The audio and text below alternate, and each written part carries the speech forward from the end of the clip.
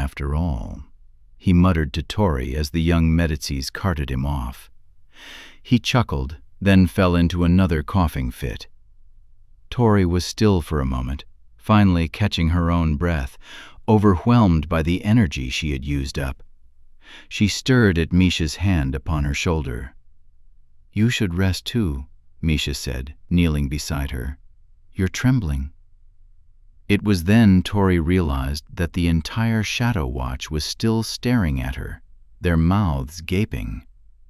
"What are they gawking at?" Tori asked as Misha took her by the arm and helped her up.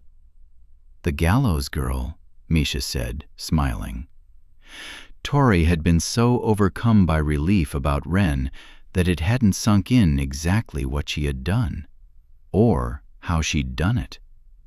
She had worked her magic at her own will for the first time since she had arrived at the watchtower. She had saved Ren, and all the Watchers had seen her do it. There could be no denying Tori's abilities now, not by Tori or anyone else. Tori smiled with relief. Even Vashti's mouth hung wide as the gallows girl left the courtyard. Part 8.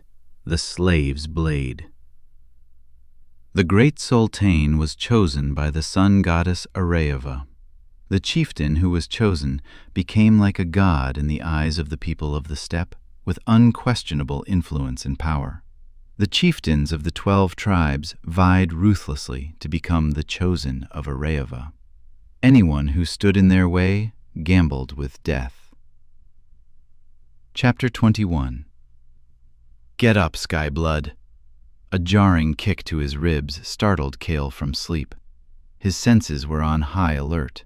In his dream, his brother had nearly died, and he had been overwhelmed by the darkness surrounding Ren's mind. Kale shot up, hands reaching for the attacker, but the Ilya woman was too quick. She snatched his wrist and twisted ruthlessly. All right, said Kale. "Serenyi!" Ashi let go of his arm with a shove. Kale cradled his wrist. She had nearly broken it. Kale was not the strongest watcher, but he could usually hold his own in a man-to-man fight. This Ilya woman was something else altogether. "Get dressed. My prince has need of you." Kale stretched out his strained wrist, then rose to his feet. At last, he thought. It had been over a month of waiting for the Yan Avi to complete their arduous mourning rituals for the great Sultane. Over a month of living beneath the city in the secret den of the Ilya under Ashi's vigilant watch. She was the lone woman in a man's world, and it did not make her pleasant. She always seemed to be out to prove her worth.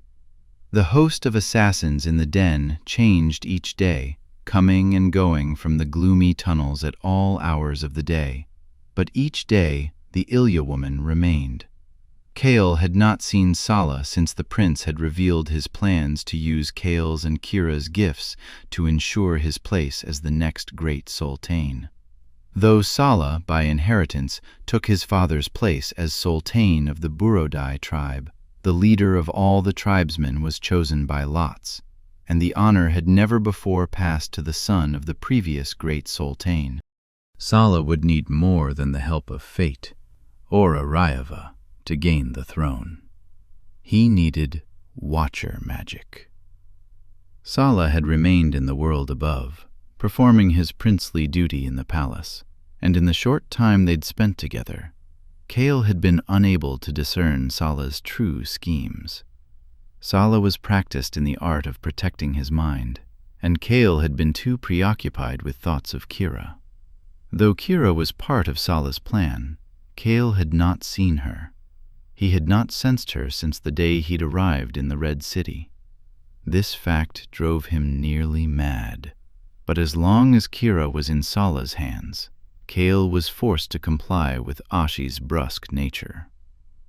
"Dress quickly," said Ashi, holding out a set of clothes. "We must be to the palace before evening prayer."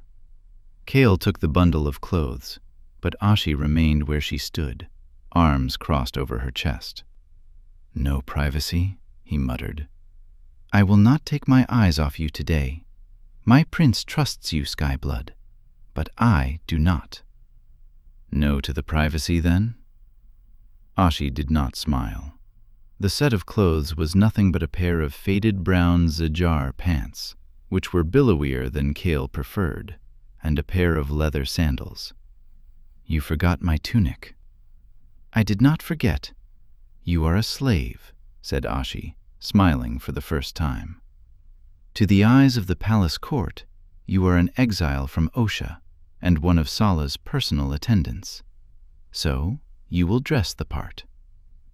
"The exiled lord rises again," Kale thought darkly. He faced away as he stripped off his ocean garb. Ashi's stern, unwavering eyes made him feel vulnerable naked.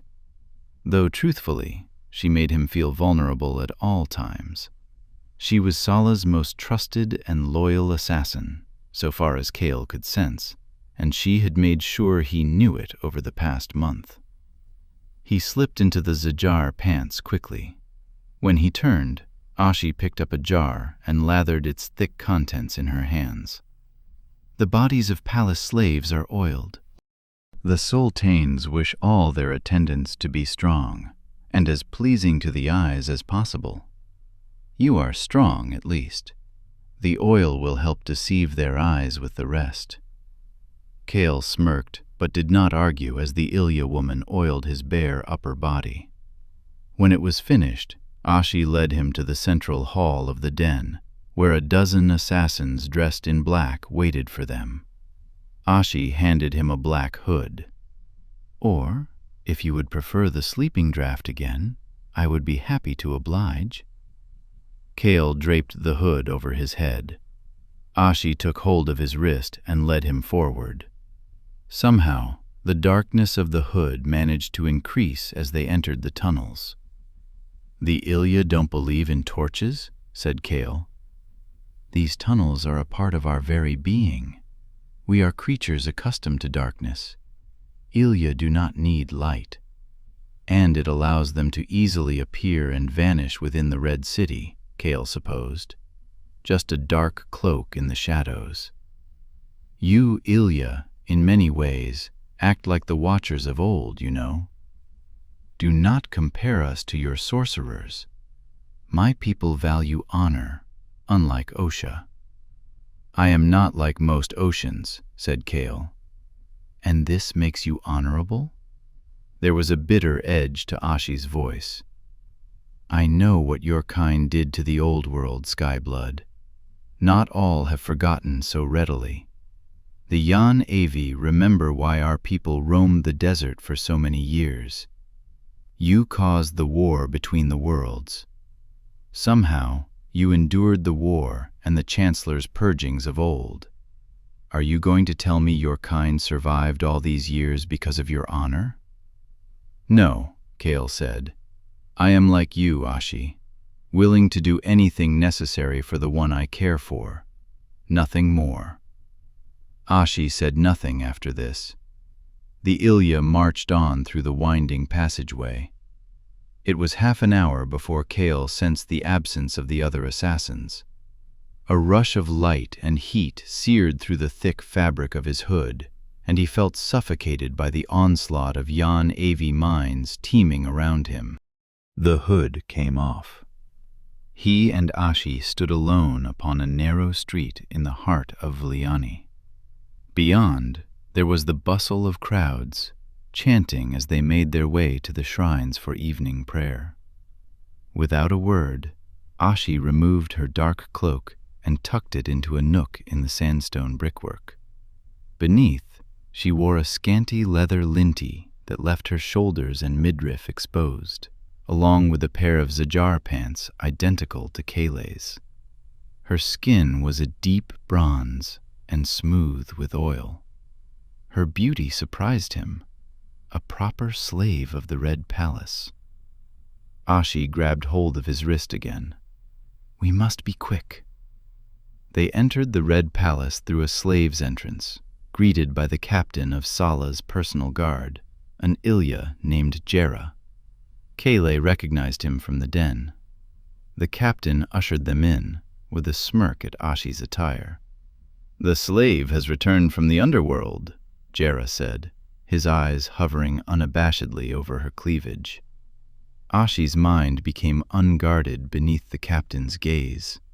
Sala had seemingly trained his Ilya to resist the invasion of a cerebro, for Kale had been able to detect little from the assassins, least of all from Ashi. But now, Kale sensed a deep animosity toward Jera that sprang forth unconcealed. "I serve my prince in whatever way suits him," Ashi said. "Yes, well, hurry along. While you've been playing nursemaid, we men have been setting pieces into place. Our prince is in his chambers and has need of his sky blood, and I may have need of my sweetling before the night is done." At this, Jera squeezed Ashi's face between his immense fingers, hard, though she hid the pain well. Kale detected it only in her mind. "I trust you haven't forgotten the way." Ashi shirked his grasp, but nodded. "I am a servant of the Red Palace, and I am at your command, Captain." "I am glad to see you have not forgotten your place during your time in the den. Our prince may be entertaining your little play at assassin for now, but once a slave among the Soltaya, always a slave. Once a woman, always a woman."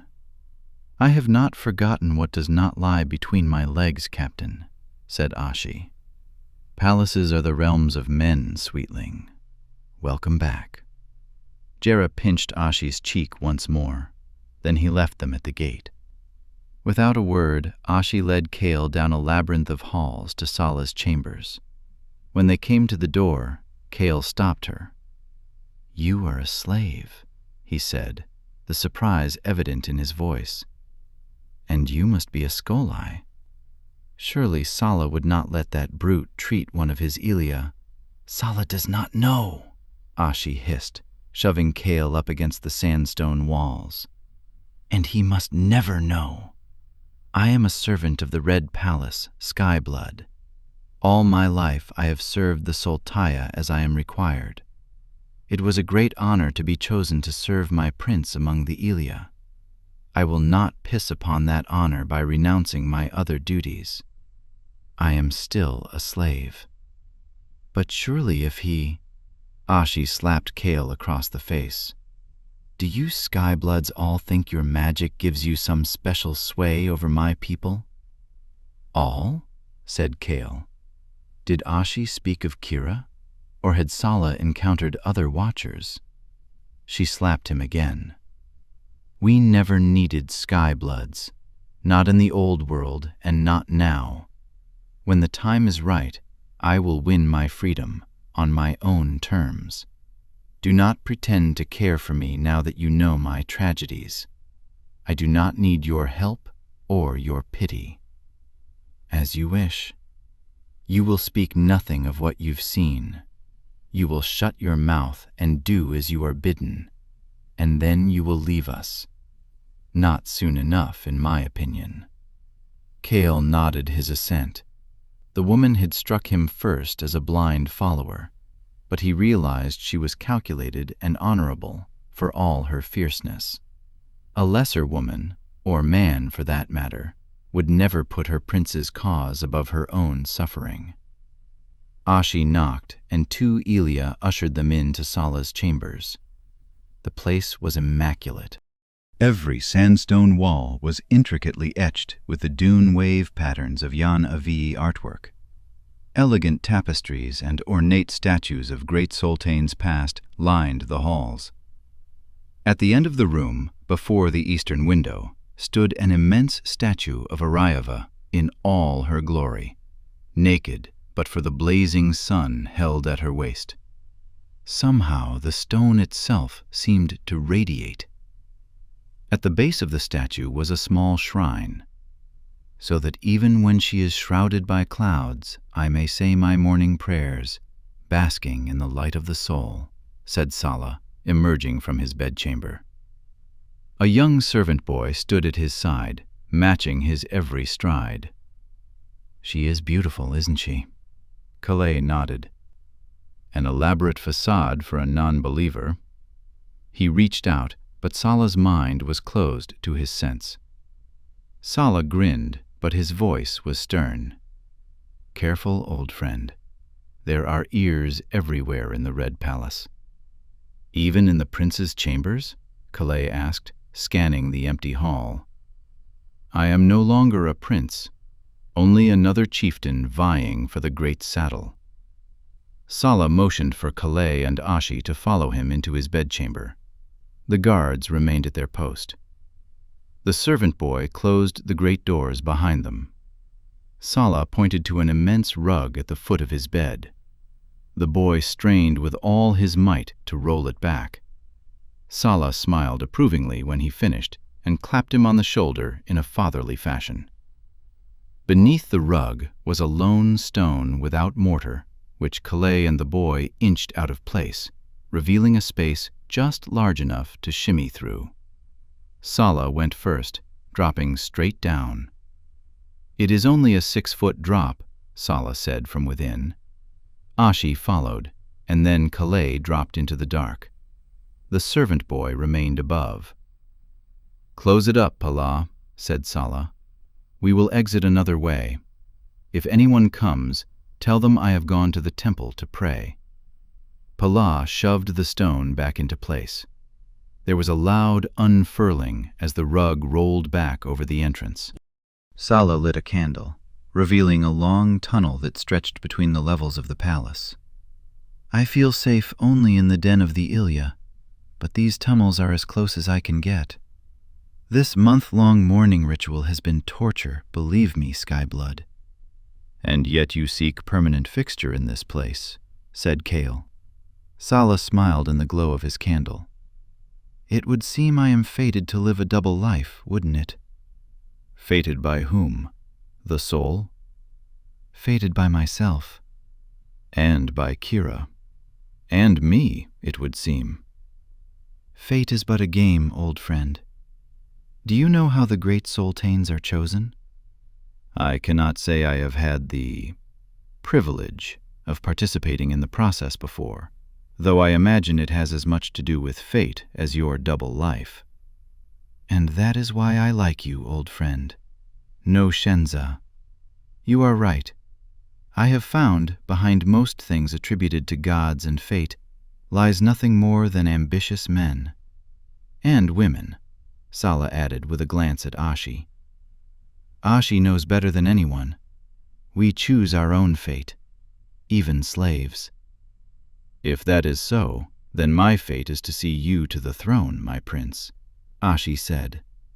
A tender touch passed between the two. Salah gripped her fingers briefly, and for the first time that Kale had seen, the Ilya woman smiled with true pleasure. Her loyalty was not fueled by blind faith in her prince, Kale sensed, nor was it pure honor. It was fueled by love.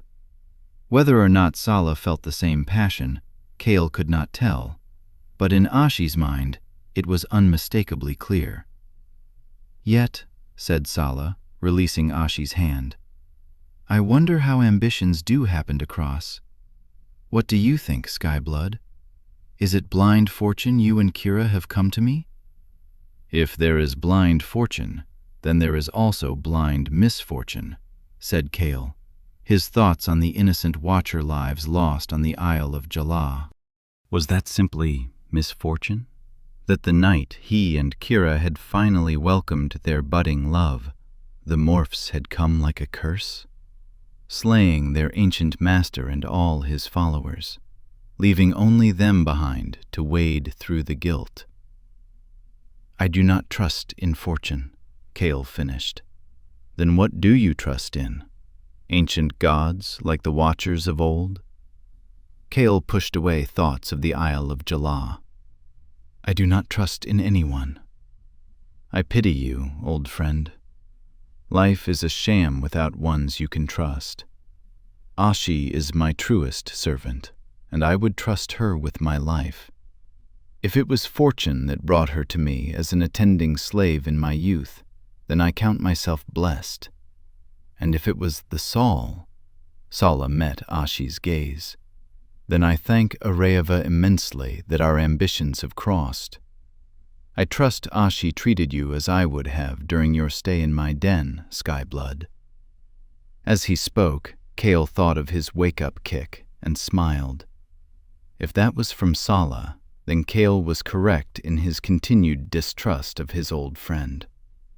"I believe Ashi treated me just as you would, Sala." "Very good. Now, follow me into the deep, old friend." Sala blew out the candle and led the way down the tunnel in the dark. It is time you learned how fate works in the Red Palace. Dark tunnels and narrow staircases ran through the entire Red Palace. The 12 sultanes occupied the 3 lowest levels of the main palace spire.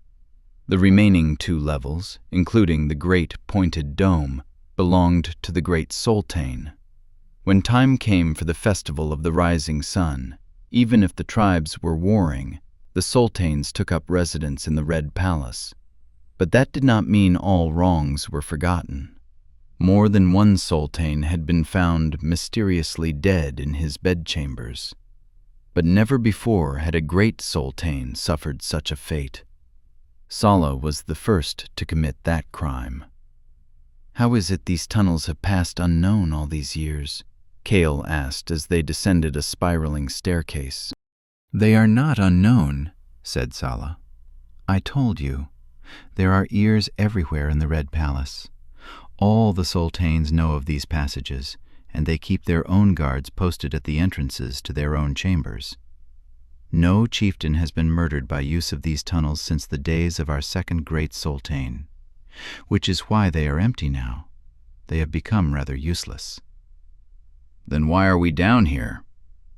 "Because we are not trying to kill anyone, and I have a cerebro. The other sultanes have not paid me any mind over the past few weeks. I am not a threat, since I am a Burodai, and no successor has ever been chosen by the soul to succeed his father as great sultane. The 11 are busy bribing priests and temple maidens and plotting assassination attempts against one another. They will not see me as a threat at the choosing tomorrow. But there is one chieftain I yet fear, an age-long adversary of my family. One I believe may suspect my ambitions and may try to kill me before I have a chance to manipulate the lots. I need you to get a sense for what scheme Xander Mina is concocting." Minds flitted in and out of Kale's senses.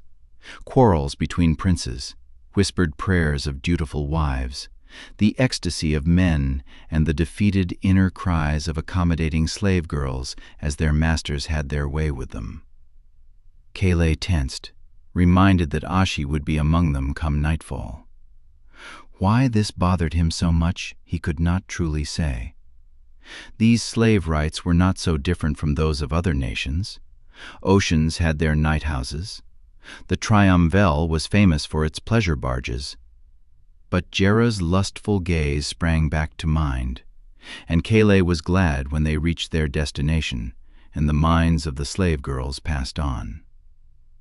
But when Kale's senses filled with 2 new minds, his anger flared all the more.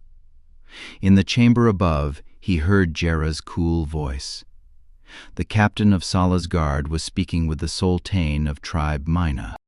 Their voices came through the stone clearer than Kale expected, almost as though they wanted to be heard. "My chances are good, yes?" said Xander Mina. "It has been 3 generations since our people have sat in the great saddle," said Jera. "Your chances are good, indeed." So Jera comes from tribe Mina, Kale thought with interest. Each man spoke his words with great care, but Kale soon detected a code beneath them. The words themselves were not altogether clear to him, but Kale could piece together their hidden meaning well enough.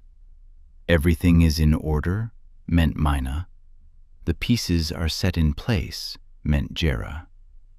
3 generations, said Mina. "Pah! It should have been 2. Those Burodai bastards stole the throne from us last choosing." "Ah, but if it had been 2, my chief, then you would stand no chance at the throne." unless you were a Burodai. Yes, of course, said Mina.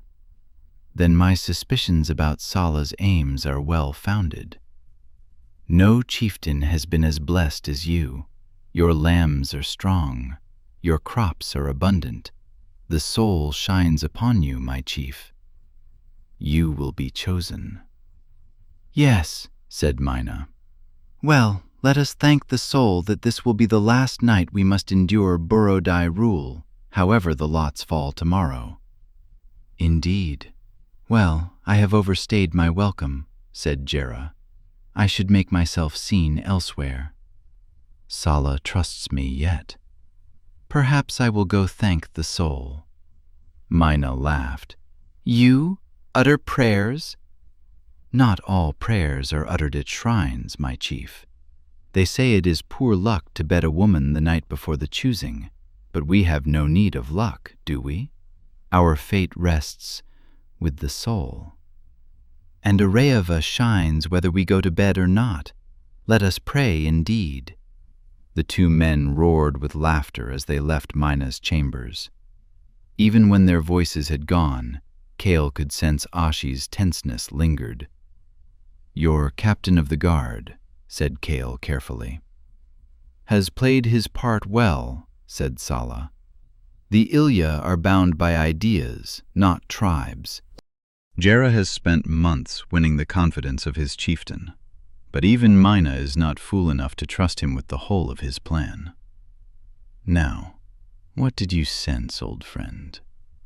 Kale chuckled out loud at this. Do you take me for a fool? Sala scowled. Hardly. Then you should know you will not get your information until I have seen that Kira is safe. I haven't been able to sense her, but I trust she is close. She will be casting your lots tomorrow, will she not? Sala was silent for a moment. Then he chuckled. Very well, Skyblood. As you wish. Sala led them silently back through the tunnels, down below the quarters of the Sultanes. They slipped into a vacant hall, inching a stone out from behind a large tapestry. I will meet you both back in my chambers shortly, with Kira. Sala disappeared down the hall. Ashi led Kale up the spiraling central staircase of the Red Palace to Sala's chambers, her teeth still set on edge as she slammed the great doors behind them. The place was empty except for the servant boy, Pella, who stood dutifully at the door. A table was loaded with bread, wine, and cheese. Kale went to it. I would not eat that, said Pella. Kale stopped, a slice of cheese between his lips. Many Sultanes have taken their last breath with cheese still on their tongues. Kale smiled. Ah, but Sala is not a threat to the throne, is he, son? Do all Sala's servants know their master's ambitions? The boy is right, said Ashi. She remained by the door, anticipating the next person to enter. I can assure you, said Kale, Xander Mina's plot is more clever than poisoned cheese. Kale replenished himself, with no ill effects.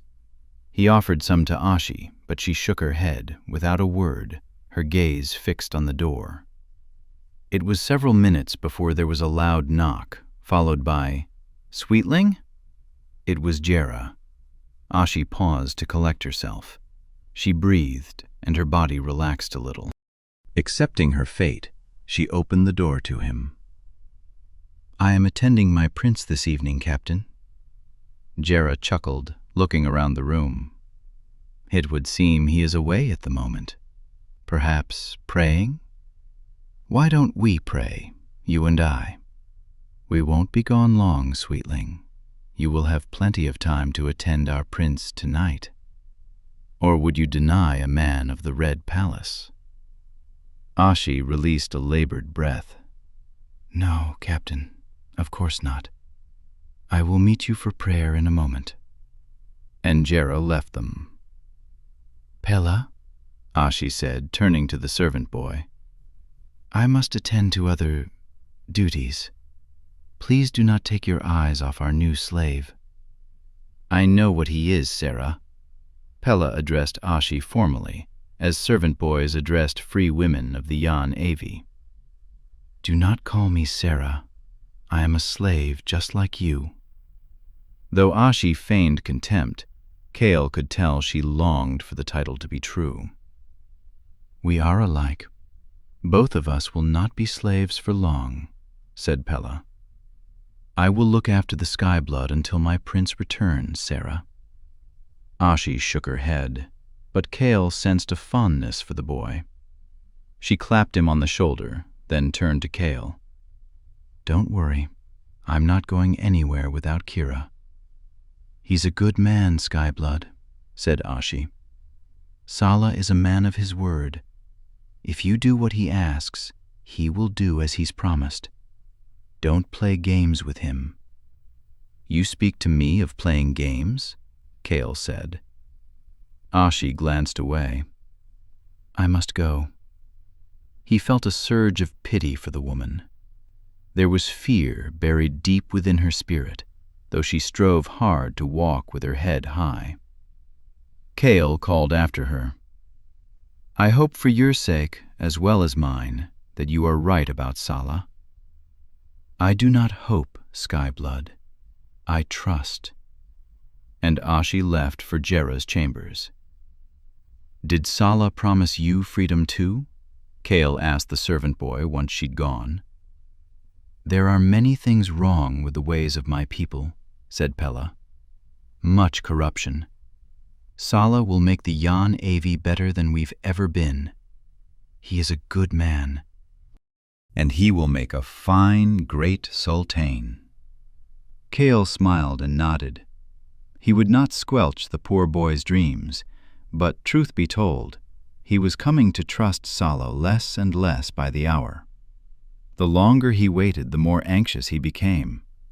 How was it that Kira had remained hidden from his sense all this time, if she was truly nearby? And how had Sala so conveniently learned of the godstones they sought? Had Sala learned to use them? Kale could think of no other explanation for Kira's absence from his sense. It was said they could be used to travel long distances in moments, and there was much darker lore associated with the legends of the godstones, which Kale dared not let his mind linger upon. His fears and suspicions were forgotten quickly at the sight of Kira. A young soldier led her through the great doors. Shackles bound her wrists behind her back, but she looked well enough. Her short black hair fell into narrow, nearly black eyes. Her olive skin was clean and smooth, and Kale wanted to rush to her, to unbind her wrists and clasp her hands in his own. But he resisted, standing still, hands at his sides, showing cool composure. Sala followed the young soldier and Kira into the room, accompanied by 2 Ilya wearing red palace ranks. Sala nodded, and Kira's shackles were removed. She rushed forward and pulled Kale into an embrace. Kale was startled at first. Kira was not usually the type for such unabashed affection. A surge of anger rose up in him. What had they done to her? Kale recovered himself quickly, noting Sala's scrutinizing gaze, and wrapped his arms around her. She felt weak, clinging to him for support. It was unnerving to see her this way. Are you well? Kale whispered, stroking the hair out of her eyes. Still alive? Kira's voice was barely a whimper. He reached out with his sense. There was no hidden meaning behind her words that he could tell. Kira's mind seemed locked away from him. She had never liked him prodding around, especially after the Isle of Jala. She always resisted when he tried, and he respected her privacy, and so he rarely tried to break through. But even now, had she been commanded to hold back her mind? Kira had never felt so distant in his presence, but it was a relief to hear her voice, weak as it was. Kira's frailty broke him. Suddenly, Kale forgot about Sala and the choosing, and his own rage. He did not care. He would do what was expected of him if it meant Kira would be safe. He let his emotion show, both because Sala wanted to see it and because it was a strain to hold it back. With Kira in his arms again, relief swept over him, and guilt. "I am so sorry, Kira. All this is my fault. The morph attack, and now this. I shouldn't have." "There's nothing you could have done." Kira pulled away from him, slowly, clutching her arms to herself.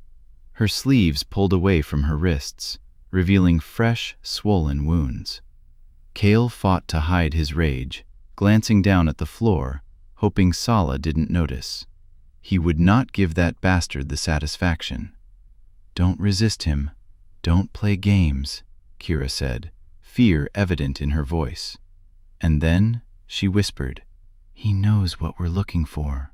He knows of the Godstones. If we get him his throne." But there was another meaning hidden beneath it, released in a brief flash. "Things are not what they appear, Kale." Out loud, for Sala to hear, Kira claimed Sala would keep his end of the bargain. But inwardly, Kale was ready to fight, ready to take Kira and flee. Forget the Godstones. But something held him back. There was something strange about the whole encounter, and Kale paused, forced himself to seize the glimpse into Kira's mind. Much as she hated it, he prodded for more. And it was the momentary flash that broke down the whole facade. Suddenly, Kale realized why Kira kept her mind walled from him now, why she had remained undetectable from within a half-hour's walking distance, why she had rushed to his embrace, why she had flashed the scars. It was not out of fear, though that was what Sala must have hoped Kale would come away with. Though the woman before him looked and sounded exactly like the woman Kale loved, his glimpse into her mind had revealed the truth. This woman was not Kira. Chapter 22. Kale tried not to let this revelation show in his eyes. The woman who was not actually Kira was eyeing him, awaiting a response, and Sala was watching them both. If this was not Kira, then who could it be? There was only one real explanation. The woman was a watcher, a metamorphi, feigning Kira's likeness. Kale and Kira were not the only Skybloods that Sala had enlisted, but if she was working with Sala, why had this morph woman let Kale into her mind at all? Surely Sala knew a glimpse into her mind would be enough for a cerebro to realize what was going on. "Say something." It was the morph again, or Sala will suspect something is wrong. The morph was letting him into her mind, intentionally opening herself to his sense. "You have to keep playing his game, Kale. Now, say something about my wrists. Make it good." The morph was still standing with her arms clutched to her chest so Kale could glimpse the fresh wounds Sala wanted him to see. He hadn't acknowledged them. Your arms," Kale managed, his gaze moving to her wrists. Wounds that were not real on a Kira who was not real. What was this morph up to? He sensed fear in her every time she opened her mind to him. Fear she was trying to mask. Fear of whom? Kale had to keep playing along until he could figure out what her motive was. "You're hurt." He whispered it, then let the anger rise up in a flare. "What has that bastard done to you?" His icy gaze met Sala's across the room. The prince's expression was hard, but Kale could sense pleasure at his response. "That's better." Kira the morph touched her wrists again, then pulled her sleeves down. "Don't play games, Kale. We have to do what he asks," she said aloud. "We will," said Kale, choking up now. "We'll get out of this. I promise." He stepped forward and pulled the woman who was not Kira into his arms once more. "Where is she?" he whispered in her ear. "Where's Kira?" "I am sorry, Kale. She is gone." "She was gone the day you lost her, but you can still do some good yet." Kale pulled her tight, true tears forming. It couldn't be true. It couldn't be. It couldn't be. He kissed her forehead and then her ear, imagining it was real, that this truly was Kira's soft skin at his lips. But no, she was gone. She had always been gone. His grip went tight around the morph. You must kill him, Kale. You need to kill Sala. Tonight. All right, lovebirds, said Sala, smirking. That's enough affection for today. The young soldier came forward with Kira's shackles. He bound Kira's wrists roughly and led her away with a shove. You must kill him. You must. This was the last thing Kale caught from her mind before the morph disappeared with a final shove from the soldier. And he did want to kill the prince. Sala had fooled him. He had never had Kira. Kale eyed the blades of the Ilya in the room. If he was quick, he might be able to do it. But something held him back. Kale made a show of his response, storming forward without any true intentions. An Ilya moved between them, sword drawn, and Kale stood down. You bastard, Sala. If your brute touches her again, You'll do what? Withhold information again, old friend? Kale switched from anger to desperate pleading, giving Sala just what he wanted to see. Wringing his hands before him, he said, Please don't harm her. I'll do what you want. I know you will, said Sala. But before you try to play games again, remember that I hold the stakes in this bet. Kale nodded, but he knew better. Sala held no stakes in this bet at all. Mina had been playing Sala for a fool. Kale realized it then. He had known there was something more to Mina's plan, but he had thought it would play out during the choosing ceremony. Now it made more sense. Kale was the last piece to Mina's plot. Kira had been a ploy all along, and he and Sala both had been fooled. If you betray me, said Sala, do not think for a moment that my men will hesitate to kill her. Or you. Kale nodded obediently, but the prince's words held no weight any longer. Sala came near, his voice softening. Now, tell me, what is Mina's plan, old friend? It was the encounter with Kira the Morph and the revelation of Sala's true stakes that decided Kale's plan. You're sure the assassin is him? Said Sala softly. As you've made clear, you hold the stakes. I have no motivation to lie, said Kale. Mina's first assassination attempt will be poorly executed, and it will be unsuccessful by intention. Tell me, do you always eat in your chambers? No sultan dares to eat or drink in public on the eve of the choosing.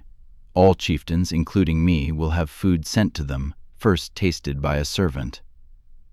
This tasting servant will be the first assassin, said Kale. He will fall easily into your hands. He will make you feel strong and triumphant. You will think you have thwarted Mina, and it will be then that the real assassin will enter, the one you have foolishly trusted. He will come to your aid at the commotion, but you must not hesitate when he enters. You must not let a sliver of doubt waver your hand. He does not expect you know his intent, and that is your advantage. But that advantage will not last long. Sala clapped him on the shoulder. Very good, old friend. You and Ashi will stand watch in my chambers tonight until all this is over. Where is she? Ashi was called away for other duties in the palace, said Pella. Sala cursed. I am her only duty this night. Who called her away? Pella was about to answer when the doors to Sala's bedchambers eased open. It was the kitchens, said Ashi, slipping in. They wanted to know your breakfast preference. Sala breathed a sigh of relief at her return. Yes, very well then. Send Pila if they require anything else, will you? I want you here by my side until I am chosen. Now I must rest for as long as I can manage. Surviving the night is only the beginning. Sala drew the silks around his bed, and soon Kayleigh could hear the rhythm of steady breathing. Even in dreams, Sala's mind was locked away. Kayleigh could know nothing for certain. He could only trust his instincts. It had seemed a marvelous coincidence that Kira had been rescued by Sala Burodai, but perhaps it was not. It seemed Sala had fallen right into Mina's schemes. The morph wanted Kayleigh to think Kira was dead, to use his rage to Mina's advantage. But there was one problem with that. Kayleigh did not believe she was dead. If Kira was truly dead, he would feel it to be true. He would sense her absence from his mind. But she lingered still, and he had to believe she was alive. Kayleigh and Ashi stood watch by the doors as the world went dark. Pila remained dutifully by Sala's bedside. Kayleigh could sense Ashi's tenseness. It seemed to fill the air in the room like a fog. Her head was held lower than usual, and though she tried to hide them, he noticed the thin dark lines around Ashi's wrists, how often she dabbed her lip with the cloth draped on her arm. "Ashi," he said when she raised her gaze from the ground. Her eyes were cold. "You have nothing to say to me, Skyblood?" Ashi dabbed at her lip again, and the cloth flashed a stain of crimson. And Kayleigh knew he had chosen the right path. It was an hour before morning prayers, while Arayava yet turned her gaze from the world and the deeds of men, when there was a soft knock on Sala's door. Kayleigh had told Ashi about the tasting servant, but withheld what would follow. That was when he supposed Mina wanted him to kill Sala. The tasting boy entered with a tray of roasted lamb, buttered yilki bread, and a bowl of egg and rice, along with a golden goblet and a decanter of wine. The tray rattled in the boy's trembling hands. Pila stirred the prince as the tasting boy approached. Sala rose, spreading the curtains wide, and the tasting boy set the tray on the bedside. One by one, the boy took each item from the tray and took a small bite of it. Lastly, he sipped from the decanter. All proved safe to consume. "Tarasi," said Sala, dipping his head. The boy bowed, still trembling, and began to pour the wine. Sala leaned forward to take a sip from the goblet, and it was then the boy made his move. But Sala was ready. As the boy lunged with the long cutting knife, Sala pulled out a blade of his own, his Ilya blade, which sprang forth from his sleeve. Sala blocked the boy's stab, sending the knife flying across the room. The boy cried out in fear, falling to his knees. "Serenyi! Serenyi!" "I am sorry you were involved in this dark game," said Sala grimly, and he plunged the Ilya blade into the young boy's chest, pulled it out, and jabbed again and again, crying out with each attack. Sala set the boy's body gently on the ground. His expression was hardened, angry, as though he detested what he'd done. He looked up, anticipating what was to come. Kale and Ashi had not moved from their post at the door.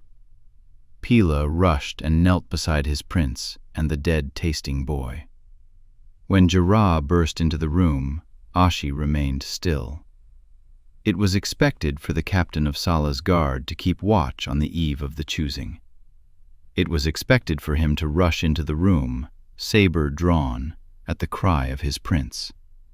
Kale, however, sprang into action, attacking the captain from behind as he surveyed the bloody scene.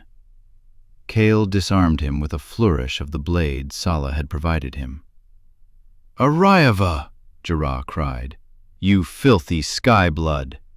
He lunged at Kale, his Ilya blade shooting out from his sleeve. Kale dodged the attack, spun round, and slashed out with his saber, shredding the back of the captain's knees.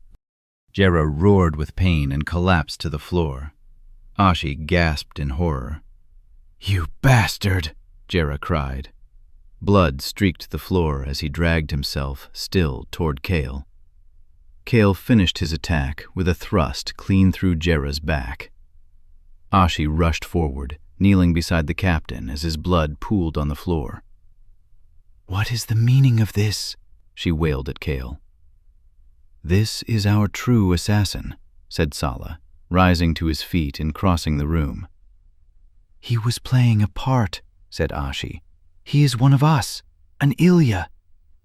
Kale marveled that even yet Ashi remained loyal to the men of the Red Palace, Ilya or not.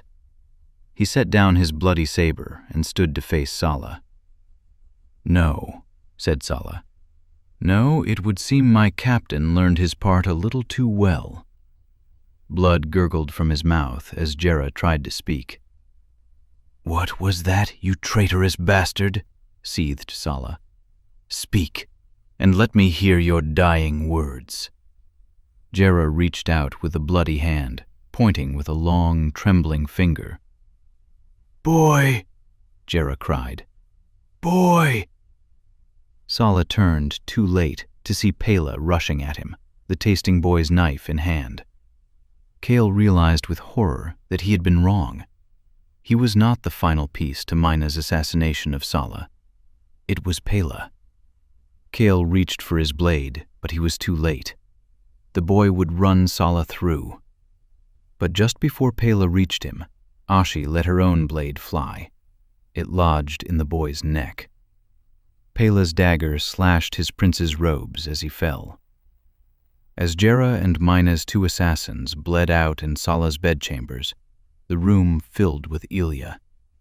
And Kale found himself pierced, once more, by an Ilya blade laced with a sleeping draught. Chapter 23. When Kale woke, he found himself in Sala's chambers, chained to the statue of Arayava at his eastern window.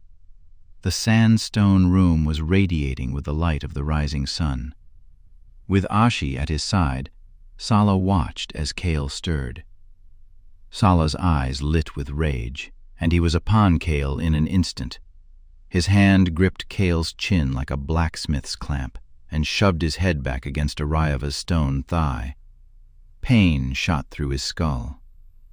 "You are a bastard, Skyblood." Delirious from the fading draft and the jarring impact, Kale's body did not resist, but merely tensed, anticipating the next blow. Would this be his end? Bludgeoned to death in the Red Palace? Ashi must have told him everything. How Kale had fabricated Jera's treachery. How he'd not known, or not revealed, the identity of the true assassin, Pela. Sala would kill him, right here. The next blow, however, did not come. Sala stepped back, breathing heavily, but his anger seemed to have subsided. "You should have told me there would be a third assassin, old friend. But Ashi assures me it was all part of your plan, so that Pela would not suspect anything. And since it worked, I suppose I cannot be too angry, can I?" Behind Sala, where she had remained statue still while Sala assaulted him, Ashi now met Kale's gaze and nodded curtly. "She lied for me?" he thought. "Pela was by your side every moment in your chambers," lied Kale. "If I had asked to reveal the third assassin in private, the boy would have suspected, and Mina would have changed his plans." Sala knelt before him, his eyes boring into Kale's. Then he clapped Kale on the shoulder. "You damn well cut it close enough last night, old friend. Look at my robes." Sala held up his tattered, bloodied robes from when Pela fell upon him with the knife. "But you survived the night," said Kale. "That is all that matters." Sala nodded tersely. "Yes, well, that is one task complete at least. The choosing will begin shortly, and I must ready myself. Ashi, cut him loose, and both of you, get cleaned up. The day is far from done." Sala retired to his bedchambers, accompanied by two Ilya, leaving Kale and Ashi alone.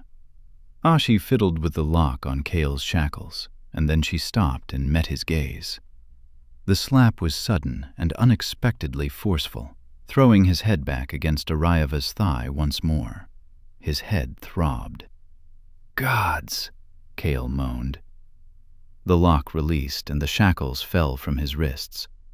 As he stood, Ashi jerked him close. Her breath was hot on his ear, each word like a hissing snake. "Did you know about Jera?" "Pah!" Ashi glared. "About Pella?" "No, Ashi. I did not know he was the third assassin." Ashi eyed him for a moment, and then her gaze softened. "Third assassin? You are a fool, and even more to take me for one. You knew Jera was never working for Mina." Kale did not react. His head began to clear, and it was his turn to grab hold of Ashi's wrist. She tried to wrest herself free, but he held tight. "Did you know that Kira was a morph, Ashi?" A morph?" Her voice sounded puzzled, but her eyes betrayed her. "I thought that morph was part of Mina's scheme to turn me into the second assassin. I bear no love for your prince, but it would have done me no good to kill him. So I let Jera take my place as the second assassin in Sala's eyes. I never saw Pella coming.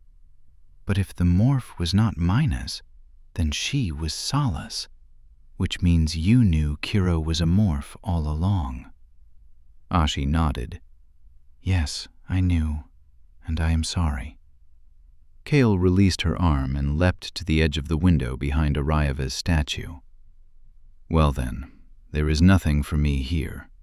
You might tell your prince. He should know better than to trust the Chancellor's creatures." Kale looked out at the vast city and readied himself. The draft had mostly faded. He ought to be able to reach the edge of the city at least. It would be enough of a start to evade pursuit. He crouched, ready to fly. "Wait!" Ashi shouted. She looked up at him, desperate. "Why shouldn't Sala trust the Chancellor?" Kale smirked. "Because Sala's little morph asked me to kill him last night. I thought it was Mina's scheme, but if not, then whatever alliance Sala has managed with the Chancellor appears to be crumbling." Ashi's face went ashen. "You cannot leave, Skyblood." "Oh, I am leaving, and I will never return to the Red City, I promise you." "If you leave, then you condemn Kira to death." Kale froze. Even at the thought, Kale's hope surged anew. "You are right," said Ashi. "The woman Sala brought to you last night was not Kira. She was one of the Chancellor's servants. But that does not mean Sala does not have the real Kira." "You expect me to believe that? On good faith?" "How do you think that morph matched her likeness so convincingly if it had never seen her before?" Kale had not thought of that, but still he was skeptical. Ashi approached the window. "There is a way you can know without doubt that I speak the truth." "You would let me inside your mind?" "I will hold nothing back if it means you will stay until Sala is chosen." Kale dropped from the window's ledge and took hold of her outstretched hands. Ashi's mind swept over him like a rush of wind. Kale saw everything. He saw a young slave girl clinging to her mother's apron, her mother being taken away by men of the Sultaya, and young Ashi whimpering until she returned. He saw Ashi taken away to pleasure highborns for the first time. He saw Sala through her eyes. Her prince was like a ray of light. He kept her close, but did her no harm. Sala protected her. Kale saw the time Ashi saved Sala's life, saw her help him fake Vashti's death, saw the day Sala welcomed Ashi to his Ilya. And then he saw Jera, felt her hatred and the deep struggle within her to remain loyal to her prince without defying his vile captain. Kale saw a secret meeting between Sala and the Chancellor, and finally he saw Kira, the real Kira, being exchanged with the morph in a dark passage. Kira was unconscious but alive and being carried away by a strange woman. Kale released Ashi's hands, and she stumbled back. She was trembling. Her face was hardened. "Sala is, above all things, devoted to his people," Ashi said. "Believe me when I tell you that he made an alliance with the Chancellor only to preserve the Yan Avi. If what you say about the morph is true, then the Chancellor has betrayed him, and I fear for my prince's life now more than ever. We need your help, Kale, and if you help us, I promise you, Sala will keep his word." Kale leaned against the window's ledge for a moment, taking in all that he had seen in her mind. "I believe you," he said, wishing he did not. "Thank you." Ashi moved away from the window. "Come along then, Skyblood. We must prepare ourselves for the ceremony. Kira is yet a part of Sala's plans for the choosing." Kale did not argue. He followed the Ilya woman to a small servant's quarters. The room was but a nook filled with a single wash basin beside a pair of stacked bunks. Ashi handed him a rag.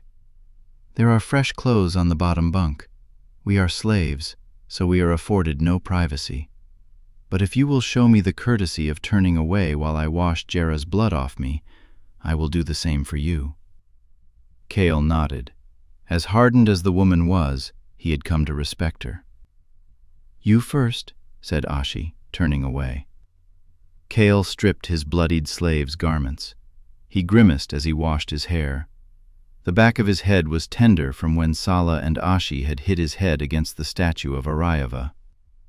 "Why did you lie?" He glanced over as he dipped the rag in water. Ashi remained with her back to him, arms crossed. "I will answer your question once you've answered mine, Skyblood. Last night you thought Sala did not have Kira. You should have fled, yet you delayed your escape. You knew Jera was not a traitor, which means you stayed to kill him. But why?" Kale finished scrubbing and donned fresh slave garb. "Your turn," he said. Ashi turned around. Their eyes met briefly, and she stared at him as though his eyes would let her inside his mind. She motioned for him to turn around.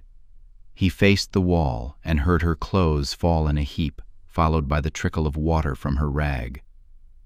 "Well," she murmured, "I have made the mistake of letting one too many bastards live in my life." "You've got to do better than that," said Ashi. "Jera may have deserved it, but you are no hero, Skyblood. You killed him for you." "You remind me of her," said Kale, staring off at the sandstone walls. In here there were no carvings, no designs, only enough room for two slaves to sleep and wash. Ashi had lived in such conditions all her life, as Kira had for so many years before he'd met her. "You remind me of Kira. I killed Jera because I wish I could have done the same for her. I did it because she would have wanted me to." Ashi's hand brushed his bare shoulder. Kale wished it was her hand. Kira's skin was warm, and when he had felt her touch on the Isle of Jala, it had felt like the world might one day be made right, that his past might finally be forgotten. Ashi's touch, however, was cold and wet.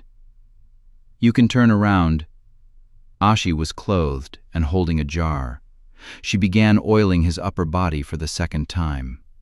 It stung his shoulder, and he realized that he had been cut by Jera's blade. When she finished, Ashi handed the jar to him. "Believe me, Skyblood, I wish someone else were here to do it." Kale managed a slight smile. He rubbed the oil in his hands and spread it on her shoulders. "Why did you lie to Sala?" Ashi did not hesitate. "I lied because if Sala knew you'd wrongly killed Jera, he might have killed you on the spot. Which would be unfortunate, since I suspect there is more to Mina's plan than you have revealed so far." Kale had to hand it to her. There was one final piece that he had withheld. Since Sala survived the night, Mina's final plan takes place during the choosing. I couldn't very well let Sala kill you then, could I? And if the Chancellor has broken our alliance, it is even more fortunate I kept you alive. Kale finished the last of Ashi's oil and set the jar aside. You'll have to do better than that. Ashi turned to him, but her face had hardened again. Jera paid me little attention until I was made an Ilya. Then, suddenly, he was relentlessly in need of my services. For 2 years, I endured him. I am glad that Jera is dead, Skyblood. But that is not why you are alive. I am not ruled by emotion like you. The door flew open and Sala entered the slaves' quarters. You're ready? Ashi and Kale nodded. Good, said Sala. The choosing is about to begin. Ashi nudged Kale in the side, hard. Go on, Skyblood. Tell us what Mina has planned for the choosing ceremony. Part 9. Creatures of the North. Few people believed in gods or monsters in those days. They were lost tales from the old world, passed down through the generations from ancient superstitions. They were tales told to children, fables, ghost stories, nothing more. Chapter 24. While Ren recovered in his chambers after the gallows incident, Tori joined the rest of the Watchers for their regular training exercises. Long forgotten were the whispers of her inadequacies. She continued to struggle with mid-morning flight lessons and her afternoon practice with the conjurer, but after she saved Ren from death, the other Watchers had all developed an evident respect for her, perhaps even more so because she struggled. It made the gallows girl seem less like an ideal and more like a fellow young Watcher. At least, that was what Misha Sufai claimed. Either way, things began to go more smoothly at the watchtower for Tori. The other Watchers spoke to her more freely in the dining hall. Von Elra, the conjurer leader and Sarah's husband from Malai, offered Tori tips from when he had learned to focus his own senses. A few days after the gallows, Tori managed to move a clay jar several inches across a table, to cheers from Von and the other conjurer. That was also the first day Sarah would allow Ren to have any visitors. Ren's chambers were located at the very rear of the castle. Ren sent for Tori as soon as the Watchers finished their evening sparring session after supper. He was out of bed when she arrived, kneeling on a woven rug in the cool air of his balcony, which overlooked the courtyard. Wisps of incense smoke swirled from 3 burners on the ground. He's praying, Tori marveled.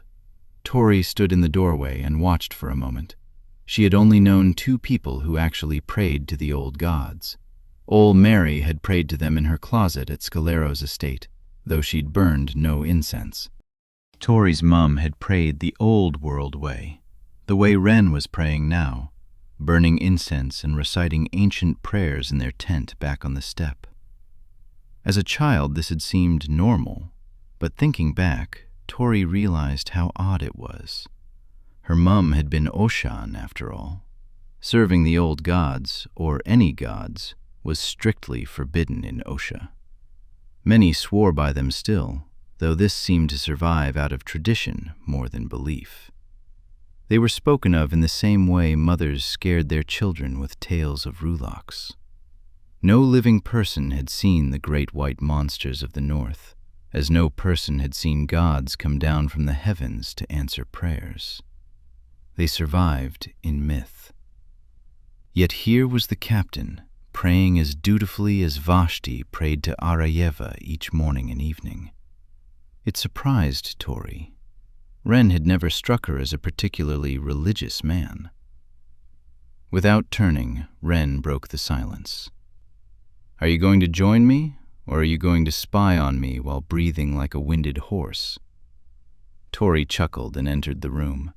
She was still worn from sparring. She'd been matched against Daja, which was exhausting, as he was so swift with his enduro gifts. I'm sorry, I didn't want to interrupt. There's another rug at the foot of the bed. Join me. Tori found the roll and spread it on the cold stone. The smell of incense reminded her of her mum.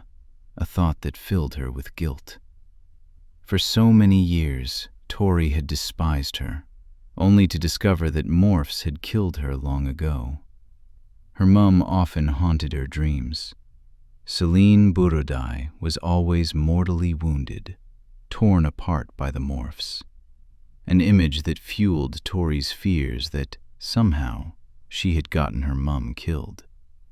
She could not remember the details, but she was convinced she had practiced magic that day so long ago, the day her mum sold her into slavery. Tori knelt on the rug and took in the scent of incense with deliberately slow breaths, and her body began to relax. Ren stared out at the valley, his breaths calm, his back straight. Tori tried to match his form, but she was too distracted. She had been dying to speak to Ren ever since he had come back to life, and now he just wanted to pray? "I've never done this before," said Tori, shifting awkwardly, a little annoyed. Her knees seemed to be sinking into the stone, sending pangs up her thighs. "You kneel in humility and pray with sincerity. My mother taught me to always begin with thanks. It reminds us all is not within our control, and it reminds us of times the gods have been good. Since the gallows, I have begun each prayer by thanking the All-Mother and the All-Father that I am still alive, and I thank them that you are here with us at the watchtower. So start there. What are you thankful for, Tori?" Snow-capped peaks towered on all sides of the watchtower like a crown. The evening skies glowed orange and red, making it look like the teeth were ablaze. It was beautiful. Tori kept her eyes open and spoke to the open air. "I am, thankful to be alive and free from the Chancellor's dungeons. I'm grateful to be here at the watchtower with other watchers like me.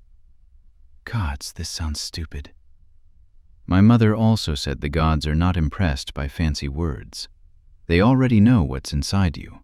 They know what you think before you say it. Then why pray? Prayers are more for us than they are for the gods." "Your mother say that too?" "That was my own witticism." Tori smiled. Ren turned to her for the first time since she'd entered. His dark brown eyes were bright amidst the wafting incense smoke. He took her by the hand, and her skin tingled. "Nothing sounds stupid to the gods, Astoria. Now, what do you want to ask them?" Tori pondered a moment. Of course, she knew what she hoped for, and wasn't that rather like praying? She let go of Ren's hand and looked out at the majestic mountains. Does Ren really believe the gods made humans, like in Mum's old stories, shaping them like clay in the hands of children? Why would gods mold the world and then leave it?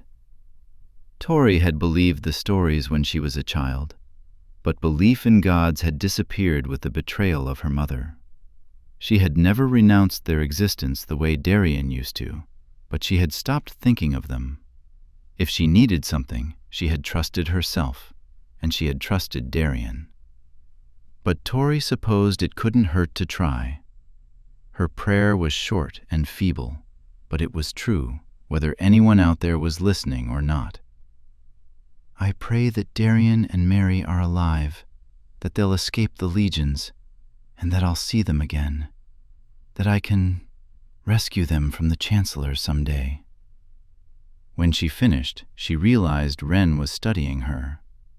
His eyes locked with hers, and he smiled.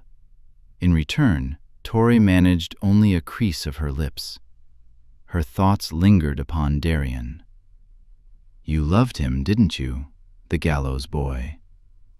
"He was my friend," Tori said. "My only family. More than family." Tori recalled their last night together, Darien's lips on her forehead, falling asleep against his shoulder. It felt strange to think on it now. It had been so long ago, another lifetime, especially here at the watchtower with Ren. So much had changed in the past year, the past few months really. Did Darien still think of her? No, of course not. He thinks I'm dead." Wren's eyebrows rose. "You are very reserved, Astoria." Her true name still felt strange to her. Her mum was the only person who'd called her Astoria. And yet her old name also felt truer than ever, as though Tori was some forgotten slave girl and Astoria was the watcher. She knew that was why she had used her true name before the Chancellor when she had thought she was about to die. "I cannot force you to share your troubles with me," said Wren, "but you should know, fear is a witch of a mistress. She takes and never gives anything in return. The only way to deal with her is to send her away." Tori breathed deep, taking in the sharp air, paying attention as the cold filled her. She wanted to be the watcher that people expected. She wanted to be powerful, to help lead this revolution, to free Darien and countless others from the Chancellor's tyranny. Wren touched her shoulder softly, and Tori turned and met his gaze. "Darien wasn't just my friend," she finally began. "He was my whole world back in Osha." Tori opened up to Wren in a way she had opened up to no one since she'd been with Darien back in Scalero's household. At first it felt strange to voice everything that had been knotted up inside her mind, but as it all came unraveling, she began to feel comfortable, and things made more sense. "When I saw you hanging from that gallows, it brought it all back. I failed Darien. I killed his rebellion. He hated the legions, and I turned him into a soldier, a killer, just like the ones who killed his family." Wren thought for a moment. "Do you really think Darien blames you?" Tori didn't know. Darien was always the softer one, though, so perhaps he would understand. Perhaps he would forgive her. "You saved his life, and you ignited a spark seen across the new world. Your friend strikes me as someone who longs for peace and justice. And even if he does resent what you did, this is bigger than him. You brought hope to lowborns across the empire. Just this morning, I received word of slave uprisings in Pendra and the Fringes." "And how many of those slaves died?" Tori asked, the familiar darkness creeping into her thoughts. "That's not the point, Astoria. Lowborns never fight back. In the history of Osha, there have never been uprisings of this magnitude. Will people die? Of course they will. But change will not happen any other way. You grew up in the midst of Osha's oppression, and I know you long for freedom for other lowborns." Tori sighed. "I know you're right, but it's a big burden to bear. To be a symbol for all this. I'm no one. I never asked for this. It just happened." Wren clasped her hand gently. His fingers were warm. "You know, a few years ago, all I wanted was a noble's life in Merrill. I longed for power, to serve on the High Council. I longed to expand my family's influence. But it wasn't until my house was undone that my priorities changed. Sometimes I feel like the Shadow Watch was thrust upon me. I'm no military man. I don't know how to start a war." "Then why did you do it? Why did you start the Shadow Watch?" "My family kept the old ways hidden for hundreds of years.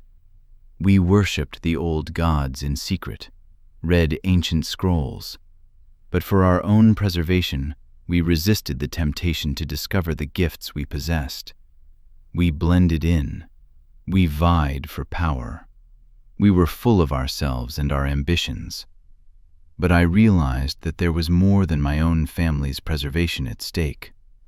I realized that the corruption in Osha affected all my kind, that we had been murdered for centuries at the whims of rulers who thought we were a threat to their orderly system. and I couldn't let the fear of what might happen hold me back. As a result of my pursuit of magic, I was forced to flee Merrill, and my entire family was wiped out. It was a terrible tragedy, but it led us all here. It led to the Shadow Watch. "But how do you live with that?" said Tori. "The dark effects of your magic." "Not easily, I promise you," said Ren. Tori gave him a querulous look. "You make it look easy." Ren shook his head. "I've learned to guard my mind from those dark thoughts because they would rule me if I let them. I know it was good to pursue magic, even if my family died as a result. And I know that all good things require sacrifice. You cannot let your regrets about failing to save a few people stop you from saving anyone else." Ren had not let go of her hand. He squeezed it tight. And Tori knew Ren was right. She did long for justice, and not just for the Watchers. For lowborns in Merrill, the Fringes, all across the Empire. Sorcerers were not the only ones who lived under the oppression of the Chancellors. The world needed to change, and if Tori was some sort of catalyst for that change... Tori smiled, a little sad as Ren let go of her hand. "All right, I'm ready." "Ready for what?" "I'm ready to face my fears. I'm ready to be the Gallows Girl." Ren's smile stretched wide, and Tori wanted to live in his blissful gaze forever. She was filled with warmth and hope for what was to come. She felt like she could do anything, fly, lead a rebellion, whatever. "I don't want to be a queen, though," she added. Ren's brow curled with bemusement. "Who said anything about being a queen?" Tori fought back a blush. "Never mind." When Tori finally left Ren's chambers, the sisters had risen high in the night sky. Although Sarah would be furious that he'd left his room, Ren insisted on walking Tori to her bedroom. Before she closed the door, Tori turned back and watched him walk away. Ren's movements were feeble still, but he should have been dead. She called back to him. "How did I do it, Ren?" Ren smiled as he turned. "Perhaps you just couldn't bear not to see my face again." Tori shook her head, but couldn't hold back a slight smile in return. "It's only a theory," he said, drawing near again, very near. "Well, I wouldn't put much stock in it." Tori could feel each of his breaths on her neck. His own neck was still bruised from the noose, a dark line that looked like an incision in his skin. "I'm glad you're alive, Ren and Ovier." "Me too," Ren laughed. His hand found hers again, and his touch sent shivers up her arms. "When you first pushed me off that cliff, I thought you were insane, you know. When I saw you on that gallows, I knew you were insane. But, well, it worked, didn't it? You can call me a mad genius if you like." Tori shook her head. "Good night, Captain." Without thinking, she kissed him on the cheek, then slipped away and quickly shut the bedroom door behind her, her heart thundering in her chest. She leaned back against the door and breathed. "I shouldn't have done that," she thought. "That was stupid. He's my captain, and you heard him. He's not looking for a queen. And there are far more important things to worry about, like how we are ever going to launch a rebellion against the Chancellor." The lamps were out, but Tori could still make out the form of Vashti turning over in her bed to face away. Even so, Tori couldn't help smiling as she slid beneath her sheets. The next afternoon, Ren took Tori aside during combat training. "If I spend another day in that bedroom, I'll go mad," Ren said. "I couldn't convince Sarah to let me take you up the mountain for a few more days, so we will have to try something different."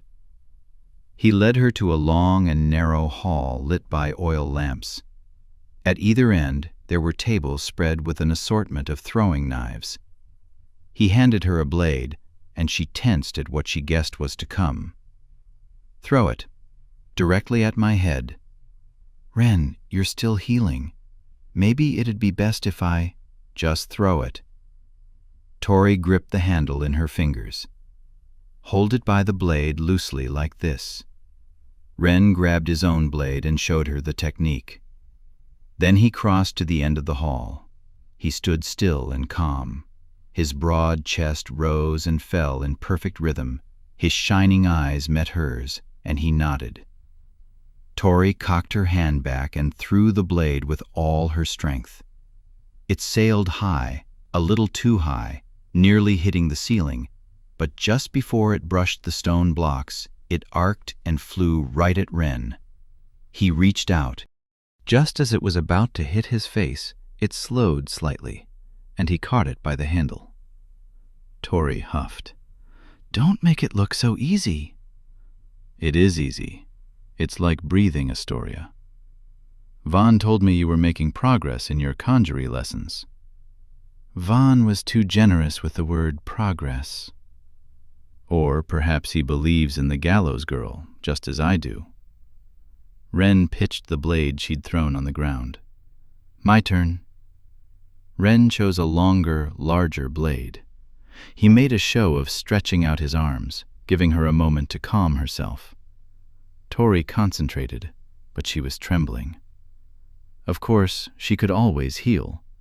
But since the first plunge from Oren's mountain, she had worried that, someday, it might not occur by instinct. She gritted her teeth, determined to show Ren what she was capable of. "Relax," said Ren. "You are a conjurer. You manipulate the matter around you. You make it do what you bid it to do." Tori nodded and tried her best to relax. She closed her eyes and breathed deep, in and out, focusing her mind on her surroundings, letting herself become aware of the intricacies behind the world. She opened her eyes, and immediately Ren let the blade fly. He did not even throw it. It flew from his fingers with a flare of conjury power, shooting end over end, directly at Tori's face. Her hand shot out in front of her instinctively. Better to heal a hand than an eye. But mid-air, the blade seemed to slow, and Tori's sense came to her like eyes spreading wide. A new world opening up. She could feel the vibration of each knife rotation on the air. She could sense the minuscule particles that composed the metal of the blade, all of them tumbling right at her face. Over and over they turned. And then the rotation slowed. The blade met her grasping hand, as though it had been passed across the table. But it was the blade she caught, not the handle. Pain shot up her arm, and Tori dropped the knife. "Shenza!" The knife had sliced through the length of her palm. Blood spewed out for a moment, painting the stone floor, and then the wound closed over. Ren came running over, howling with excitement. "Excellent! Excellent! Excellent! I nearly cut off my hand." "Nearly, that's the important word. That blade should have sheared your hand clean off. You summoned.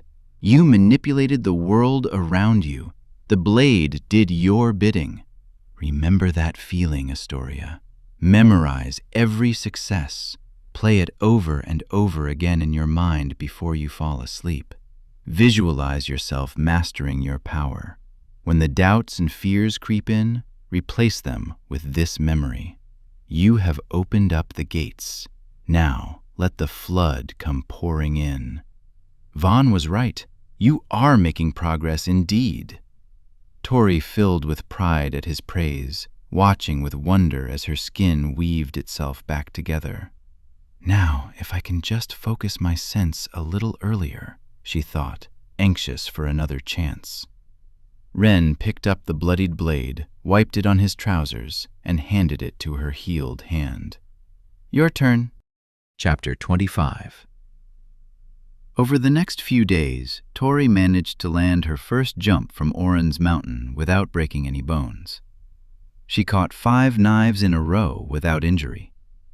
She managed to hover a foot off the ground during flight lessons, then flew several feet across the courtyard.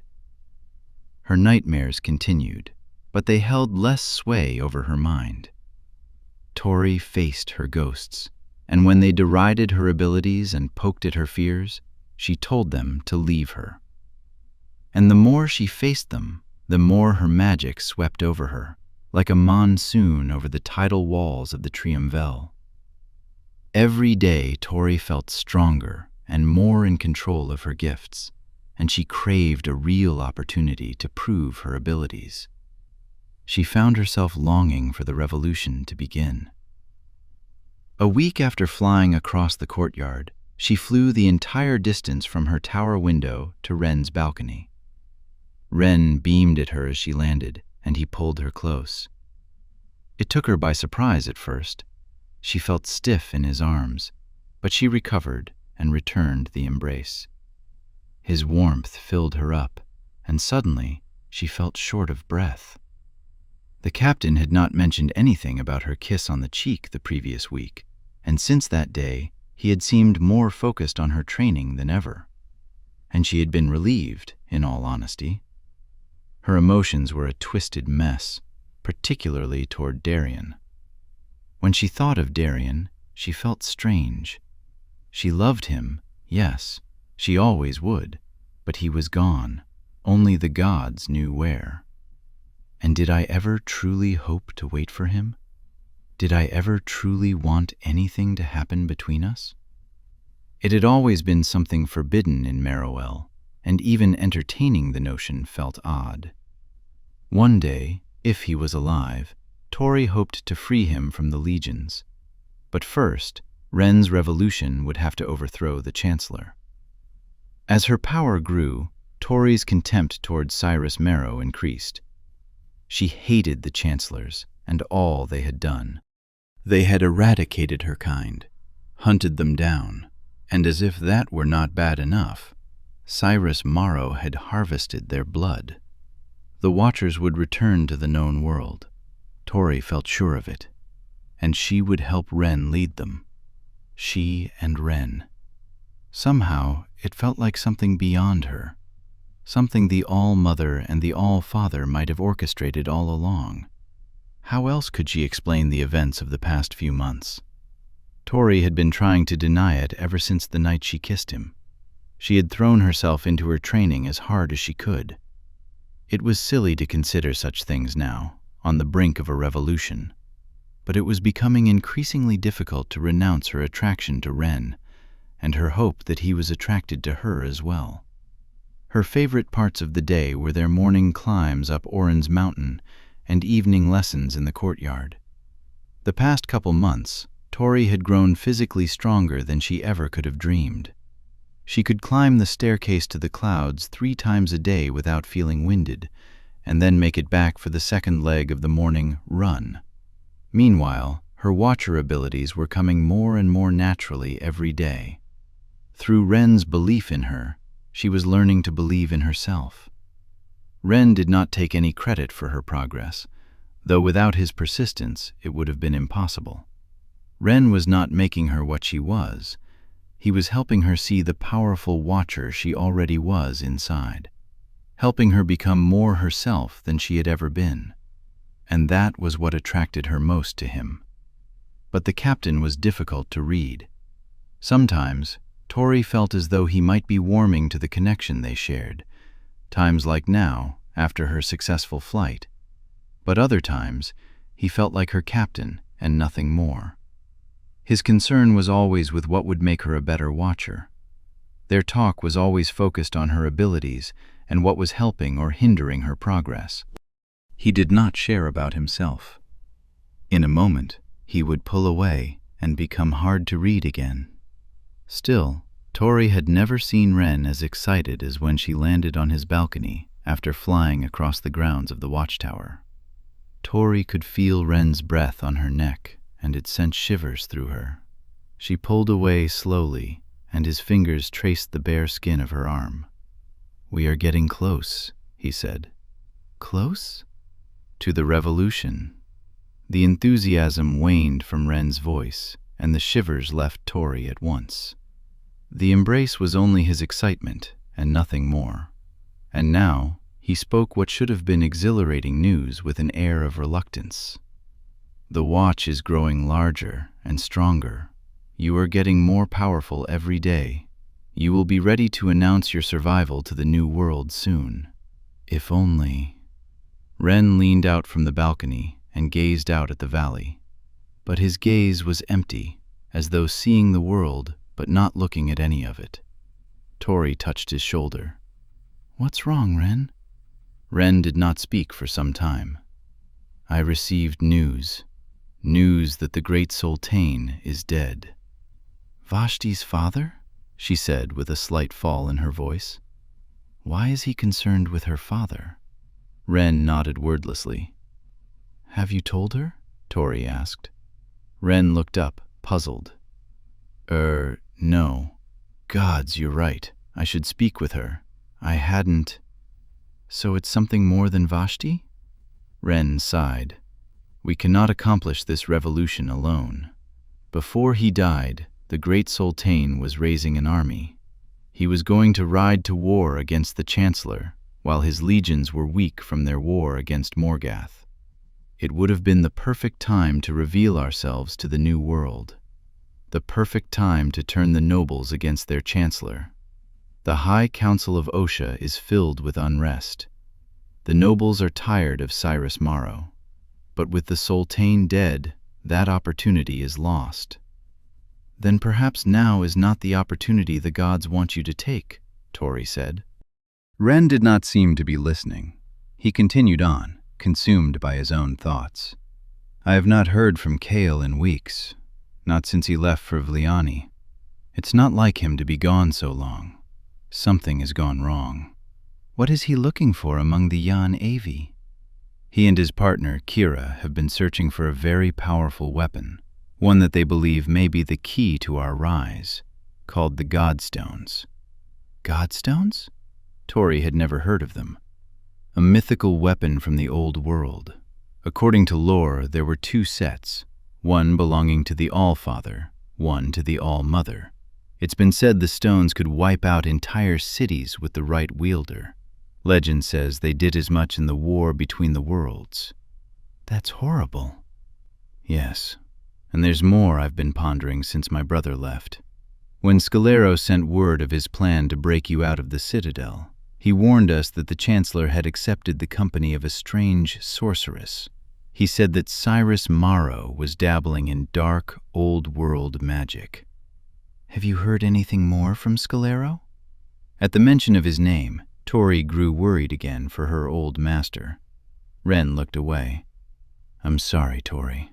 I should have told you earlier, but I was worried you would feel guilty, and you were just overcoming your fears." "Guilty about what?" she demanded. Her stomach sank. "When I returned from Morrowell a few weeks ago, I told you that I had not heard word from Scalero, but that was not entirely true." "What do you mean?" "There were rumors circulating amongst the nobles.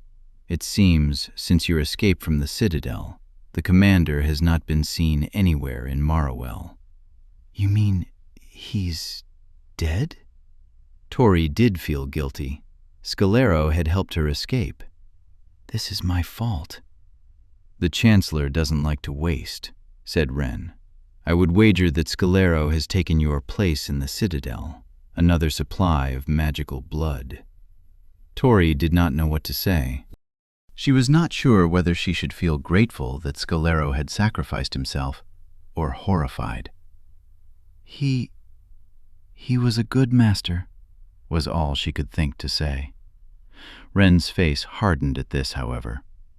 "In truth, my relationship with Scalero has always been complicated. After my mother was killed for practicing sorcery, I renounced her. Yes, it ran in the family. But mine was not the only family to have magical prowess in Osha. Many of the chancellors themselves were said to have possessed the seeds of magic in their blood. The sin was not having the ability, but using it. But I rose up amongst the nobles, and eventually discovered that a certain young prince did not approve of my mother's execution. That prince was Cyrus Marrow. This was before his own family died, before he was chancellor, but even then he was ambitious. In secret, he was massing followers who wanted to return to the old ways, and Commander Scalero was among those followers. We both served the chancellor as he began experimenting with magic. We had not yet realized the chancellor's dark intentions for it, but we were both powerful and ambitious, perhaps too ambitious. Everyone was vying for a seat in Cyrus Marrow's circles. Many believed that he would be the chancellor to return Osha to its former glory. It was a dark game. Nobles turned on one another for a little more power. Scalero betrayed me, convinced the chancellor that I was a traitor, and I was forced to flee. Again, Tori did not know what to say. She knew Ren had come from a noble family, but he had helped the chancellor rise to power? He and Scalero both? I don't claim to be a saint, Astoria, and truth be told, had Scalero not cast me out, I might not have learned Cyrus Marrow's dark intent until it was too late. The Shadow Watch might never have formed. I thank the gods it happened the way it did. But for many years, I hated Commander Scalero more than any other. This was hard to comprehend. Scalero had been good to Tori. Her last memory of him was the moment in her cell when he'd come to visit her. He had cared for her, sacrificed himself to free her, a lowly slave girl in his household. Scalero was not always a morph, said Ren. He betrayed me to gain the Chancellor's good graces, to rise up, to become the commander of the morphs. For years I thought him one of our greatest enemies, but a few months ago I received word from one of my spies in Marowell. Scalero had turned against the Chancellor, and he had a plan to break out the Gallows Girl, who was, coincidentally, not really dead. Scalero turned his cloak because he believed Cyrus Marrow's lust for power was growing out of control under the influence of this dark sorceress. And now Scalero has disappeared because he helped me escape, Tori thought. I've been thinking of it often, said Ren. For Scalero to give up all he'd worked for, it must have been something great he feared. You think the Chancellor is after these godstones? My mother used to tell us stories of old world magic. I never believed in the godstones, but if the stones are real, I fear Kale may not be the only one after them. I think Kale has gotten into trouble among your people, Astoria. What sort of trouble? My brother is not driven by dreams of power, nor even the restoration of the Watchers. He fights to redeem his past, and that is always a volatile motive. Kale's story is dark and filled with ghosts, and it drives him to make foolish decisions. What happened to him? Tori asked. Ren's gaze became distant again. Our mother's death. But we were boys, and it doesn't do anyone good to dwell on old tragedies. Kale has spent enough time doing that for a lifetime. Just then there was a rap on the door. Ren and Tori moved apart as Misha entered. She saluted the captain before she spoke. Captain, we are ready to head to Itala. Is Tori ready? Shenza, said Ren. I forgot that was tonight. Itala? Said Tori. What for?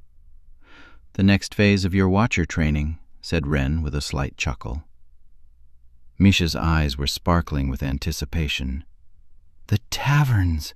I'm so excited. Come on, Tori, you need to get changed. Tori was irritated. Ren was just beginning to open up to her, and Tori wanted to stay and hear more about the Watchers and Ren and Kale's past. She wanted Wren to want her to stay. "Taverns? Can't it wait for another time?" she said. No, you should go," Wren said, moving farther away from her. "I want to finish our conversation," Tori insisted. "We will have plenty of time for tales. Besides, I've got things I need to take care of here." "It's the next phase of my training, but you're not coming?" Wren shook his head. "I'm sorry, but as you said, I should speak with Vashti about her father. Vaughn will tell me all about it. Enjoy yourself. The Crooked boys are mighty handsome, I hear." And Wren turned and left them. Crooked boys, Tori thought, fuming. Again, Wren was pulling away. Or maybe his nearness is only in my head, only some other aspect of being the gallows girl. But Tori knew it was no use defying the captain. Misha hurried Tori away at a swift pace, leading her to their bedroom. "You'll want to change into something a bit, grungier," said Misha. "Why?" said Tori, annoyed. "Because fights are messy. You'll ruin that nice silk tunic." "Fights?" said Tori. Misha's eyes sparkled with a devious glint. "Crooked fights." The Crooked mountain folk were a hardy and fierce people. Anyone who lived in such a harsh land had to be, and the village of Itala was no exception. One of their favorite pastimes was to get drunk on a fermented potato concoction called nash, and then they would send 2 people into a thick iron cage called the tomb. There, the villagers would watch the pair fight until one surrendered or was rendered unconscious. Usually, Tori soon discovered, it was the latter, for the mountain folk were fiercely conniving and stubbornly proud. Surrender was the greatest shame. So they won at any cost. According to Daja, many a crooked man or woman had been bludgeoned to death because of their unyielding pride. The matches were a test of what a human person could endure, and the crooked folk placed bets on the victor. Daja claimed a dark stain on the floor of the Wolf's Fang Tavern was from the time a crooked woman had bet her husband's right arm on a fight, and lost. The fights were an all-village madhouse. So, naturally, the watchers had made it part of their training to journey down to join the festivities. The rules were simple: no magic and no surrender. A test of their mettle, combat training, and physical endurance. The tomb was a domed cage set in the village square between 2 taverns that pit patrons against one another. After several pints of nash, the fights began. Tori was the first watcher sent in after a pair of bloody village fights, the second won by the fiercest woman Tori had ever seen. The man she'd faced was barely recognizable once the villagers peeled him off the ground. Tori was matched against a giant beast of a man who fought bare-chested and barefoot, even in the snow. He entered the cage first and danced around on the balls of his feet, throwing massive punches into the air to loosen up, which aroused raucous cheers from the crowd. "You got this, Tori!" Misha shouted over the din, clapping her on the back. "My bet's on you," said Zaya.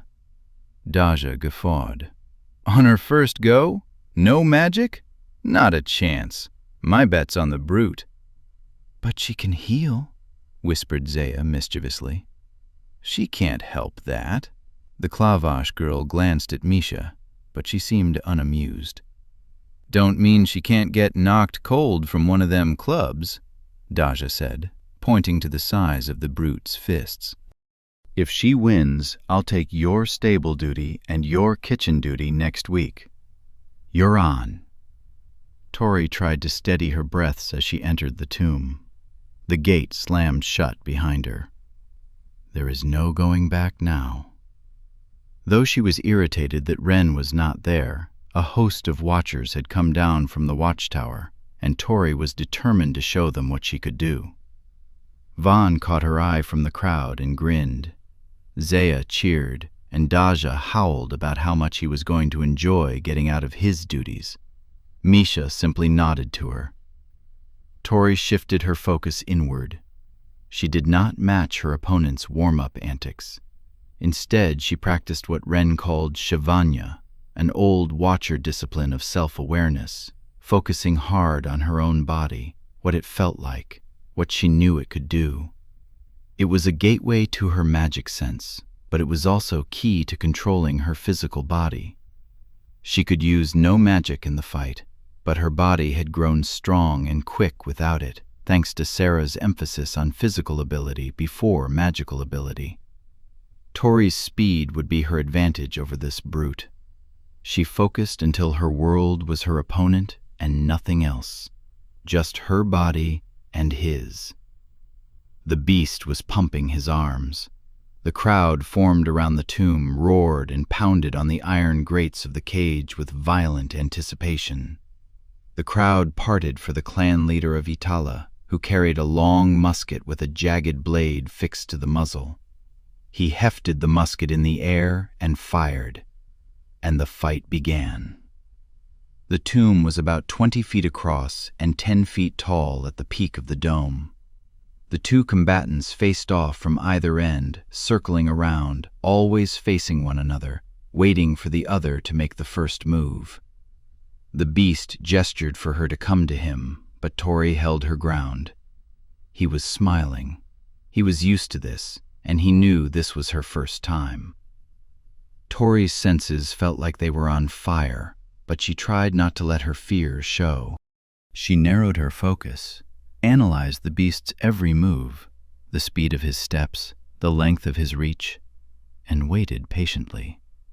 Never make the first move. She'd learned that in the fringes.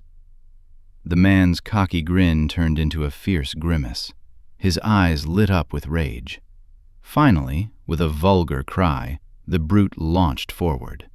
He moved quicker than Tori expected for someone so large, and she barely dodged his first attack in time. His momentum carried him into the side of the tomb with a crash, while Tori scampered to the other end of the cage to face off with him again. The next time, the beast controlled his strength better. He stopped and swung with immense paws. Tori ducked and cut to his right, but as she moved, the beast's foot swung out from under her and took out her legs. Move lightly, Sarah had taught her. And Tori was, if anything, light and quick. She landed in a tucked roll, letting the motion absorb her fall, and sprang back to her feet with ease. The beast grunted angrily, then sprinted forward again with another empty result. After a few attacks, his chest was already beginning to heave. Tori's plan formed in her mind. After a couple minutes, she barely felt a thing. She could dance around this brute for hours. All her training had given her endurance. I'll wear the beast down, bit by bit, before I...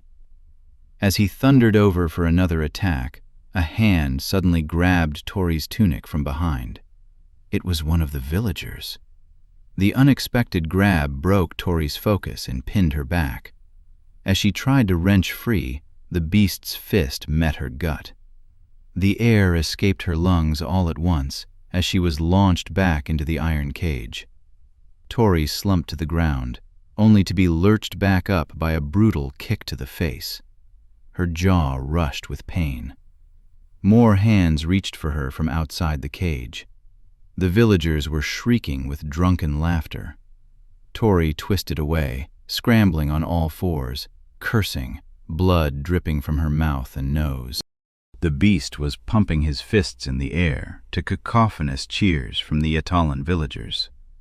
Tori looked desperately to the watchers, but they just shook their heads. Daja was laughing. Anything goes in the tomb, love. Keep away from the edge, cried Misha.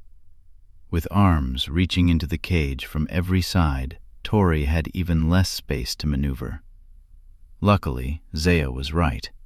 Her regenero abilities kicked in unbidden, and she spat the last of the blood out on the ground.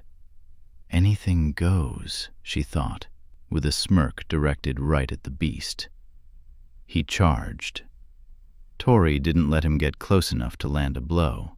She darted to the side, and he lumbered past. She danced around the cage, dodging his attacks easily, which only made him angrier. His moves grew erratic, his focus moving from the fight to his frustration, and it was then Tori finally changed her tactics. She let him get close, ducking a massive right hook. As he tried his sweeping foot trick again, she arched back into a kick of her own, landing a solid blow to his nose. He stumbled back. Tori seized the opportunity, landing a punch to his gut and blocking his own jab with her right fist, and then offered another left punch to his face. The brute staggered away from her and began circling, trying to catch his breath. Blood was pouring from his mouth, but Tori was nowhere near letting up. She charged again, mixing her attack up with a sweeping kick that knocked him off his feet. He didn't land as lightly as Tori. As he struggled to stand, she was tempted to take the fight to the ground, but now was not the time. If she had learned one thing in her scraps back in the fringes, it was that her smallness made her quick and agile, but it also made her useless once she was pinned by someone bigger. This beast could wrap her up and use his mass against her. She let him regain his feet and waited for his next move. The beast was spitting blood like a well pump. His steps were unsteady, and he was deathly angry. He lurched forward. Tori forced herself to hold back, letting him use up his energy on empty attacks. She let him get close, enough to keep him coming back for more, to keep him hoping. She threw some weak jabs that did little damage to his immense body. His grin was returning, though his movements had noticeably slowed. Tori let him land one last good one, a kick to her gut that sent her flying across the cage.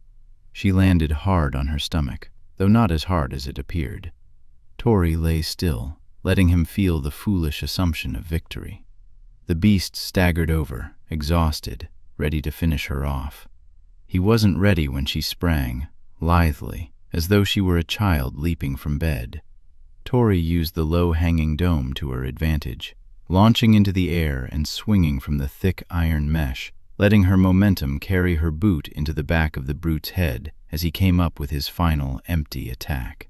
He collapsed to the ground, and now it was time to join him there. Tori leapt on top of him, landing blow after blow to his face. Her knuckles were raw and trembling by the time the crooked man slumped unconscious upon his back. When it was over, there was a palpable silence. No one expected me to win, Tori realized. Not the Watchers, and surely none of the Italan villagers. Are they suspicious now? Furious about their lost bets? All eyes were on Tori as she staggered to her feet, blood drenching her tunic, her knuckles aching as her body slowly healed itself. Misha smiled and raised her fist in a sort of salute. Tori raised her fist in return. And then the whole village cheered. Tori had passed the test. Chapter 26. There were 3 more fights that night, but none were quite as exciting as Tori's. Only one other Watcher fought, Joran, a Regenero boy, and he was pummeled. It was his turn, according to Daja. "We can't be coming down here and pounding 'em to bits every time. After a while they'd get suspicious. Lucky he's a Regenero. Sarah don't heal wounds from such barbaric altercations." Sarah had not joined the group in Itala that night. Her husband, Vaughn, smiled knowingly. "She hates needless violence." "Ironic, ain't it?" said Daja. "The trainer of a bloody army. Ha!" When the fights were over, the 2 Italan taverns filled with rowdy villagers, hyped up on adrenaline and Nash, reenacting their favorite moments from the fights. More than a few were attempting to mimic Tori's swing from the cage knockdown, which led to an amusing amount of spilled Nash and 2 overturned tables. Tori, Misha, Vaughn, and Daja gathered around a table in the corner of the Wolf's Fang Tavern, laughing and drinking as the villagers got progressively crazier. Despite not wanting to come, Tori enjoyed the frivolity, forgetting for a moment all her training, Kale's and Scalero's disappearances, and especially forgetting about Ren. Daja and Misha made fun of the drunken patrons of the Wolf's Fang, imagining ludicrous conversations the crooked folk might be having as they howled and cheered and fought and flirted. The crooked folk spoke an ancient dialect of the common tongue, which had become muddled by the amalgamation of cultures that fled to the teeth and formed the hardy people at the end of the old world. It made the crooked folk difficult to understand at times, but Tori enjoyed the differences. Many had, in fact, descended from old tribes of the Yan Avi, as well as from Morgath, Fairy, and the Southern Isles. The mountain people formed their own tribe, safe from the influence of the empire. The crooked folk reminded Tori, in many ways, of her own people, her childhood upon the steppe. The tomb fights were not unlike the wrestling matches and saber duels that often rose up around evening fires in the Yan Avi tent cities. The people of Itala were close in a way that oceans were not. Ocean families were an entity unto themselves, consumed with their own familial accomplishments.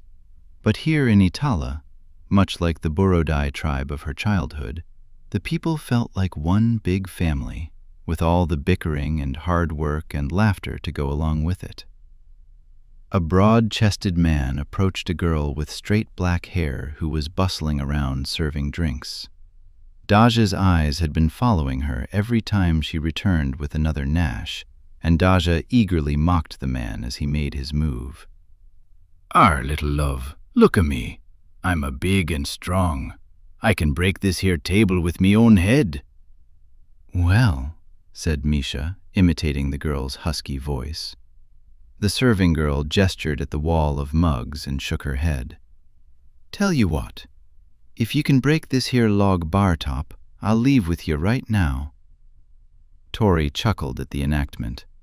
The broad-chested man followed the serving girl's tattooed hand, and then he took hold of it and beseeched her. "Ah," Daja exclaimed, "on second thought, these logs be a mite thicker than me skull. Reckon I'll need me wits about me to handle a night with ye. Why don't we skip the show? What do ye say?" The serving girl wrenched her hand free of the man's grasp, shaking her head and scowling, and Tori and Vaughn erupted in laughter. "Ah, please," cried Daja, clutching at his chest. "Me heart 'tis breaking." "You'll break more than that if you don't beat it," cried Misha, as the woman gave him a good shove. The man staggered away, tripping on an outstretched leg in the aisle. The man rolled. A scrawny boy tried to help him, and they both collapsed. The whole room erupted in laughter, including the rejected crooked man, who rose to his feet and bowed. "All part of the show," cried Daja. "All part of the show." Tori smiled and took another long pull from her mug. She was glad she'd come. She discovered that, though the taste of Nash was rather bitter, it had managed to completely lighten her mood and helped push away thoughts of her confusing interactions with Ren that night. It's stupid to think about anyway. We have a war on our hands. A war Tori was eager to begin, and which seemed to be placed on hold with the death of Vashti's father. Vashti, she thought with disgust. "Think you got an admirer, Tori?" Vaughn said, pointing to a handsome young village boy across the room. Tori had caught him staring only a few minutes ago. He turned away sheepishly as Vaughn called him out. "The crooked men love a woman who can kick their ass," said Misha, patting Tori's shoulder. "Every boy in this room has his eyes on Tori." "Not like this one," said Vaughn. "He's got it bad." "Ah, please," said Daja with a laugh. "We all know Tori's got eyes for only one man." "And who would that be?" said Tori defensively. "The captain, obviously," said Misha. "I don't have eyes for Ren." and he certainly doesn't have eyes for me. "Ah, Wren," Daja said in a sing-song voice. "Sweet, fly me up the mountain, wren. Ah, sure as the gods are dead, you know none of us are on first names with the captain. Nothing to do with those late-night lessons, you don't suppose?" Everyone laughed but Tori. "Come on, Tori," said Misha, poking her. "You're telling me there was nothing going on when I came to bring you here?" Tori fought off a blush. It was all Shenza. Even if Tori entertained the idea, Wren had no eyes for her. He'd sent her here to this madhouse, where the crooked boys were mighty handsome. What did Misha care anyway? She wasn't usually one to pry into Tori's love life. And Tori had given her the same courtesy. She had not inquired about why Zaya Shalvar seemed to frequent their room less often lately, nor had she pointed out that the girl had not joined them at the taverns after the fights. "They're just lessons," said Tori irritably. "Aha! What sort of lessons, I wonder?" "Gods, enough," said Tori. "There's nothing going on between me and the captain. Just leave it alone, will you?" "Shenza!" Vashti took up a chair at their table, smirking darkly. She hadn't been at the fights. Likely Wren had just told her about her father, and she had the humor to show for it. "Tell me, gallows girl, has Wren flown with you up the mountain? Has he kissed you in the ruins of Orin's temple?" "No, he hasn't!" Tori flushed with anger. But Vashti had hit her mark. Vashti smiled spitefully. "You are not the first to be thrown from Orin's mountain or fly to his balcony." He trained Vashti the same way? Suddenly, Tori felt even more foolish for entertaining thoughts about the captain. "It doesn't matter how he trained you, because there's nothing going on." "Prove it," said Vashti. Perhaps it was her anger. Perhaps it was because Vashti was speaking directly to Tori's fears about Wren. Or perhaps it was the effects of the Nash, but Tori didn't think about what she did next. The Italan boy across the room was staring again, and this time Tori held his gaze and smiled. He grinned back foolishly. "All right, I will," Tori said. Tori crossed the room to join the Italan boy. A little flirting couldn't do any harm, and the crooked boy was mighty handsome. The boy's face was coppery and smooth, but when he spoke, his voice was deep. He was a man grown, 16 or 17 at least. He spoke the common tongue well for a crooked boy, and with charm and confidence for his youth. "That cage move, that was good," he said.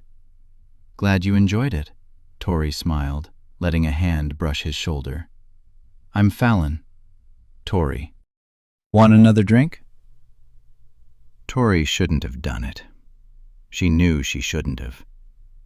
She should have pecked Fallon quick on the lips, made her point, and headed back to join the others. But she was already feeling light from the Nash and the adrenaline from the fight. She was frustrated with whatever was or was not going on with Wren, whether she wanted him to have eyes for her, whether she was just the next Vashti to him, or worse, less than Vashti. "He's not looking for me to be his queen." And Wren was the one to suggest a crooked boy in the first place. Tori took the seat beside Fallon. She wanted to forget about Wren, about being the gallows girl, about everything. Fallon was grinning expectantly, his eyes only on her, and it felt good for someone to have eyes for her without any wondering. Tori laughed and took hold of Fallon's hand. "I'd love another drink." One Nash turned into 3, and Tori's walls slipped farther away with each drink. She had never had so much liquor in her life. "Didn't think monks were supposed to drink so much," Fallon said, handing her a 4th. "Monks?" Tori wondered foggily. "Of course, that's what Wren lets the villagers believe we are." The watchtower was a monastery in service to the old gods in the eyes of the people of Itala. It made the superstitious folk revere the Watchers and keep their distance at the same time. Tori's words were growing more drawn out, but she liked it. Becoming more carefree made her feel good, made her forget about all the things that had been weighing on her mind. Tori thought she would play into the monastic role a bit more. "Well, we're not exactly supposed to come down here, you know, but sometimes monks have to let loose." This got Fallon rocking back with laughter. His arm was draped around her, and they laughed and talked some more about monk life, which he found fascinating, though not nearly as fascinating as the rebel girl who snuck away from the monastery to fight and drink. Tori basked in the boy's attention. It was nice, for once, to be fawned over for something other than the bloody gallows, even if it was all a fraud. She let herself slip more and more into the rebel monk persona, let herself move closer to Fallon, her hands wandering from her mug to grasp his hand, which was already on her knee. Then her fingers ventured up his back, lingering at the soft, brown skin of his neck. Fallon was beautiful. There was no denying it. His curly black hair drifted across deep brown eyes. "I bet he's got some Jan Avi blood in him." Fallon's hands were smooth as they teased her neck and tangled in her hair. He reminded her of Darien in a way, a boy of the mountains. The rest of the room was loud and raucous around them, but all of it was slipping away in the background. All Tori was aware of in the world was Fallon's warm hands, which somehow managed to induce shivers. "Where'd you learn to fight like that?" he whispered in her ear. His breath was warm and made her skin tingle. "I thought monks were supposed to be peaceful." "Maybe. I haven't always been a monk," she said confidingly. "But you know what, Fallon?" He drew nearer. Tori hiccuped. "I've never been this drunk before. I feel like I'm floating." "Well, Nash is very—" "And you know what else, Fallon?" Tori interrupted. "What?" His lips brushed her ear as he spoke. "I'm tired of all this talking." Tori moved in so quickly, the boy almost fell over in his chair. His lips were warm and tasted of Nash, but Tori didn't notice the bitterness. She pulled him in, and they kissed in the corner of the Italan tavern. His hands pulled her closer. Tori's whole body rushed with warmth, and suddenly she wanted to sneak away from the tavern and be alone and forget everything else. They were in another world, warm and light, like a good dream that didn't let any of the cold, bitter real world slip in. Tori wanted to feel warm and light and desired like this forever. She never wanted this to stop. She didn't know how long they spent kissing in the dream world, but it ended abruptly with a jarring, intrusive voice. "Tori! Gods! Tori!" And then the voice became a hand, jerking her back to reality. It was Misha. Tori pulled away from the Italan boy, slowly, as though woken from a deep slumber. Her limbs felt detached, floating around the room without control. As she tried to stand, her legs buckled. Fallon caught her, but his mug of Nash spilled in the process, and the two of them fell into foolish hysterics. "We have to go back to the monastery, now." Misha sounded like she was speaking underwater. "I don't want to go," Tori protested. She held on to Fallon's arm as Misha tried to pull her away. Fallon was grinning drunkenly at the whole ordeal. Tori pulled back so hard she and Misha both went tumbling to the floor. Tori kept jerking her arm away as Misha held tight. But then a sharp pain in her cheek caused her body to slacken. Misha had slapped her. Several of the villagers whooped, thinking a brawl was starting. Misha slapped her again. "Quit it! Come back home with me now, or I'll slap you all night." Misha slapped her again. Tori tried to block it, but her movements were slow and stupid. "Fine, fine, fine." Tori shirked her friend's grip, and Fallon helped her to her feet. "Will I see you again?" he said, a boyish grin stretching wide. "I doubt it," said Misha. Tori shot her a glare, then gave Fallon a final kiss on the cheek before Misha yanked her away.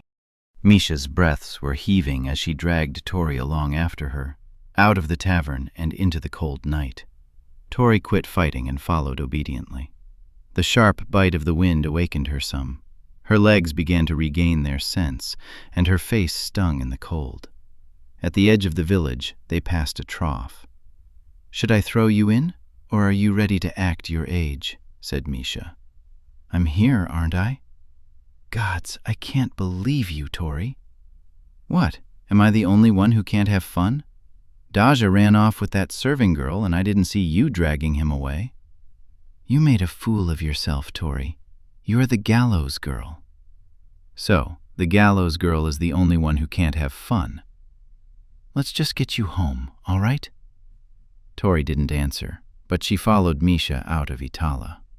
They were well up the pass before Tori realized they were alone and not riding back in the sleigh.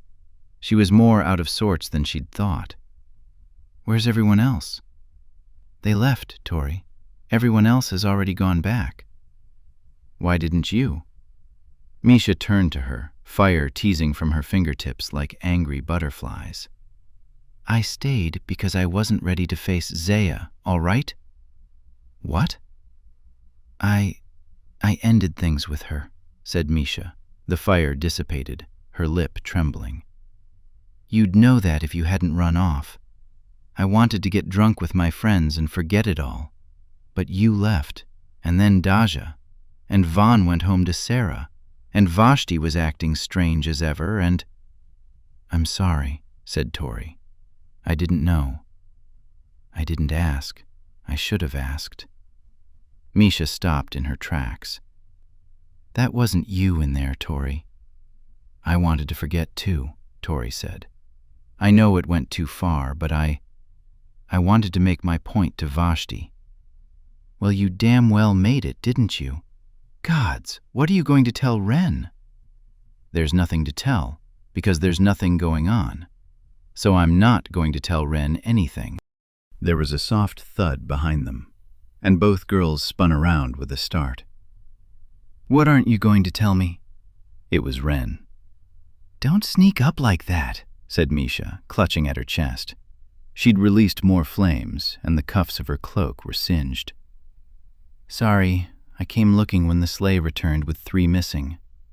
Vashti said she lost you in the taverns. Where's Daja?" "He found a distraction for the evening." Wren didn't notice when Tori shot Misha a look, implying her double standard. "Well then, I've found who I'm looking for," said Wren, leading the way down the path. "So, what weren't you going to tell me, Tori?" "About how she can't hold her Nash," said Misha, returning Tori's glare. "I found her spewing in the troughs. That's why we missed the sleigh." Wren laughed and took Tori's arm. "Well, if the crooked folk know one thing, it's how to brew a bloody drink. Believe me, you're not the first to make that mistake. Come on, let's get you home." Tori didn't protest and was ready to return to the watchtower when a cry echoed up the canyon. All 3 of them spun. There was no one in sight. "Must be Daja," said Misha. "Hey, Daj, up here!" There was another cry. Though unintelligible, it was most certainly human. "We're up here!" "Hey-o!" The voice was youthful and deep, and distinctly not Daja's. A young man stumbled into view, trudging through the snow, nearly falling as he approached. "Tori!" "It's Fallon," Tori realized with horror. "Oh, gods, said Misha. "Who's that?" said Ren, a dark tone rising in his voice. "I'll explain later," said Tori. "I'll handle him."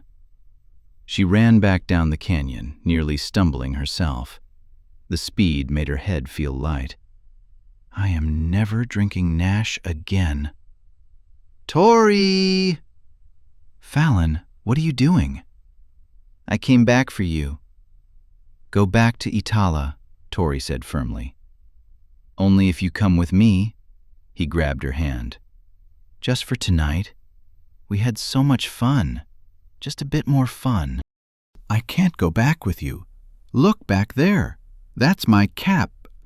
That's the high priest of the monastery. Now go. Do you want a curse placed on you?" Fallon looked taken aback. "A curse?"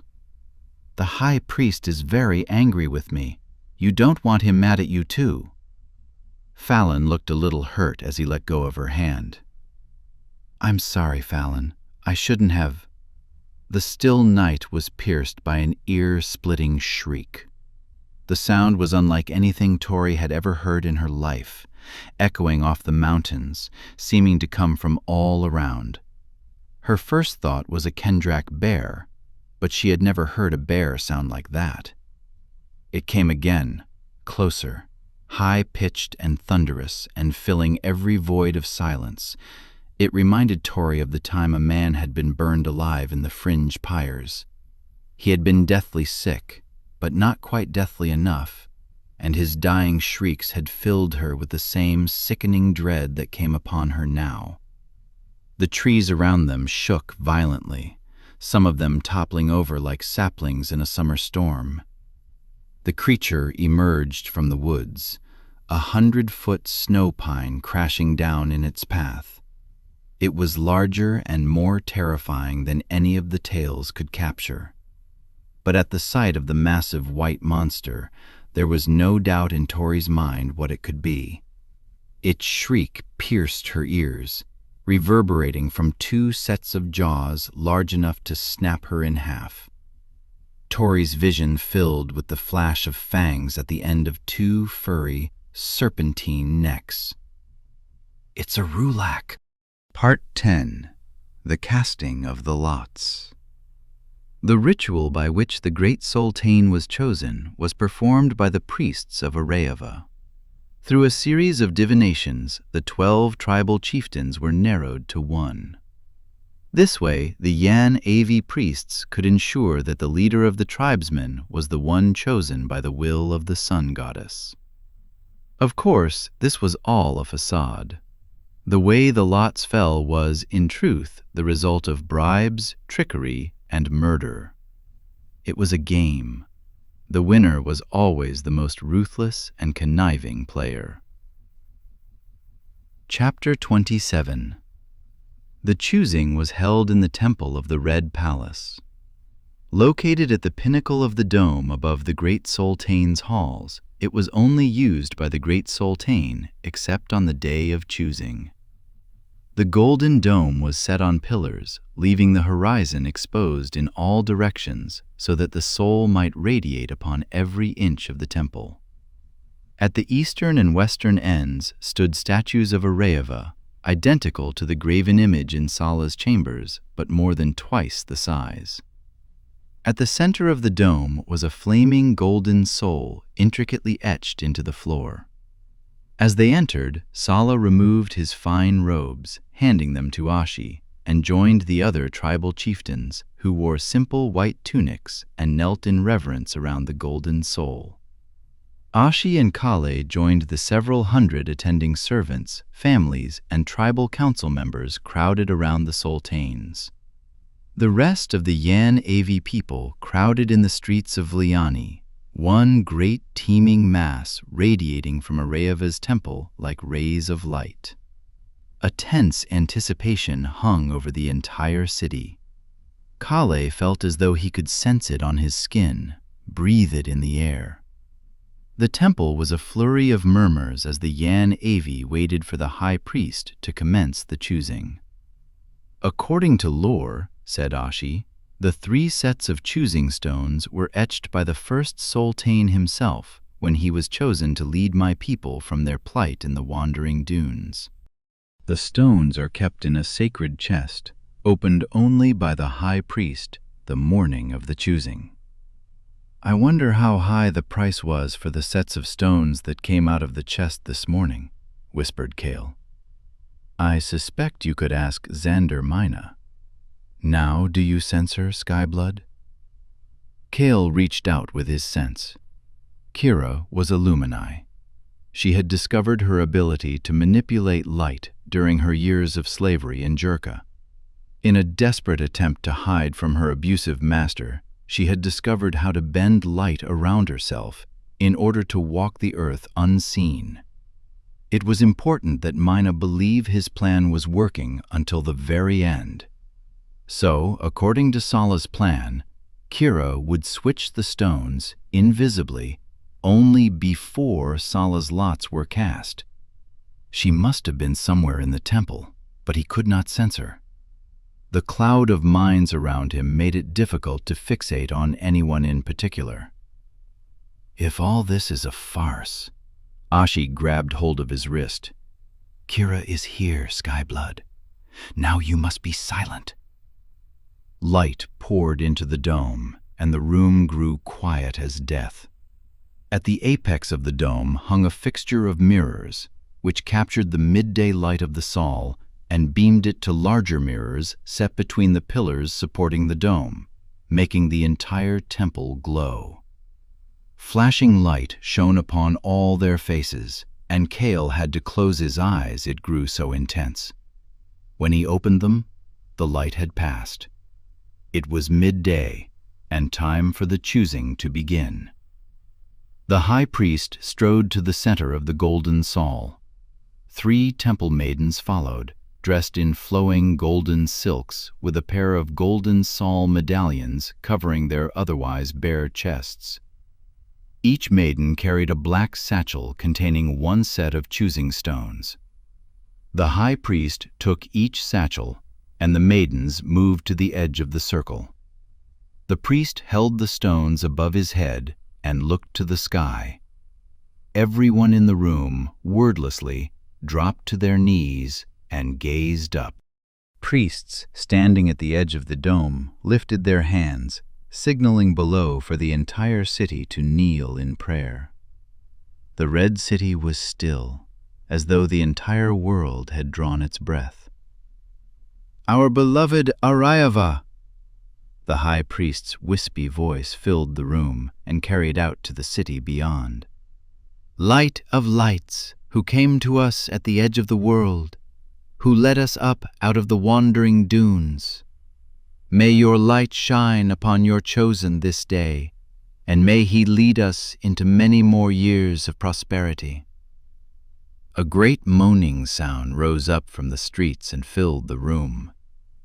Arayava, Elenial Soltane! Arayava, Elenial Soltane! Arayava, Elenial Soltane!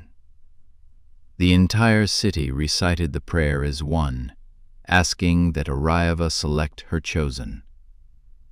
The priest dropped his gaze to the chieftains kneeling at the edge of the golden soul.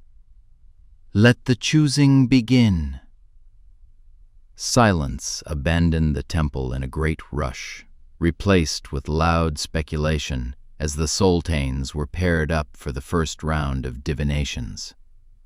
There were only 10 surviving Soltanes, one having died in the night, the other deathly sick, which was viewed as the curse of the soul. This meant that the Mina and Raji chieftains won their respective rounds by default. Sala Burodai was first paired against Dol Yara. Sala's stones fell with 3 souls and 2 loons, and Yara with only 1 soul. Sala won, and Yara cursed angrily as he left the circle. The former great Soltane's successor usually goes out in the first round, unless paired with especially unblessed chieftains, said Ashi, smiling as her triumphant prince returned to his spot at the edge of the circle. Yara will be seen as a disgrace among his tribesmen. I told you Kira was here, Skyblood. She is doing her job well.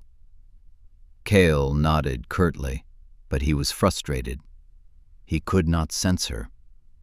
However, while a morph might be able to mimic a Lumeni outwardly, one could not take on her Lumeni ability.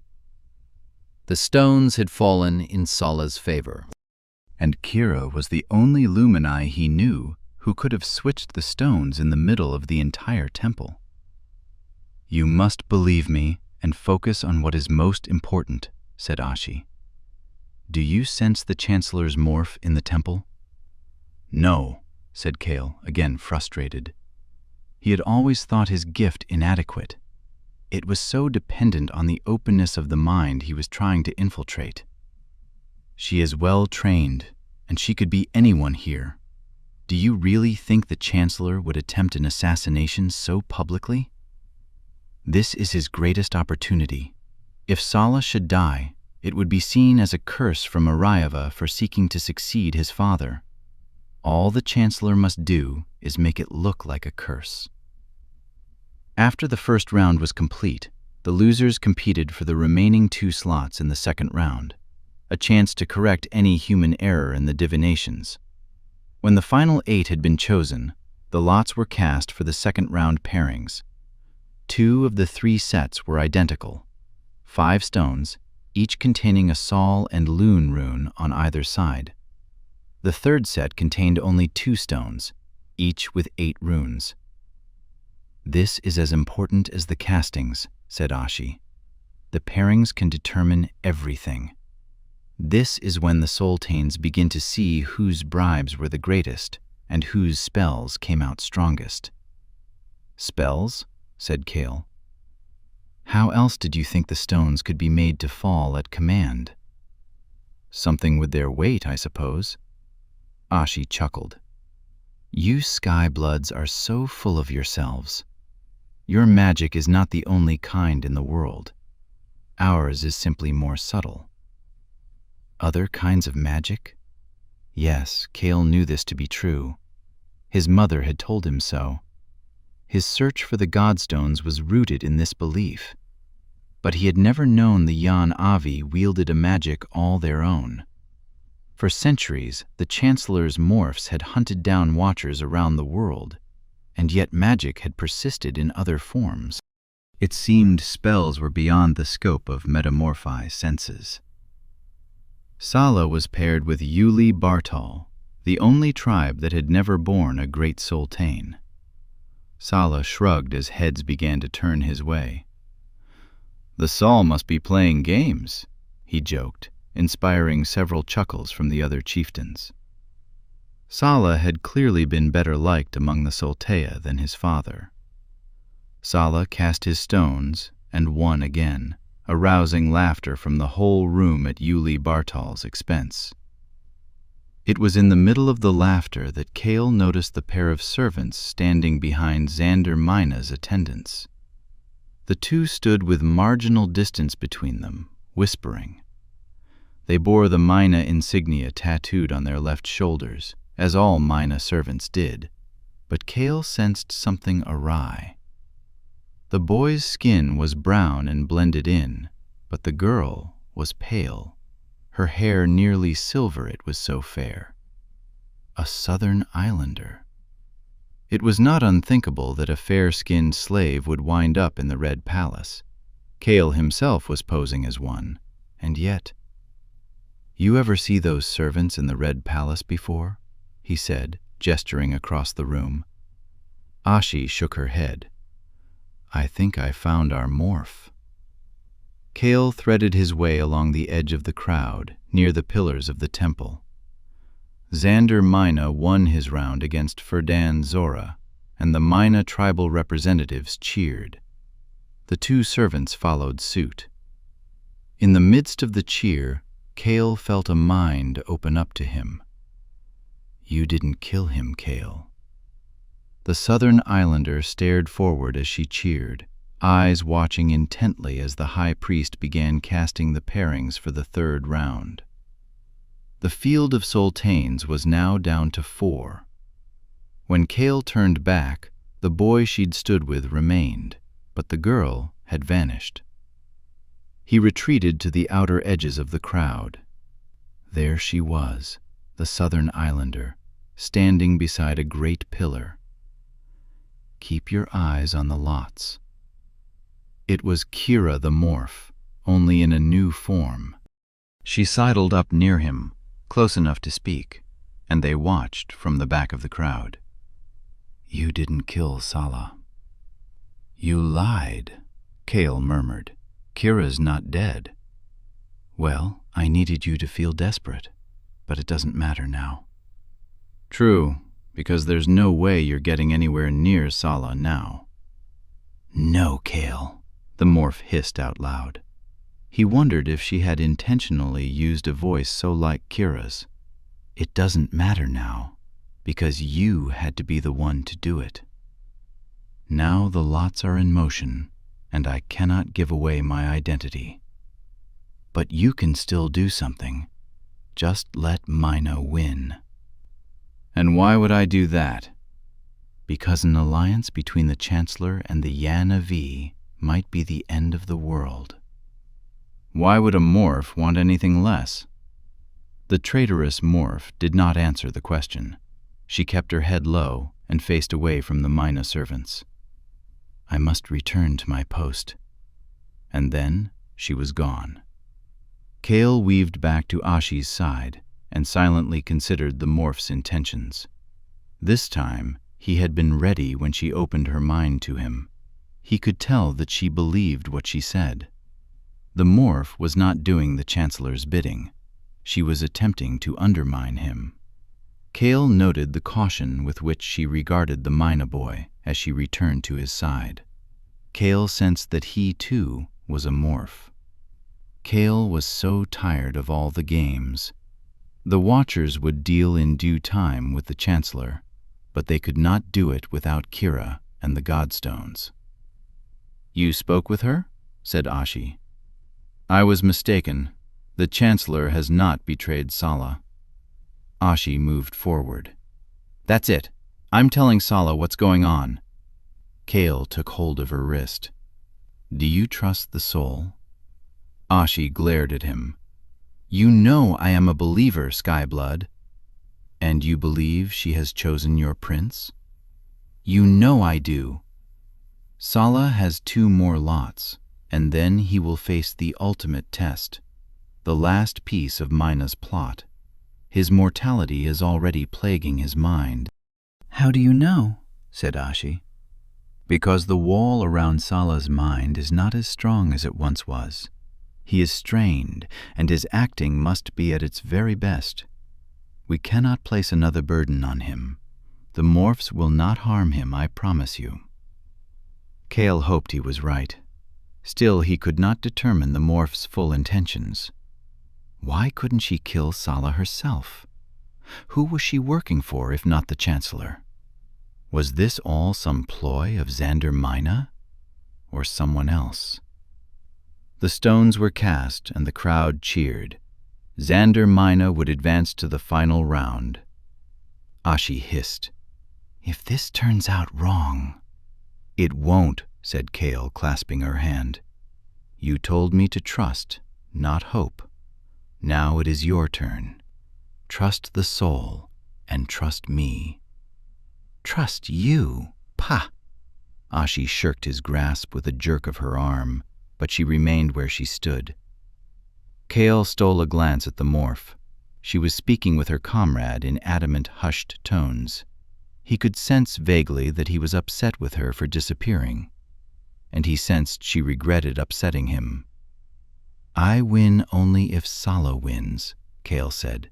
That is the only way I get Kira. Ashi muttered to herself in her native tongue. The stones were cast, and the crowd cheered, laughed, murmured. Sala Borodai would advance to the final round. The temple maidens collected the stones and returned them to their satchels. Sala raised his hands, chuckling, and approached the high priest, who surveyed him with a raised brow and ever stoic eyes. Good priest, you have served my family faithfully these many years. You taught me to pray, taught me the truths of Arayava from my boyhood. Kale could detect a hidden meaning. Sala despised this priest, and not just because he had his hand in Mina's purse. That is the man who condemned Vashti to death for practicing sorcery, whispered Ashi. And so, said Sala, I ask that you allow me to withdraw from the final lot. The stones have fallen strangely in my favor, but I do not wish to appear zealous for the throne that could never rightfully be mine. Tradition is tradition. No successor has ever been chosen. Sala acted the scene brilliantly, and even Kale was half convinced of its verity for a moment. The high priest smiled with thin lips. The lots fall exactly the way Arayava wills them to fall. Our soul has chosen her final chieftains. Let the final lots be cast. Very well, said Sala with a bow. Mina smiled. Everything had gone exactly as planned. Mina had hoped for this outcome all along, but only Kale, Ashi, and Sala knew that things were about to change course. Sala and Mina knelt at the center of the flaming golden soul. The high priest handed one satchel of stones to each of them. Mina's eyes sparkled. His lips moved inaudibly to all but Sala, but Kale could sense the unmasked meaning. A rousing speech, Burodai, but you know Arayava curses liars. Sala simply smiled innocently. The world had gone still with anticipation. Every eye was on the two men in white robes at the center of the temple. Below, the streets might have belonged to a ghost city, they were so silent. Over a month of prayer and supplication for the right outcome ended now. In unison, the sultanes cast their stones upon the floor. For Sala Burodai, 3 souls and 2 loons. For Xander Mina, 5 souls. While the temple cheered, Mina's deep bronze face turned pale. All observing must have thought it surprise or even joy at his victory. But Kale knew Mina had not intended to win this round. The high priest's face was similarly ashen. Sala's was fixed in a modest smile of relief. The high priest recovered and addressed the people. Arayava has chosen Xander Mina, chief of the tribe of his name, to be our next great sultan.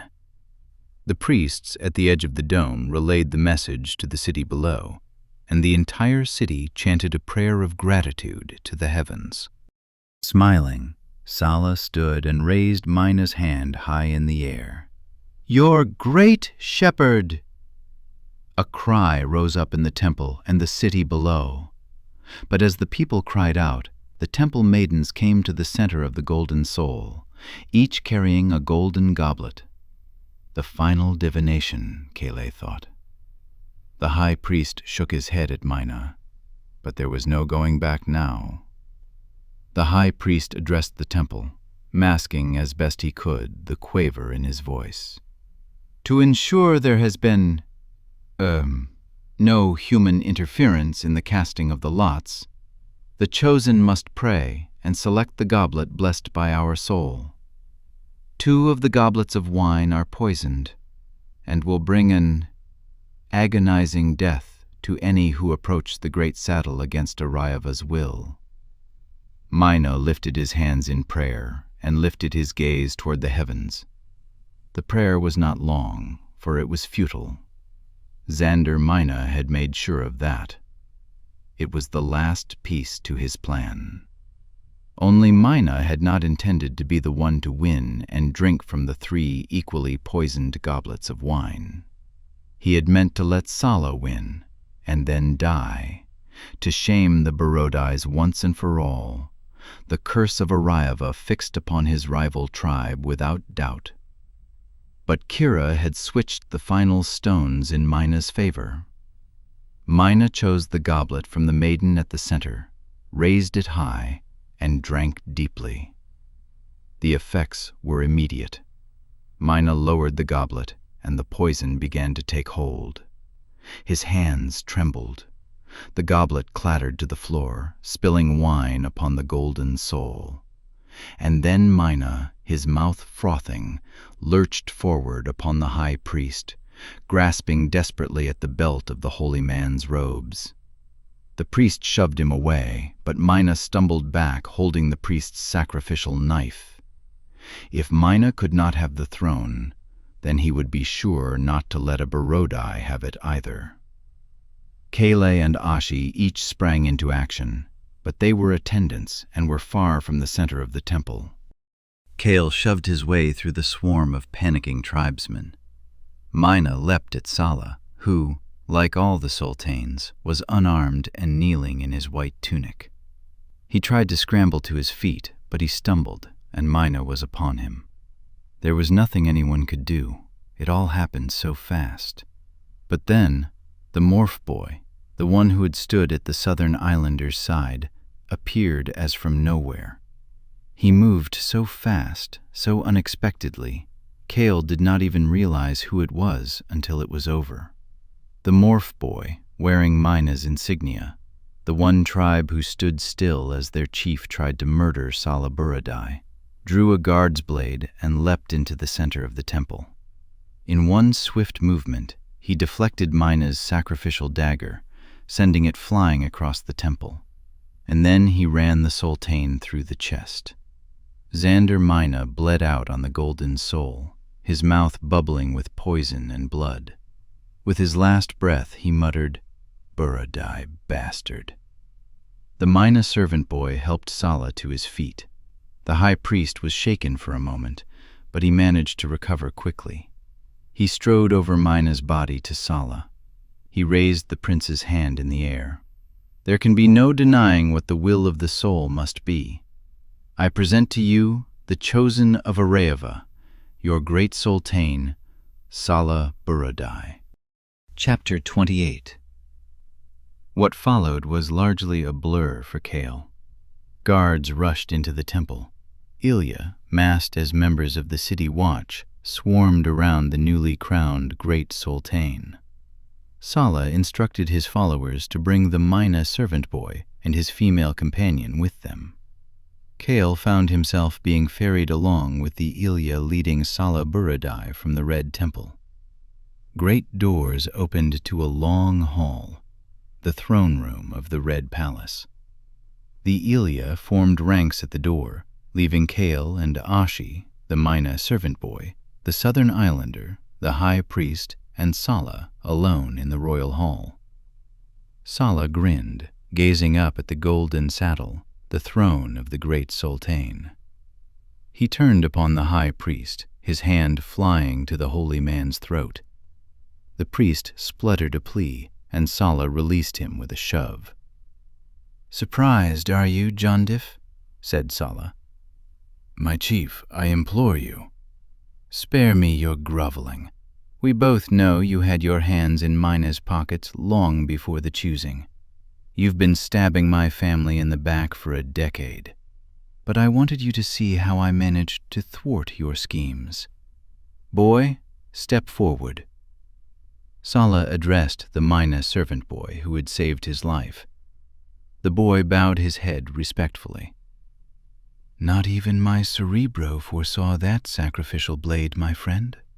The soul has blessed me with your skill." "Thank you, my lord," said the boy. Sala turned to the priest. "Meet Darien," said Sala, "the one who thwarted Mina's attempt at my life." "I swear to you, my chief," the priest pleaded.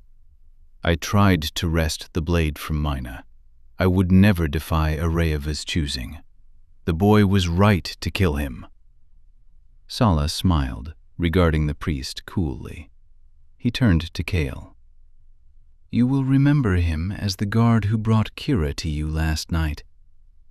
Kale had paid the boy little attention then, but now he realized he should have recognized the inconsistency. The boy was not Jan Avi. He had brown skin and brown eyes, but his dark hair was too straight for a boy of the steppe. This boy came from the mountain tribes of Clavash. But even more disturbing was the sense of familiarity that came over Kale as Sala took the boy's hand.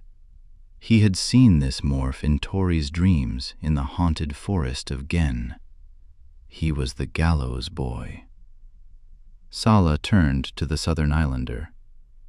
"Meet Valeria," Sala said to Jondif.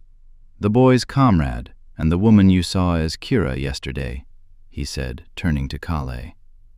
The high priest regarded the morphs, not with shock, but with anger and disgust. His eyes fell upon Kale like a pair of searing suns. "Meet Kale," Sala said, "my cerebro, who detected Mina's full scheme and concocted the idea of letting your precious chieftain drink his own poison. Your service will be repaid as promised, I assure you, old friend." "You are a disgrace, Sala," said the high priest finally. "How dare you defile these halls with sky-blood filth?" Sala's loftiness fell away briefly, revealing a vicious hatred toward the priest. Then he smiled. The hate which lingered in Kale's senses seemed to drip from Sala's words. "Oh, I am not done defiling."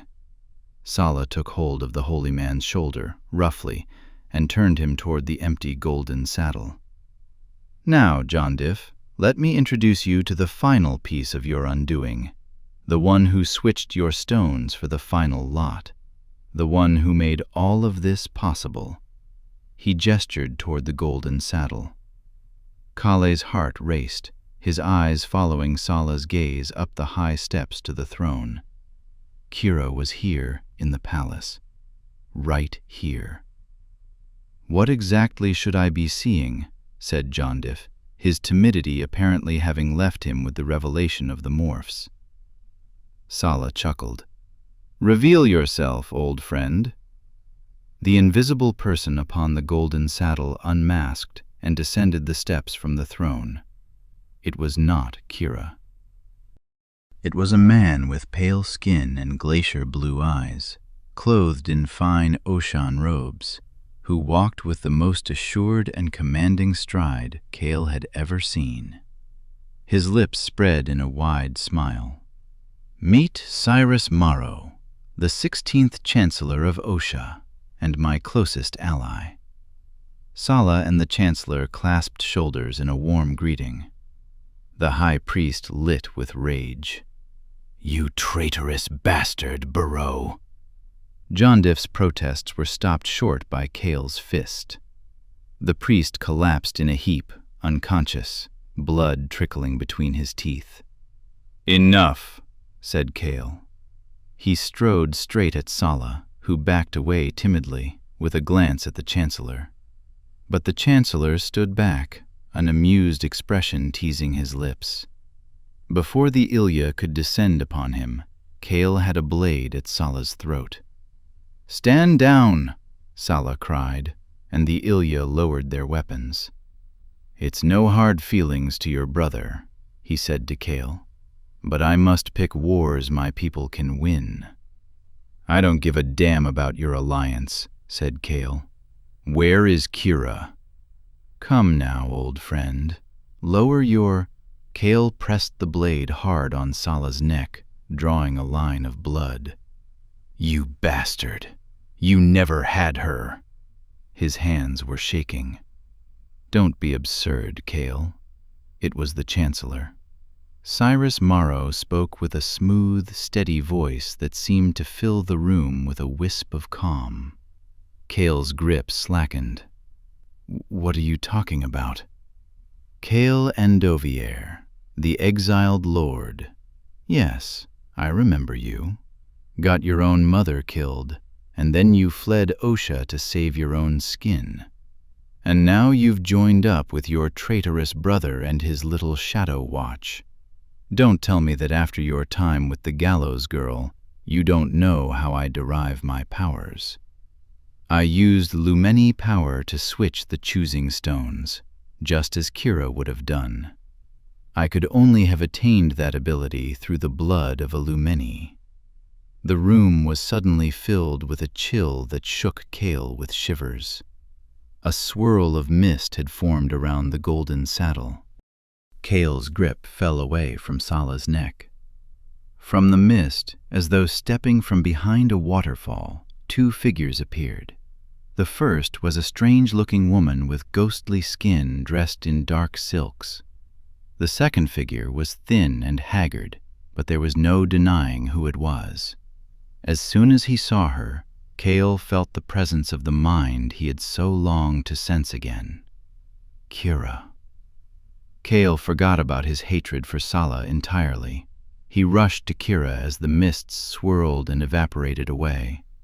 Kira's face was drawn, and her eyes were dark and seemed to sink into her skull, as though she had not slept in weeks. Kale wrapped her in his arms. Her body went limp. Kira slumped to the ground, and Kale went with her to cushion her fall. Leaning against the golden saddle, he held her, tears blurring his vision. But he had her back, finally. Kira was here. She was alive. "I'm so sorry," Kale sobbed, stroking matted hair from Kira's face. Her eyes were closed, but she was shaking her head back and forth, muttering unintelligibly. "Shh, shh," Kale murmured. "It's all right. Everything will be all right." The strange pale woman who had brought Kira through the mists descended the steps. "Welcome to the festivities, Medea," said the Chancellor. Medea gazed about the room as though there was much more to see than the sandstone walls, as though she was looking beyond them. "Your stones, my lord," she said at last. Medea's voice was airy. She held out a pair of green gemstones to the Chancellor. The Godstones! The Chancellor had found them. That was how Sala had known about them, how he had enticed Kira, how she had disappeared so completely from his sense, and how she had now appeared from nowhere. The legends were true. His mother had been right all along. And this knowledge filled Kale with sick dread.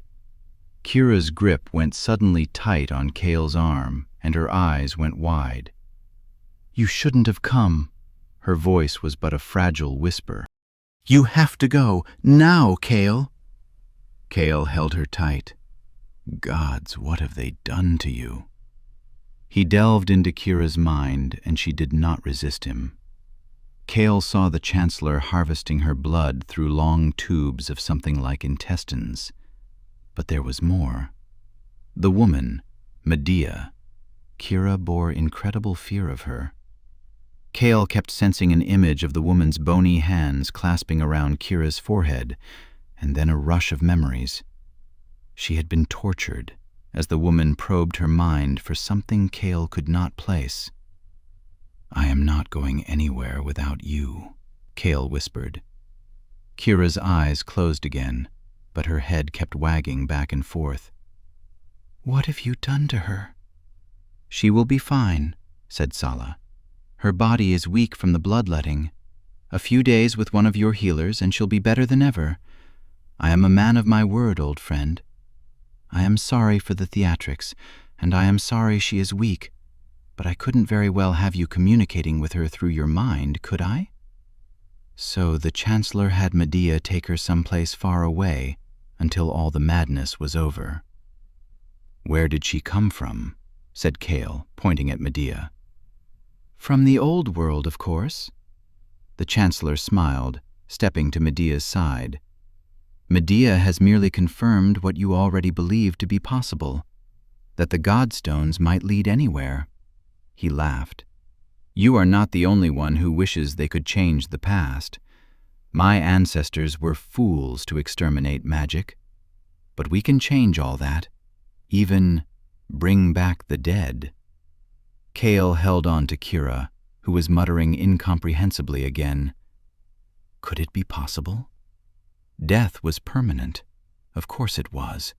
There was no coming back from that. Was there? That is why you sought the stones, Kale, is it not? Said the Chancellor. Yes, you told your brother it was a weapon, the key to your revolution, I don't doubt. But you longed to undo the past, to bring poor Lady Andovier back. Kale would not respond. His grip tensed around Kira's fragile form. You and I both know that your brother is no king. You have doubted his little resistance from the start. Your brother is a charismatic fool, and he will lead all those watchers to their deaths, which would be a shameful waste of magic, and that is why I am prepared to spare them, Kale, if you lead me to the watchtower. Kira stirred in Kale's arms. Her grip went tight on his wrist, and her eyes opened wide. No, Kale, you have to fight. Her eyes closed. She coughed violently, a trace of blood trickling from her lips, and her body went limp once more. You can see where resistance got Kira, said the Chancellor. Kale shook with anger, but he knew he could not resist. He lowered Kira to the floor of the throne room and stood to face the Chancellor. He descended the steps from the throne.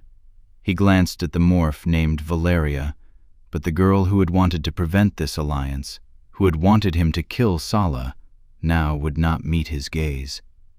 She stared forward, the boy Darien at her side. The gallows boy. This was where resistance had gotten him. Ashi stood beside Sala. She looked up and watched him. Had she known all along that the Chancellor would not break his alliance? About what he was doing to Kira? Everything had been part of the game, all so he would give up the location of the Shadow Watch. Ashi looked down at her feet. He had been a fool in their hands, and they had all been fools in the hands of the Chancellor. There was nothing he could do. But then Kira's mind reached out to him, and he saw the Isle of Jala, the commune of newly discovered watchers. He saw the garden where they'd spent their first night together, the night of the slaughter.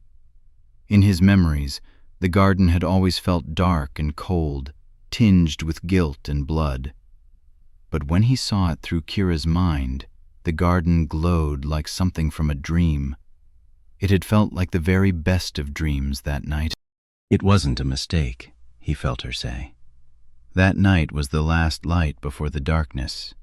We couldn't stop it then, but we can now. Kale turned back to her and saw her lips form the silent words, I love you, Kale. Now run. And then Kira was on her feet. She'd not been as weak as she had let herself seem. Her body flickered and disappeared. The room fell into chaos as the Chancellor bellowed for his morphs to find her, as Medea shrieked, as Sala stumbled back and fell to the floor. And in the chaos, Kale took to the air. He soared over them all, landing at the ledge of a high window above the throne, ready to fly to freedom, when he heard Kira cry out in pain. Darien had not been so easily fooled. Kira knelt, now visible, beside the Chancellor, the godstones in her hand. Gods, why did she go back? Darien had a vice-like grip on Kira's wrist, and Valeria rushed forward and took hold of the other. The Chancellor took the stones and struck Kira across the cheek, launching her head back. Blood poured from her emaciated face. Please, no, cried Kale. Kale, run! Warn the... The Chancellor punched Kira again. Kale leapt to the floor of the throne room. Please, I will do what you want. Just spare her, please. Kale, no, Kira said through sobs. I've had enough of these games, roared the Chancellor. Release her! Darien and Valeria obeyed, and Kira slumped to her knees. A burst of energy emerged from the Chancellor's fingertips like a bolt of lightning, a light greater than anything Kira could ever have manipulated with her Lumeni power. The bolt struck Kira's face and launched her back. She writhed on the floor in pain. When the next bolt came, She shrieked like an old-world heathen set aflame. Her body seized violently and then went still. The Chancellor let up, and Cale was at her side in an instant. Her face was raw with burns. He felt at her neck. She was unconscious, but alive. Thank the gods, she was alive.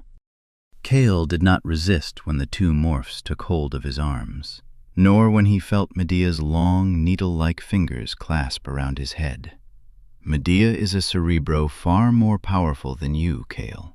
She is going to enter your mind, and you are going to reveal the exact location of your brother's stronghold, or by the gods, I will wait until Kira wakes, and then I will torture her again and again and again, until she dies slow and in agony before your very eyes. And I will let you live so that you remember the look in her dying eyes until the day it drives you mad, knowing you could have saved her. There was no hesitation in Cale's mind as he knelt with Kira lying prostrate before him, the look of agony still etched on her face. She was alive yet, and he had to save her. I will hold nothing back, said Cale feebly. He felt Medea's mind enter his own, like water through a hole in the side of a dam. Slowly the water seeped in, and the hole expanded, and the dam broke. Medea's mind filled his own, and he let her see everything. All his walls were destroyed in the deluge. When she was finished, Cale's mind was an empty vessel. When she released him, his body slumped to the ground in a heap beside Kira's. The last thing Cale heard before he lost consciousness was the Chancellor's delighted voice. Now the watchtower will fall. Part 11. Night of Gods and Monsters. In the old world, the Rulaks ruled the White North. The proud race of monsters was matched by no creature nor god, and few dared venture into their harsh domain. The Rulaks' return to their kingdom could mean nothing but death to those caught in their wake. Chapter 29.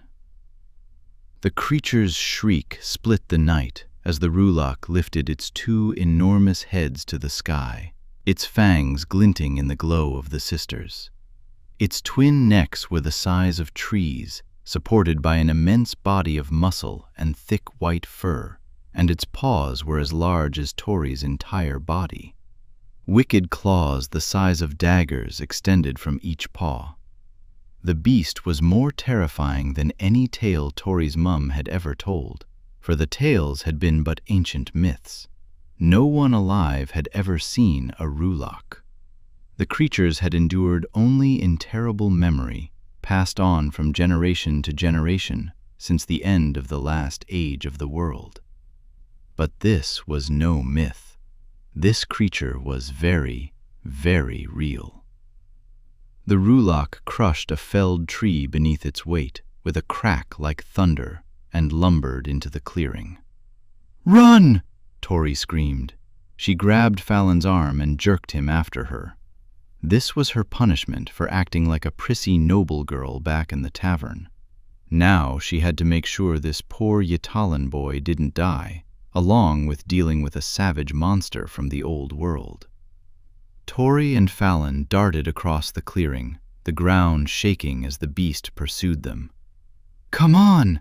cried Misha, whose face had gone as pale as the midnight snow that had begun to fill the sky.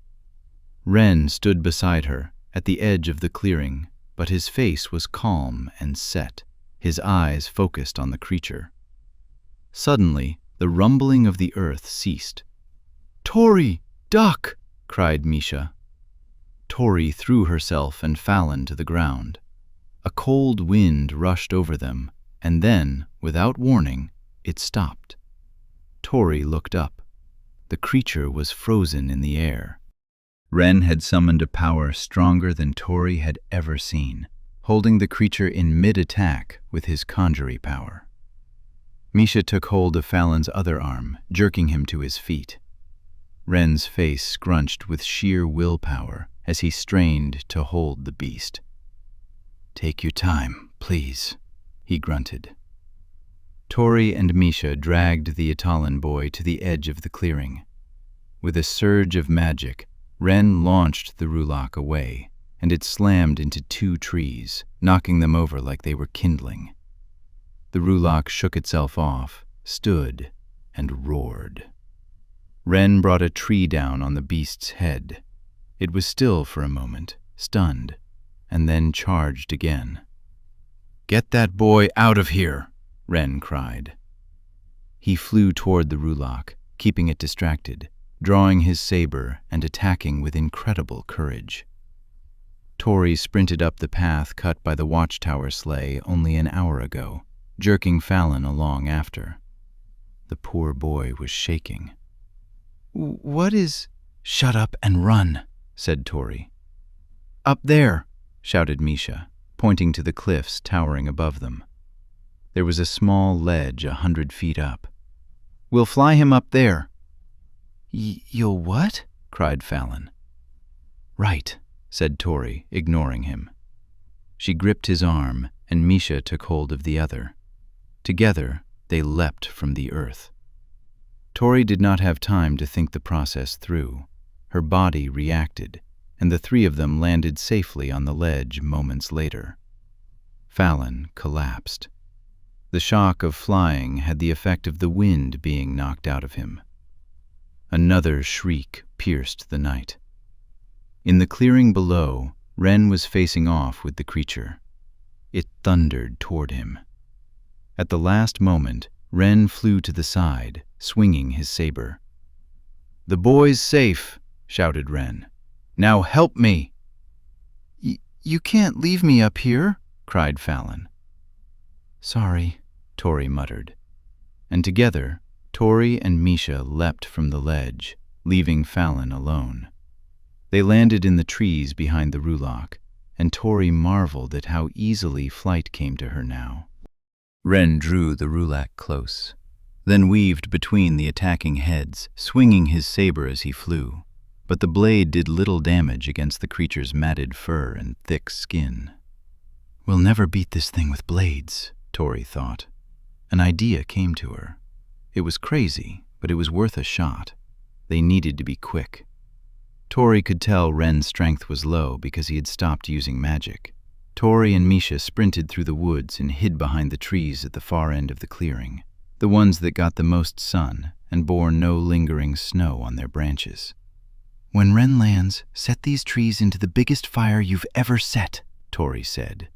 Ren shifted mid-flight and headed straight toward them. "Tori, I've never set a fire that big all at once," said Misha. Tori grabbed her wrist. "You're a Fieri, Mish. You can do it."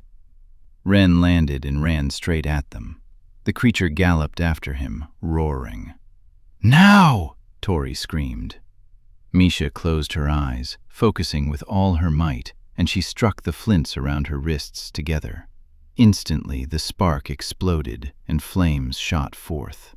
A dozen trees lit up, forming a wall of fire. Ren leapt through the lapping flames, and Tori concentrated all her power on the trees. The Rulak reared up at the flaming wall. Tori ripped the trees from their roots with her conjury power and sent them crashing down on the creature. The Rulak collapsed beneath the weight and writhed in the searing flames. The air stank with burning hair and flesh. But in the midst of the violent thrashing, the creature managed to free one of its necks. It picked up a flaming tree between its jaws and flung it aside. Ren cried out and flew toward the inferno. Misha withdrew the flames at the last moment, and Ren stabbed his saber through one of the eyes of the beast's pinned-down head, submerging the blade up to the hilt. Blood spewed, and the Rulak lurched in pain, sending Ren flying into a nearby tree. He did not stir. Tori's stomach roiled. She wanted to fly to him at once, be sure he was alive, but there was no time. The Rulak's free head latched onto another felled tree, no longer ablaze, and heaved it aside with ease. It snatched another, then shook its whole body free from the remaining logs. It removed the sword from its eye and roared as it cast the blade away. Misha leaned against a rock, breathing heavily, her body weakened from the expiration of so much Fieti power at once. Tori feared her own power would deplete soon as well. Ren lay unmoving across the clearing. There was nothing but the holes where the uprooted trees had been between Tori and Misha and the Rulak. Tori grabbed Misha's arm and they sprinted, dodging the charging beast. Tori reached out with her sense, and Ren's sword flew to her hands. She handed it to Misha. Tori gripped her arm. "Are you strong enough to fly?" The Rulak stood at the center of the clearing, its massive neck swinging violently. I think so." "You'll have to be, or we're both dead." "Distract those heads, Misha. I've got to get close to the body." "Tori!" Misha shouted. Her hands were shaking. "If I die, I need you to tell Vashti that I'm sorry." "Sorry for what?" Why is Misha worried about Vashti at a time like this? "Just tell her, okay?" Tori nodded, then squeezed her hand tight. "You're not going to die, Mish." Together, they leapt from the earth and flew straight between the Rulak's heads. Misha swung the sword, grazing the creature's face, and flew on. But Tori veered and landed on its back. Her fingers latched onto thick, fibrous fur. The Rulak reared back, but she held tight. It reached with one of its swinging heads and snapped at her. Missed. She was just out of its reach, but the force of its movement nearly sent her flying. "I can't hold on for long. Come on, Mish." Misha was back, swinging the sword at the Rulak head with 2 good eyes, and Tori focused all the energy she had left on the beast's heart. If she could start Ren's heart by applying the right pressure with her conjury sense, perhaps she could stop the Rulaks. One of the heads shot around like a whip, trying to knock Tori free, but she was just out of reach. Her heart felt like it was catapulting off her rib cage. Misha flew past, slashing at the neck of the other head, but suddenly the creature lurched back. Misha collided with its skull and plummeted to the ground. "Oh gods, oh gods, oh gods." The Rulak shook itself and reared up again. Tori felt her grip slipping. Then the beast pitched backward, ready to crush her beneath its own weight. This is it. Kill or die. Tori focused all her strength on her sense. She felt the beat of the Rulak's heart, felt the muscles contracting, felt the fibers that formed each chamber. She reached out with every bit of magic she had left and ceased their movement. The heart stalled. The Rulak landed on its back, but Tori dove free before impact and rolled away in the snow. The creature thrashed on the ground, but its heart did not recover. The Rulak's writhing grew slower, its shrieks fainter, and then the beast stopped moving. Tori rushed over and helped Misha to her feet. The body of the dead Rulak was like a snowy hill beside them. As she stood, Misha held her head and moaned. I'm alive." Tori's breaths were sharp, rapid pangs in her chest, but slowly they calmed. "Yes, we are." Tori collapsed in the snow by her friend's side and gripped her hand. "You're all right?" Misha nodded, and her gaze moved to Ren. He had still not moved. "The captain!" Together they hobbled past the looming mountain of white fur. Tori's hands shook, and each step jarred her stomach. "Please, be alive." Tori knelt beside him, felt at his neck. It was cool to the touch. His breathing was slow but rhythmic. He had been knocked cold by the impact with the tree. "I'm sorry," Tori murmured, cupping Ren's head in her hands. Blood ran down his cheek, and she wiped it away. If only they had returned with the others. If only Tori hadn't fooled around with Fallon. Wren stirred. No, I'm sorry." His voice was weak, but he still managed to grin, and Tori nearly cried with relief. His eyes cracked open. "Oh, thank the gods," said Misha. "Why are you sorry?" Tori whispered, brushing the bloody, matted hair from his face. Wren turned over to gaze back at the clearing. The Rulak's dead eyes were dark chasms, nearly big enough to crawl inside. "I'm sorry I didn't see you kill that damn beast." Wren chuckled, then coughed. He held his forehead and groaned. "Gods, that thing packed a punch." They laughed. It felt good to laugh after nearly dying, but there was still much to worry about. No one has sighted a Rulak in 300 years, Tori thought with trepidation. It seemed impossible for one to appear out of nowhere. "Wren, where did that thing come from?" Tori's voice was the only sound. The three of them stared wordlessly at one another. Wren shook his head. "Hey! Oh!" The frantic cry echoed through the mountains. All three of them shot to attention.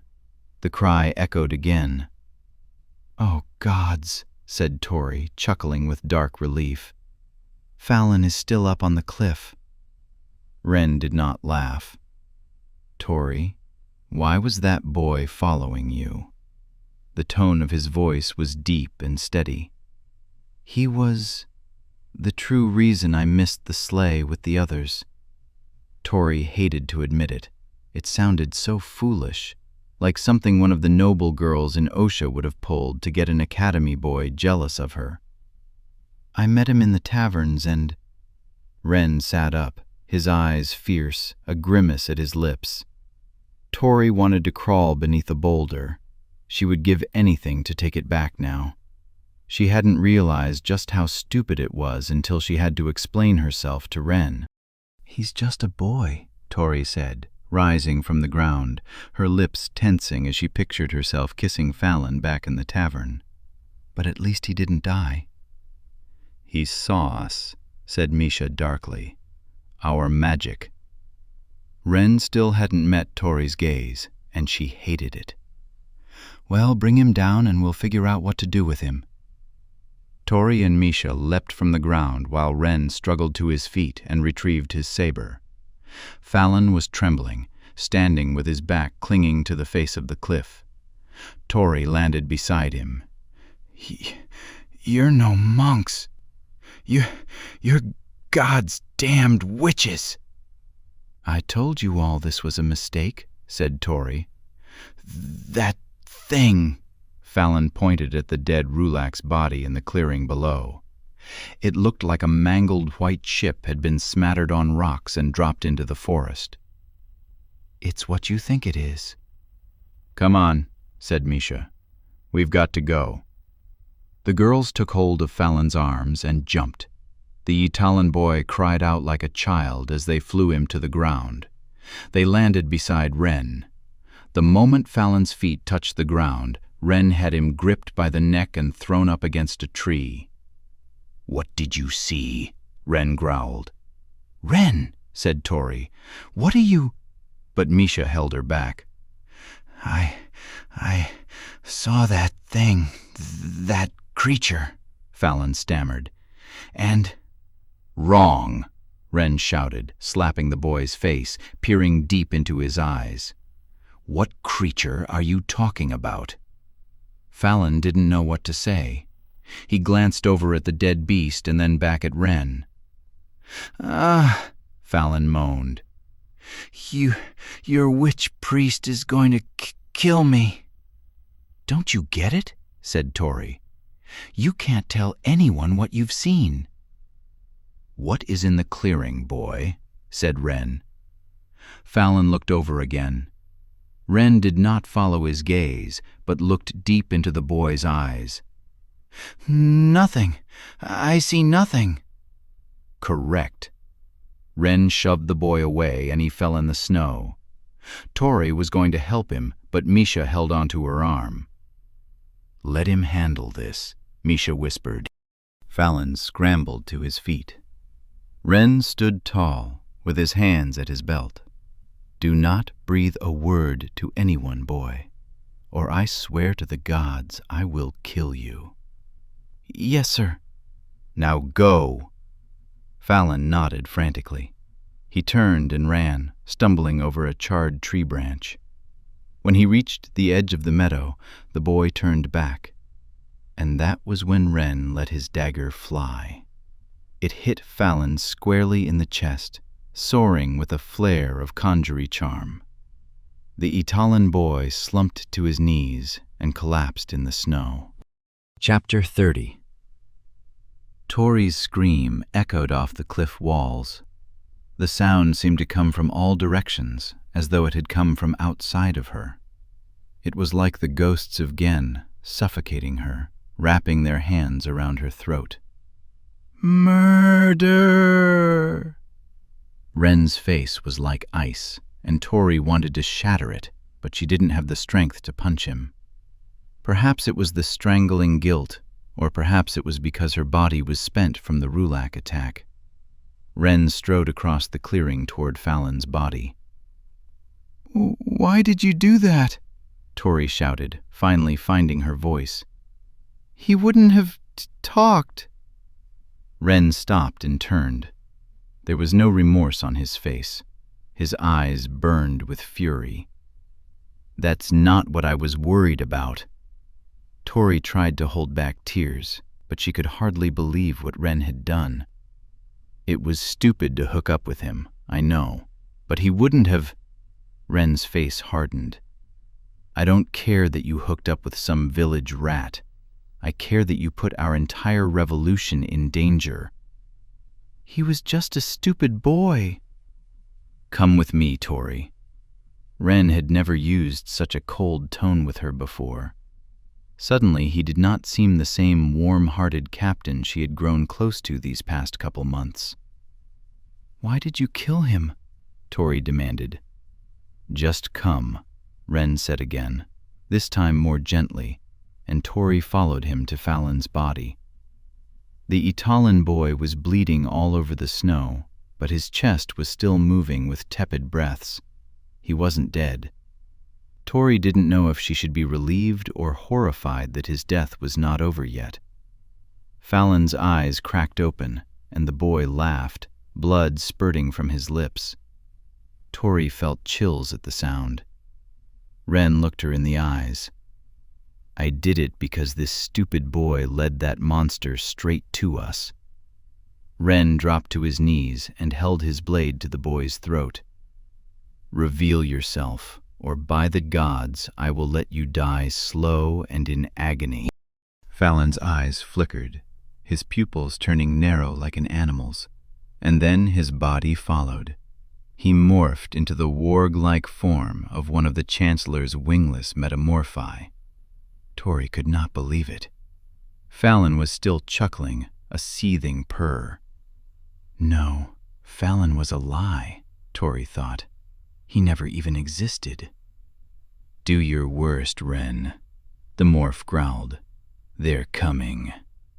Ren cried out and slit the beast's throat. Blood gushed out in a torrent, and Fallon gasped his last morph breaths. The clearing was utterly silent. The pale light of the sisters seemed to hang in the stillness. Horrified, Tori could not take her eyes off the morph she had kissed, and then brought straight to them. "I nearly killed Ren and Misha. I nearly led the morph straight to the watchtower." Slowly, Ren rose and wiped his blade off on his trousers.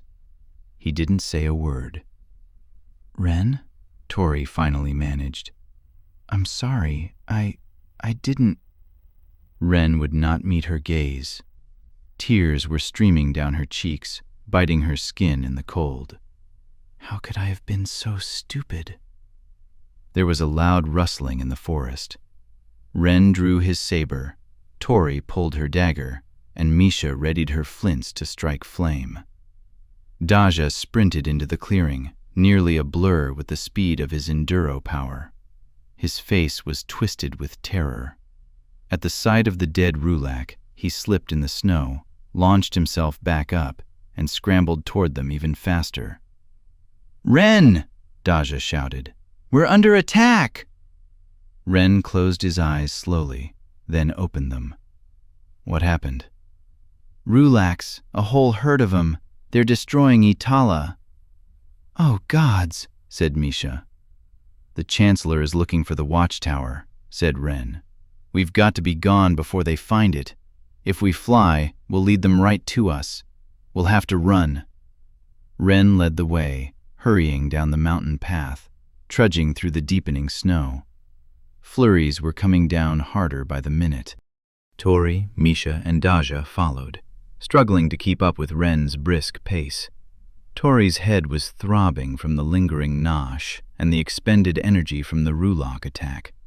A whole herd of Rulaks. How is that possible? Where did they come from?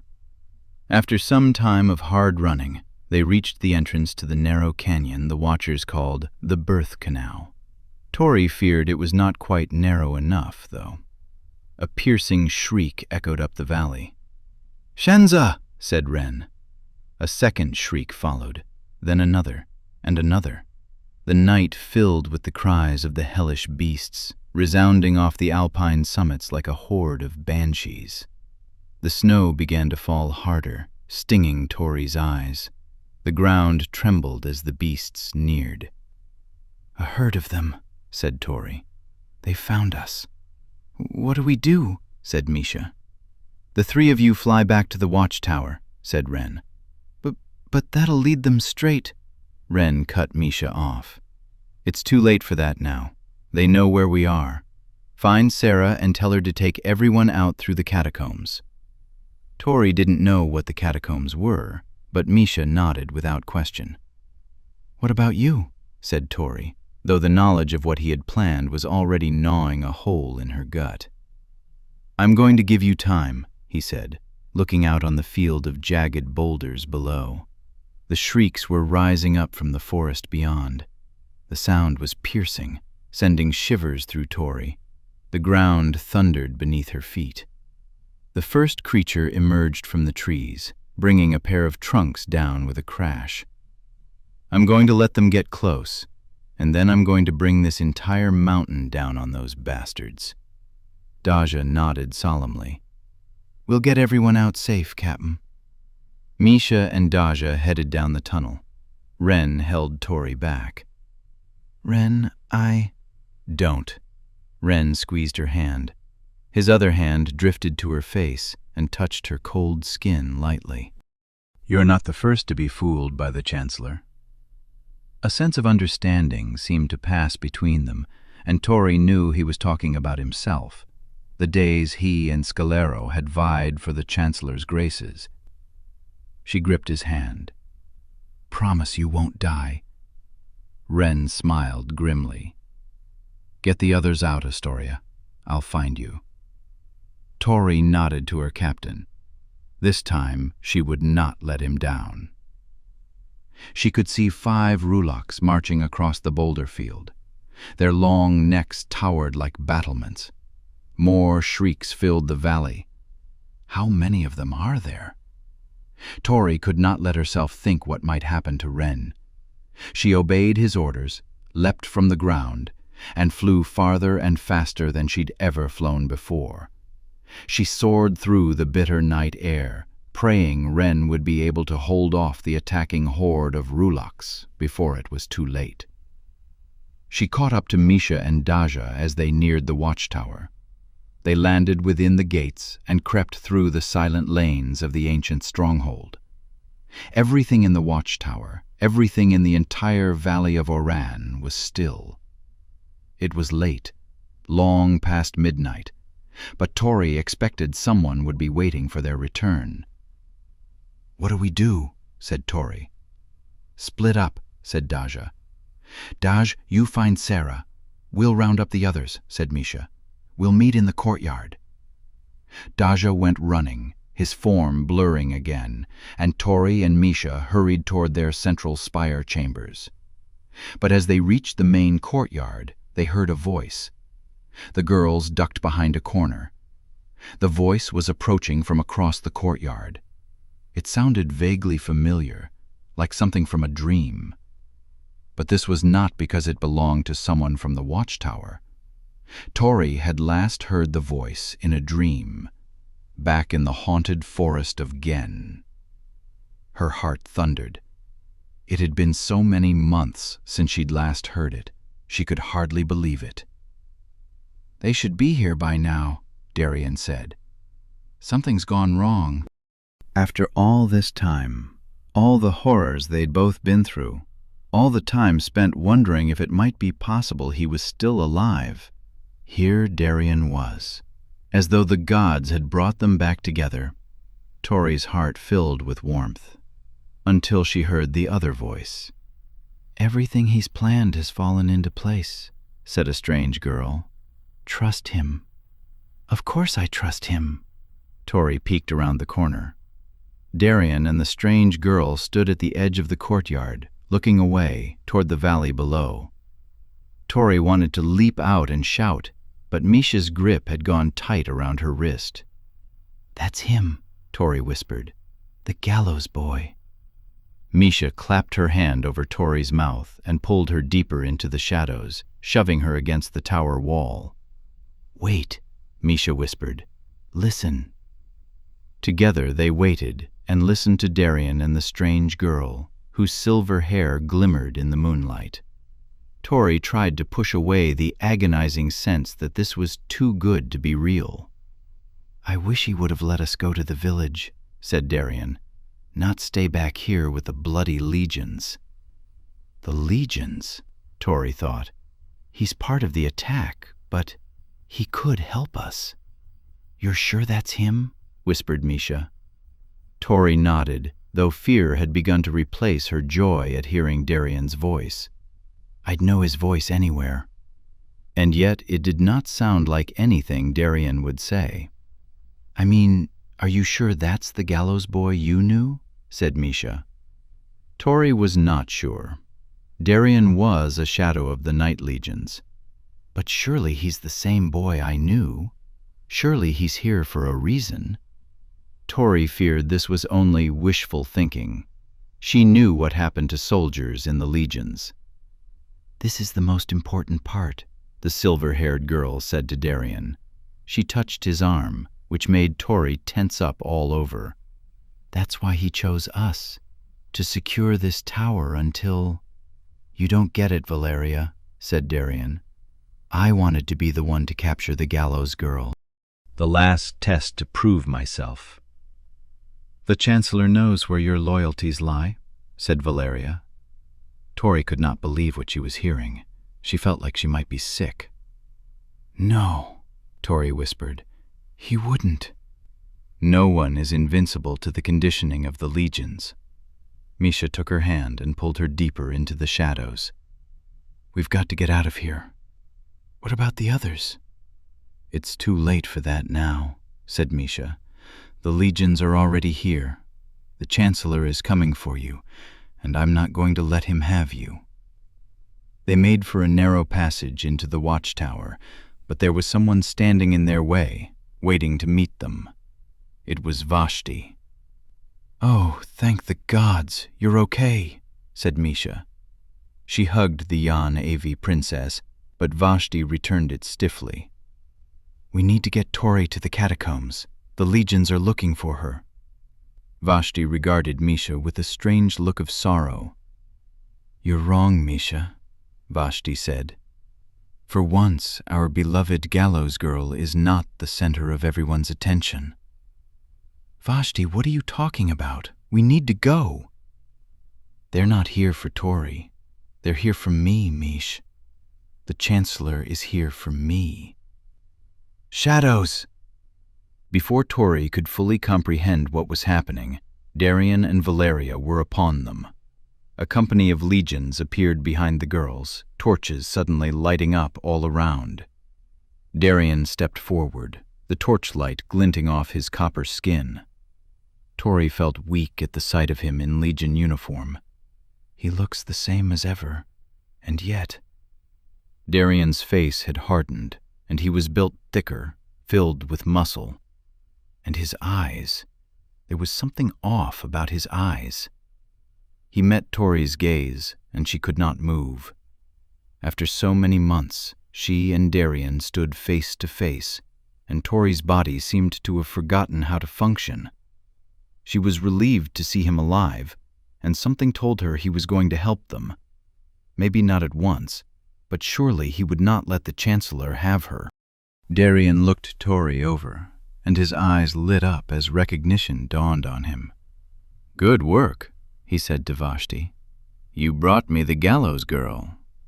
Tori, I was hoping I'd be the one to find you." "Darian," Tori said weakly. She wanted to rush to him, to pull him into an embrace, tell him that a day had not gone by she hadn't thought of him, wanted to find him, wanted to free him from the legions. She had never forgotten him. Tori had to believe that he'd wanted to be the one to find her so he could help her escape. But Darian's eyes betrayed him, just like Fallon's had right before he died. The pupils narrowed, and then his body shifted, and he took on the form of a dark, winged metamorphi. Long wings stretched out like a dragon's, claws stretching out. They brushed her shoulder. Tori jumped back in disgust. "What have you done with Darian?" The terrible creature smiled, and then it spoke. And even behind the rasp, Tori could still hear the true timbre of Darian's voice, and it filled her with dread. "I am Darian.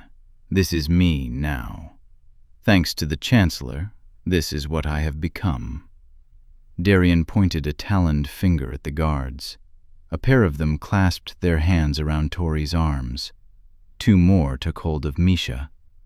Tori tried to resist, but it was useless. "This can't be happening. It can't be real."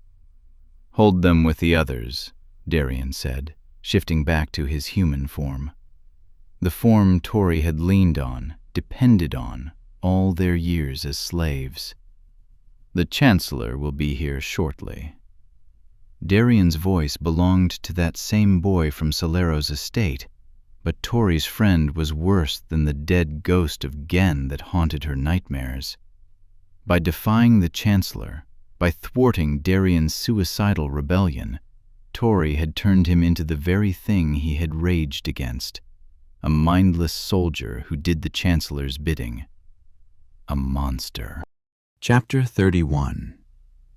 Tori and Misha were escorted to the great hall of the watchtower. The dim room was lit only by a torch at either end, but even in the low light, Tori could see the bodies littering the floor. "No!" Misha shrieked, resisting the soldiers holding her. One of them slugged her in the gut, and she crumpled to the ground, only to be jerked back to her feet. "Let her go," instructed Darian firmly. "Let them both go." The shadows shoved Tori and Misha into the center of the room, beside the bodies of their friends. Tori's nails bit into the palms of her hands. "He killed them. He killed them all." Darian's face remained hard and his eyes cold. Without a glance in Tori's direction, Darian left, his comrade Valeria right behind him. Vashti remained in the hall, and 4 morphs stood guard at the door. Misha and Tori hurried over to the nearest body, Zaya Shalvar's.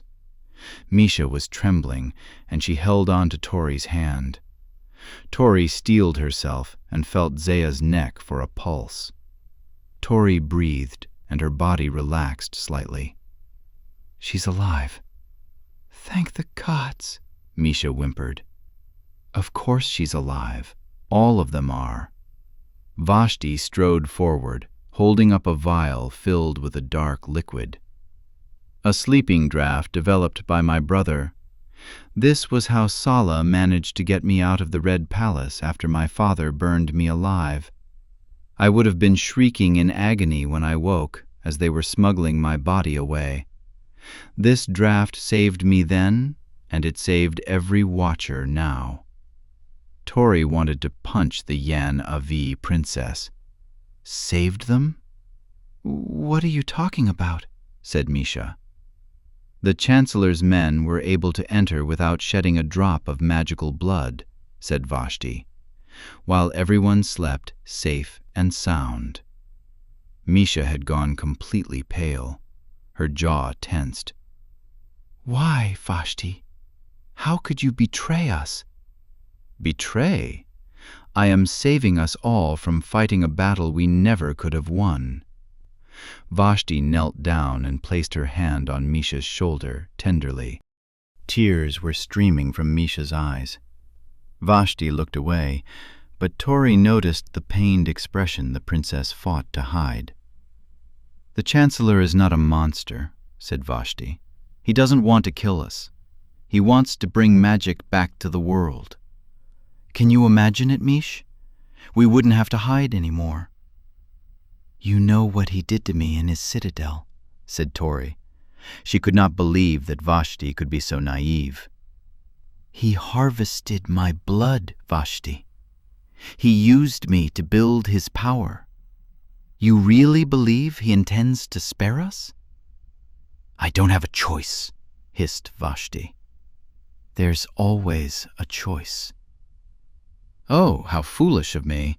Thank the soul I have the gallows girl to remind me what I have. Look around you, Tori. We lost Ren's little revolution before it began. My brother was smart enough to take the Chancellor's side before the war came to the Yan Avi. And now I have the same chance to save the Watchers. Vashti, what are you talking about? Said Misha. My brother, Salah, has been chosen as the new great sultan of the Yan Avi, and he's formed an alliance with the Chancellor. He promised my hand in marriage in exchange for peace, for my people, our people. Vashti turned to Tori with scathing eyes. If that means anything to you. Of course it does, Tori snapped. She had always felt loyal to her people, but she had not lived among them in 11 years. Her people were here at the watchtower. The Watchers are our people too. And the Chancellor has promised the same peace for the Watchers if we do not resist, said Vashti. You believe that, Shenza? Said Tori. My brother saved my life, said Vashti, meeting Misha's gaze again. Her voice grew softer. She took hold of Misha's hand. I spent all my childhood suppressing who I was. When Salah sent me here, he found a way I could embrace who I was. Now he has found a way for a dead princess to become queen of the most powerful nation in the New World. And besides, what other choice do we have? Tori thought the choice to kill Vashti was sounding very appealing, but she never got the chance to entertain it further. The doors to the great hall flew open. The first to enter was Daja, shoved to the ground by a pair of morphs. The creatures had found him. Darian and Valeria marched in after, Darian bearing a limp form in his arms. He set the body roughly on the floor beside Daja. It's Ren's body, Tori realized with sick dread. The captain of the Watchers was covered in blood and the dust of rubble. No! Tori rushed forward, fearing what she would find. He's not dead, Darian said as she knelt beside her captain. Tori searched Darian's face as he spoke, but there was no expression, no hint at what was going on inside his mind, no revelation as to where his loyalties truly lay. It killed her to see Darian this way. Ren's hands were cold, but Darian had not lied. Tori could sense Ren's life before she even checked his pulse. It was the same way she had known when she revived him in the courtyard. His mind teemed with magic, and she could feel it. Ren stirred. His eyes cracked open and then grew wide when he saw where he was. His gaze locked on the morphs, and he shot up from the ground. But he had no strength to stand, let alone wield magic. His legs gave out, and he crumpled to the floor. "Captain," Tori whispered, gripping his arm. Wren groaned. "I failed. The rulocks broke through." "You're alive," said Tori. "It's all that matters." A slight grin creased Darian's lips as he watched them. It was not his true smile, not the one Tori had known, not the one that had kept her fighting in the fringes. This was not the face that had helped fuel her training to lead a revolution against the Chancellor, that had kept her mind from thinking that all had been lost the day of the gallows. Now those fears swept upon her like a rogue wave, capsizing her fragile resolve to keep hoping. Darian's gone. There's nothing of that boy left anymore. The doors flew open again, and this time the Chancellor appeared. He regarded the scene with delight. What a sight! The gallows boy and the gallows girl, reunited at last. What, no tender embraces? Darian smirked, and Tori said nothing. There were no words for such treachery. I really should thank you, Astoria, the Chancellor continued. When you defied me before all of Osha, little could I have known you were actually saving me from executing my finest and most dedicated soldier. What a shame that would have been. Tori wanted to scream, to call the Chancellor the bastard he was, but she restrained herself. She had to wait for her moment. If there are any moments left to wait for. Wren struggled to sit up, anger flaring at the sight of Cyrus Morrow. How? He rasped. How did you find us? The Chancellor smiled. Ah, you have your pathetic brother to thank for that, Lord Andovier. What? Pain was written all over Wren's face. He wouldn't. Come now, Wren, said the Chancellor in a patronizing tone. You know you and your little rebellion are no match for my morphs and legions. It was almost too easy to force the exiled lord to give you up. Where is he? Wren growled, rising to his feet. I'll kill that Skaza. It was a curse from the old tongue, reserved for the vilest of creatures. The morphs had their hands on the hilts of their blades, but the Chancellor laughed. I don't imagine you'll get the chance. That Skaza is tending to her, of course, back in the Red City. To Kira. Though I must say, he sees to his love life better than you, Lord Andovier. The Chancellor regarded Vashti, who had not looked at Wren since he'd entered, and then his eyes fell to Tori. Vashti was only too happy to help. And Tori, well, let's just say that Morph didn't have to try very hard to keep you all distracted while we infiltrated your watchtower, did he? It was Tori's turn to look away from Wren. The Chancellor played us all. This whole army, this whole revolution was an illusion. We never had a chance. Yes, Wren, said the Chancellor. You could learn a thing or two from your spineless brother. Wren's strength was waning. He slumped over, supporting himself against a pillar. But Wren, you're not who I'm really here to see, said the Chancellor. His eyes passed from Wren to Vashti to Tori. Tori stood so that she could look the Chancellor in the eyes. Cyrus Morrow strode across the room, took hold of her hand, and held her gaze, much to Vashti's chagrin. His skin was warm, and Tori hated how intoxicating his glacier eyes were.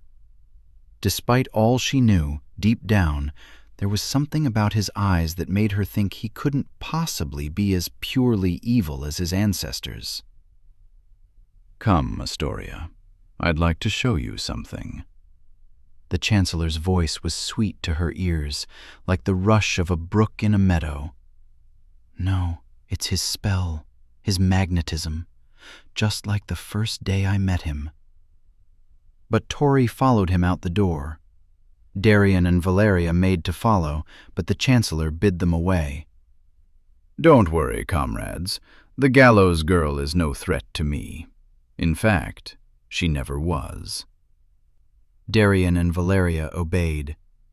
As she left, Tori overheard Misha mutter, "I hope being queen is worth it." And Misha stormed to the other side of the hall to tend to Zaya, who remained unconscious. Ren followed her. "I'm all right too, by the way," Daja said derisively, following after them. Vashti was left standing alone amidst the unconscious forms of the watchers she had betrayed. The Chancellor escorted Tori by the hand through the halls of the watchtower, up a narrow staircase to an intricately carved set of doors. Ren's chambers.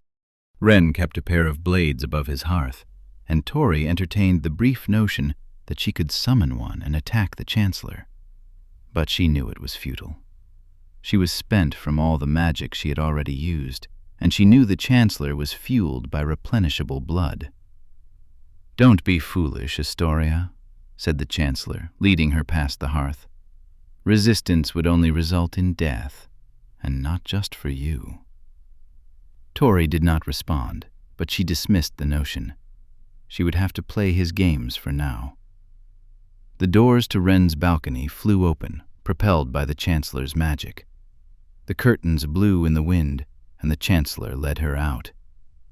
Outside the walls of the fortress, a herd of gargantuan two-headed beasts stood still as statues.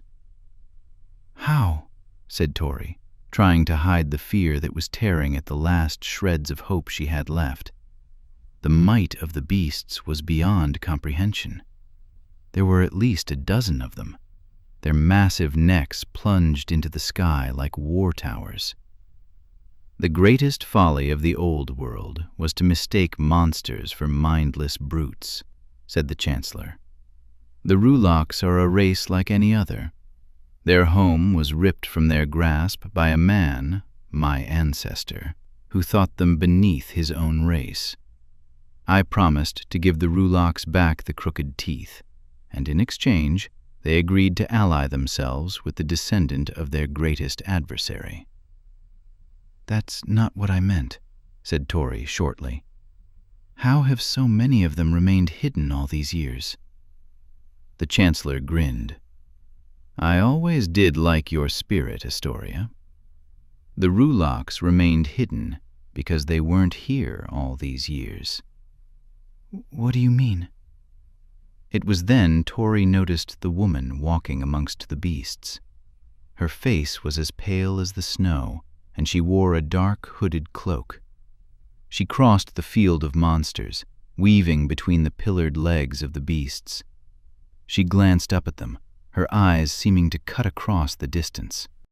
Tori remembered Ren's story earlier that night of the dark witch that the Chancellor had been learning from, and she knew this must be her. The witch rose from the ground and flew to join them. Her flight was slow, and she landed on unsteady feet, gripping the edge of the balcony. Tori swore the air grew colder as she landed. "Astoria, meet Medea," said the Chancellor. The witch's eerie gaze unnerved her, but Tori held her head high as the woman looked her over. It felt as though Medea were looking through her, to her soul. "Ah, the infamous gallows girl. Yes." Tori said nothing, but she felt her senses surging within her. The woman's very presence made Tori want to lash out and fight. Medea reached inside her billowy cloak and retrieved a pair of shimmering emerald stones. She handed them to the Chancellor, and he grinned, holding them up for Tori to see. Tori feared she did not have to ask what they were. Medea left them then, without another word. "You asked how the beasts have returned to the world after hundreds of years," the Chancellor said, his fingers playing with the gems. "The answer? I let them in. Or rather, Medea did." Tori felt a dark chill run across her skin. Let them in from where? "There is magic in the world far greater than that of the Watchers, Astoria. Believing that they were the lone wielders of the powers behind the world, the gods' chosen saviors of humankind. That arrogance was what led to the Watcher's demise in the old world. The first Chancellor, for all his blunders, didn't despise magic. He was a Watcher himself, and a devout follower of the Order. The problem was he couldn't control the others. Magic doesn't play favorites. Look at yourself, a slave girl who suddenly possesses the strength to cast a ripple in the pond of power. The lowborns of Osha would follow you to their deaths if they ever had the chance. Magic is the great leveler of the world in the right hands. And so, my ancestors banished magic entirely from our world. The Chancellor held the stones out for Tori to see. She had seen high-born ladies in Osha wear stones such as these around their necks, but as she eyed them, she noticed something subtly different. There was a glow to them, not like that of a flame, but more like the glow of primal life. My ancestors ushered in our magicless, monsterless new world with one final act of incredibly powerful magic. Cyrus Morrow held up the stones. With the Godstones. Powerful magic, thought Tori. It was just like the draft, the way he used sterile words to describe the deaths of innocent people. It made her sick. Sure, if you call slaughtering all of my kind a mere act of magic, said Tori. The Chancellor laughed to himself. But he didn't slaughter them, Astoria. Not all of them. That's what people thought, of course. How else could you explain the disappearance of every magical creature, every savage monster? How would you explain it then? The first Chancellor sent them away from our world to ravage another one. Tori's face must have borne the puzzlement she felt, because the Chancellor laughed once more. What if I told you that the new world is not all there is? That made no sense to Tori. What are you talking about? Would you like to see? The Chancellor did not wait for a reply. He pressed the emerald stones, now glowing intensely, into Tori's palm. A swirl of mist engulfed them until the valley and the rulocks disappeared. Tori was filled with the sensation that her insides were being turned inside out. Searing pain filled her senses. The stones burned through the skin of her hand, sending waves of pain through her bones. The burning spread from her palm to the rest of her body, as though she'd been set aflame. And then the pain changed. At first, Tori thought it was her body healing itself, but that was not this feeling. I feel numb. The mists swirled around them, then dissipated, and Tori knew immediately that she had arrived somewhere else, somewhere utterly different from the world she had always known. Chapter 32. Tori crumpled to the ground in a field of gray grass. The searing pain had become a throbbing ache that permeated her entire being. She lay in the grass and let the pain wash over her. Slowly, the intensity ebbed away, becoming a lingering ache that made her feel hollowed out. After a few minutes, she found the strength to sit up and take in the world around her. She lay in a meadow. There was a vast forest at the edge of it, but the trees were different from the ones in Osha. The snow pines and everwinter trees of the north were tall and slender and covered in needles. But these trees were broad and had leaves as large as she was. Tori had seen such trees in the Bay of Trium, but there was something different about this place, something that told her there was no way she could be anywhere near the Triumvel. The trees were alive, but they were not green like trees in the New World. These bore a dull gray color like the grass.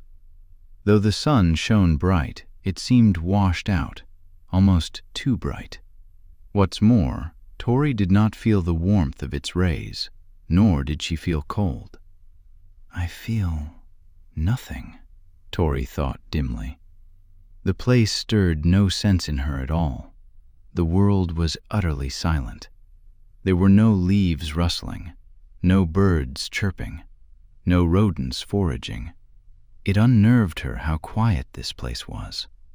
The Chancellor stood, unfazed, a short distance away, atop a small, grassy knoll, gazing out to a world beyond the meadow. Tori hobbled through the grass to him, and he turned and met her halfway down the hill, taking her arm. She only realized her body had been weakened from using the Chancellor's godstones when he aided her. "How is your hand?" Cyrus Morrow said. Tori stretched out her fingers, and pain shot up her arm again. The skin was swollen and tender. Each movement felt like the skin was being stretched over a bed of broken glass. But if she held her hand still, the pain subsided. "Fine," she lied. "Where are we?" "Come see." The Chancellor led her up the grassy knoll. From the top, they looked upon a great valley, and beyond, the ocean stretched out to the edges of the world. Yet the water did not flow in waves like it did in the New World. It stretched flat and motionless, like a great gray plain, reflecting the gray nothingness of the cloudless sky. On the rocky shore lay a vast city. At least, it had once been a city. It was now a field of bramble, shards of jagged stone sticking out in all directions like the bones of a long dead beast, wrenched and splayed open at the chest. Tori had heard tales of the necropoli of the ruined empire, ancient ghost cities that had fallen to ruin after the alien races arrived from the lost continent. The fair-skinned invaders had conquered the fair dynasty of the ancient world, and then gone on to take over the whole continent, leaving death and rubble in their wake. The necropoli were said to be haunted, infested with plagues. Is that where the Rulaks came from? Tori wondered. But then, why is everything so strange? Why does it feel so otherworldly? Outside the necropolis, a horde of Rulaks stood peacefully. There must have been 100 or more. The Chancellor had apparently only let in a portion of the beasts. Every one of them stared at an empty archway at the edge of the rubble. "Is this the land of the dead?" said Tori. The Chancellor smiled, not darkly, but in an enduring way, the way mothers smile at naive children. "This is the old world, Astoria. Or rather, this is what's left of it after the first Chancellor was through with it. A gloomy shade of our own world." "What are they doing?" Tori said, pointing below at the statuesque Rulaks. "This world is the most dismal place you can imagine. It echoes the beauties of our world, but with no sensation. Grass without color, a sea with no waves, sunlight with no warmth, eating with no hunger to satisfy. This place is worse than the land of the dead. It is nothingness." The Rulaks lived in this nothingness for 300 years. But one day, a door opened and took a few of their own away. These poor beasts are waiting, desperate for that door to open again and take them away from this wretched place. Tori stretched out her hand again. It still hurt. The skin was raw from the searing godstones, and she thought she could see bone peeking through. It made her cringe, and she was surprised she was not in more pain than she was. Why aren't I healing? To open the door to this horrid world, the stones require payment, said the Chancellor. A blood tithe. A regenero is very handy for using the stones.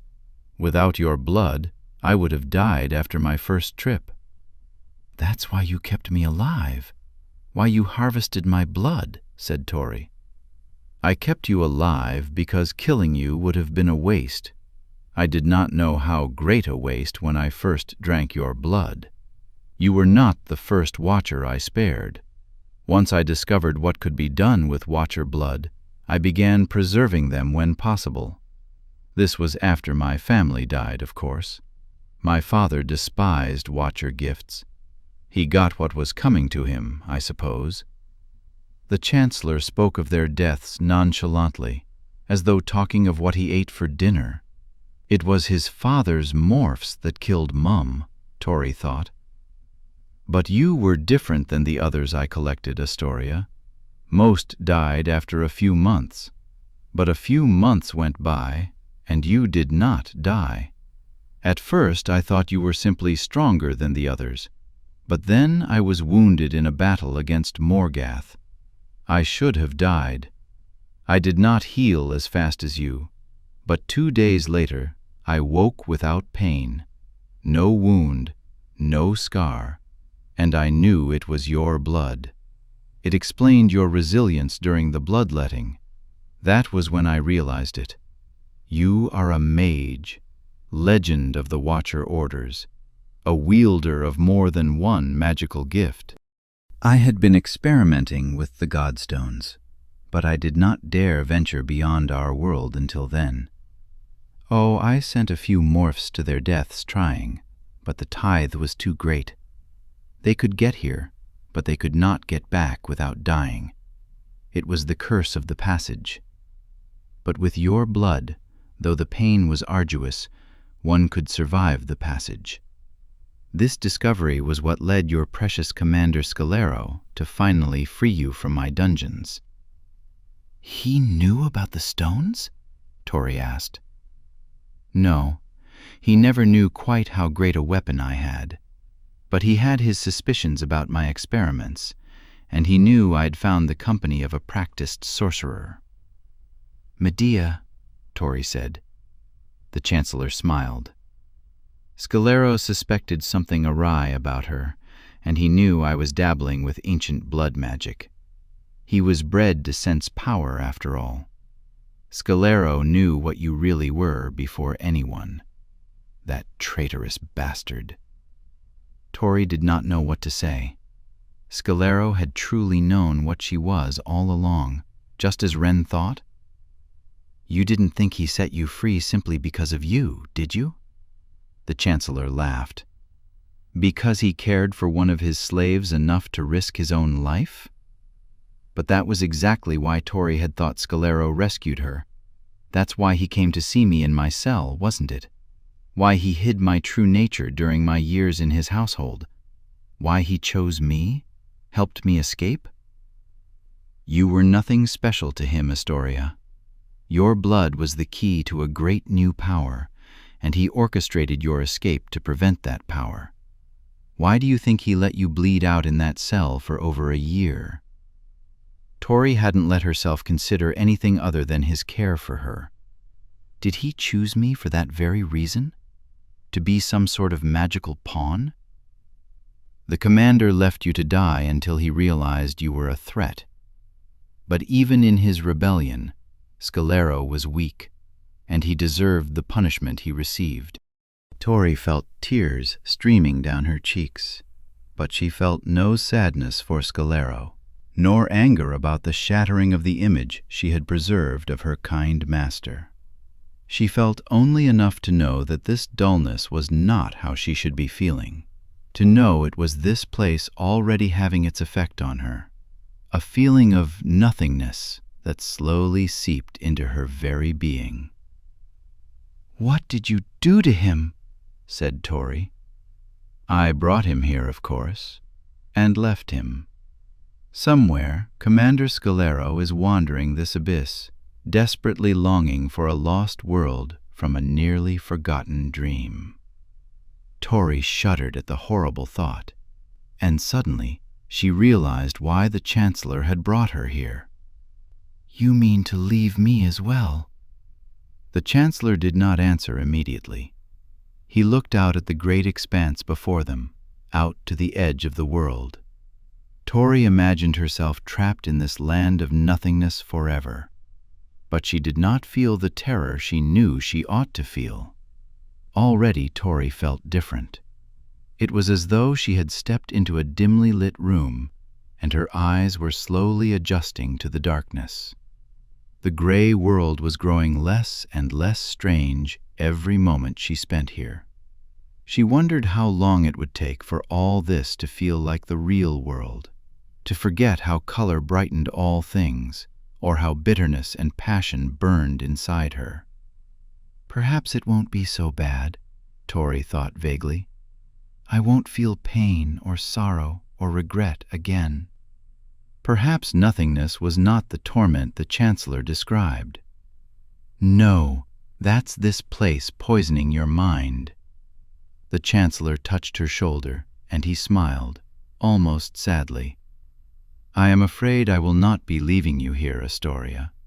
That would be too great a mercy and too great a risk. You've spent too much time in the crooked teeth. You don't know the problems you've caused since your escape. I made the mistake of letting you live once, but rumors have spread of your miraculous escape from my dungeons. Despite my victories in Morgath, the Council of Osha doubts my supremacy, thanks to you. Now there are tales of a strange witch queen gaining followers in the Southern Isles, and with the slave uprisings across the Empire, no, I won't make that mistake again. You won't kill me, said Tori straightforwardly. You need my blood. That's why you brought me here. If only that were true, for your sake, Tori.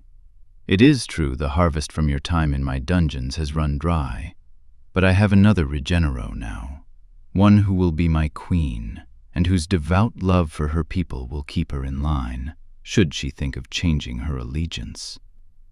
Vashti, I am afraid your usefulness has run its course, Gallows Girl. I will show the people of Osha once and for all what comes from hope in gods and watchers.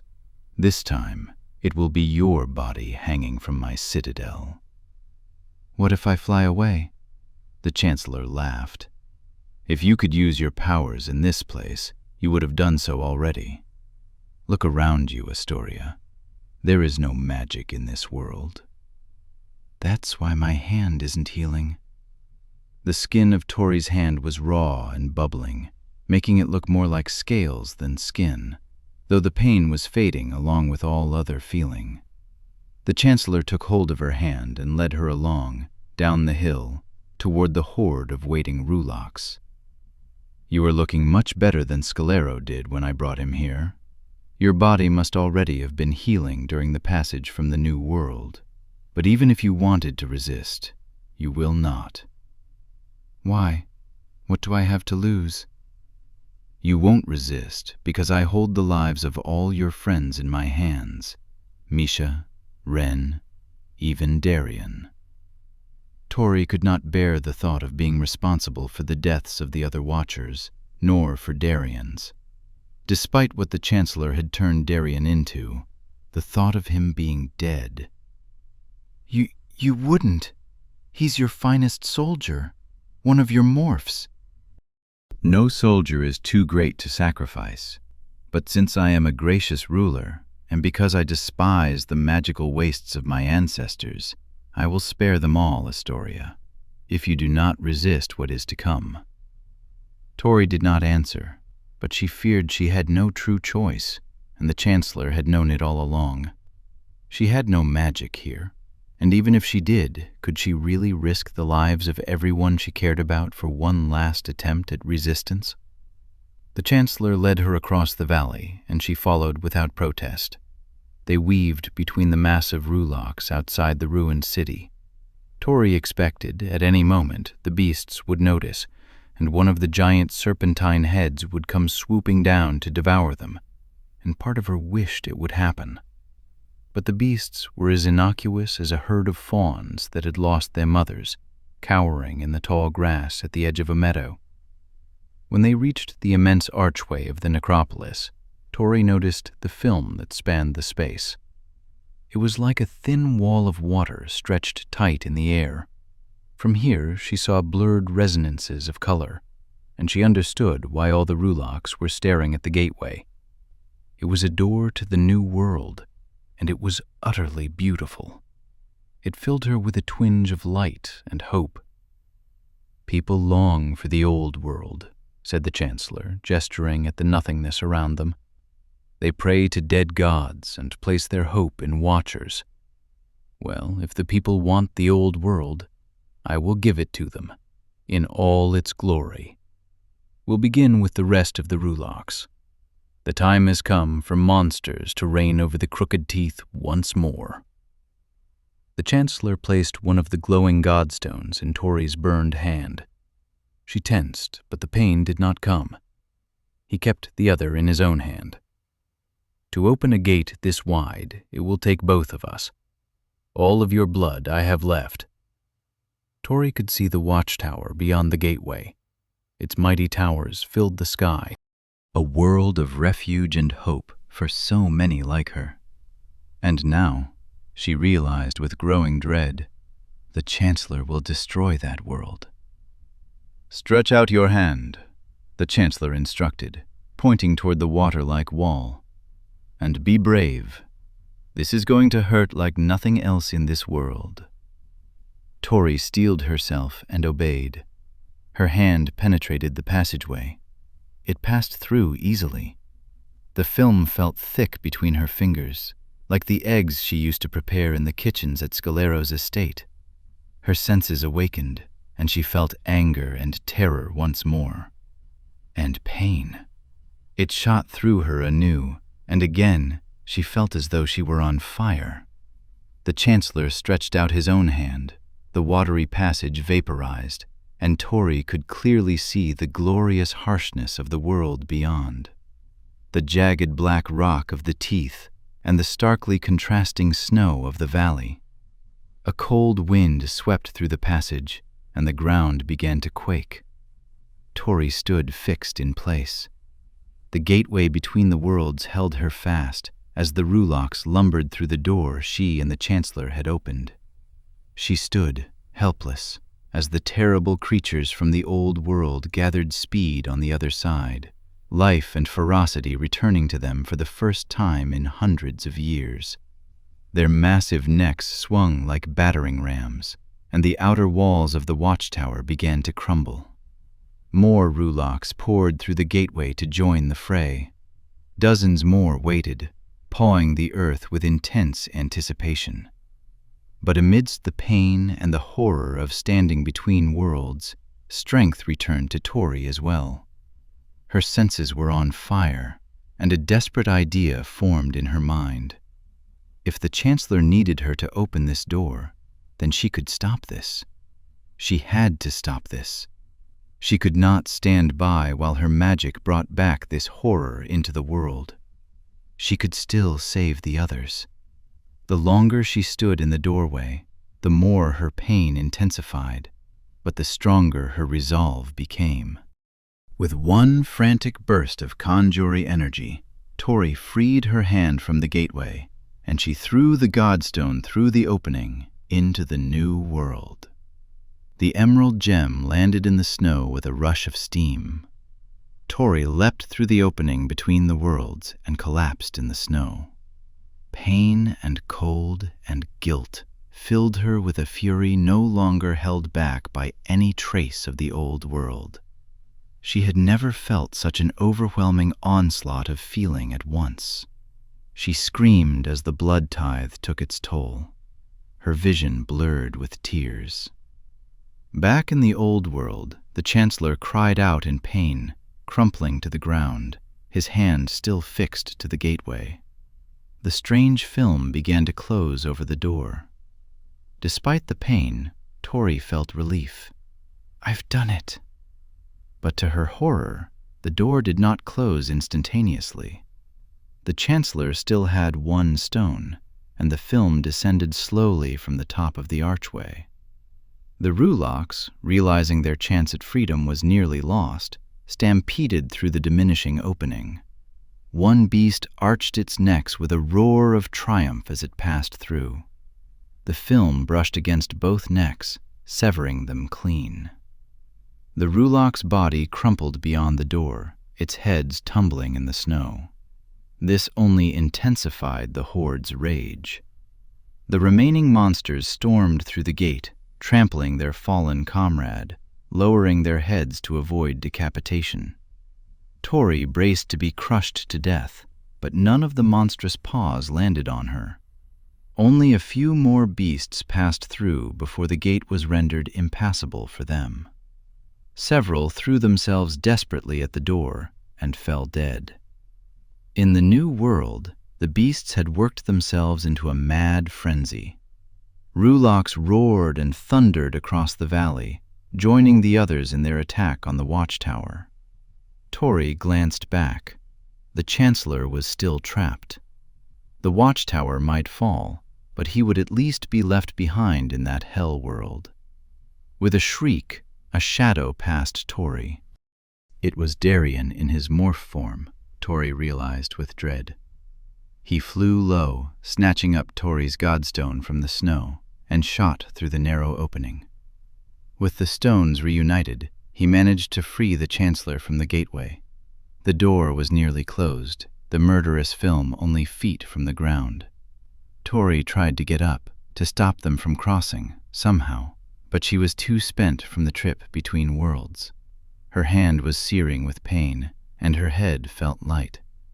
She crumpled in the snow, watching helplessly as the Chancellor crawled back into the new world with the help of the boy she had once loved. The boy who had betrayed her. The Chancellor collapsed safely on the other side. The world became a mad blur. It rocked and swirled like a sick dream. Tori's mind was fading. The last thing she saw before she passed out from the pain was the central spire of the watchtower crashing down as the Rulocks took back their realm. Chapter 33. When Tori woke, the pain from the Godstones had subsided. Back in the new world, her body had healed as always. For a brief moment, she basked in the absence of searing pain, but she soon jolted upright. What happened to the others? She had seen the crumbling walls of the watchtower. She knew the devastation the Rulocks must have caused, but as far as she could tell, she was nowhere near the watchtower. The place Tori woke in was dark and smelled musty, like air gone stale across centuries. Was this dark place the land of the dead? The pain of the stones had been so severe, Tori had longed for death before everything had gone black. Tori tried to raise herself, but she was held back by a taut chain. Shackles were fixed at her wrists. Her hands had gone numb, though whether because of her wounds or from cold, she did not know. Her limbs were dreadfully weak, and she collapsed on the stone once more. A flame pierced the darkness, appearing around a corner. Voices broke the silence. A torch entered the dank chamber, followed by a second. In the light, Tori could see milky wax coating the walls. I'm not dead, she thought. I'm in a cave. As the intruders neared, Tori could make out the faces of Darien and a young soldier carrying a bucket and a length of tube. Elements that Tori knew all too well. She swelled with anger, reaching for her magic, but she felt only a dim sense. And then it was gone altogether, as though it had slipped from her grasp. "This her?" said the strange soldier eagerly as they approached. "Yes, Jujen," said Darien. "This is the gallows girl." At the sound of his voice, Tori tensed all over. Why did he save the Chancellor? "Ooh-rah," said Jujen. "The most wanted criminal in all of Osha. Gods! But why's the Chancellor keeping her alive? He wants her dead, don't he?" "Course he wants her dead," a third voice. It was familiar, though Tori could not place it. "She's the bloody reason we're all down here." "But you know the rumors spreading. The Chancellor can't afford there to be any doubt this time about her death. He's waiting for the right moment, waiting till we get out of these damned catacombs and return to Osha." "So that's where we are, the catacombs. But why?" "What are you doing here, Mary?" said Darien coolly. "You're to be standing watch in the main chamber." "I know you don't yet trust me with her, Darien." It pained Tori to hear the cook's voice. She was relieved Mary was alive, but was she as far gone as Darien? "He's your bloody captain," said Jujen. "You'll address him so." "Let her speak, Jujen," said Darien. "I've seen the way you measure me, Captain." ever since we've been in the north. Like you're worried I might be up to something. I saw you gauging my reactions to the destruction of the Watcher stronghold. And truth be told, I don't blame you. I'm here to prove where my loyalties lie. Tori had to fight to control her breathing, to keep listening in secret. They didn't seem to know she was awake. "And how do you wish to prove your loyalty?" said Darien. Let me bleed her out, Captain, said old Mary.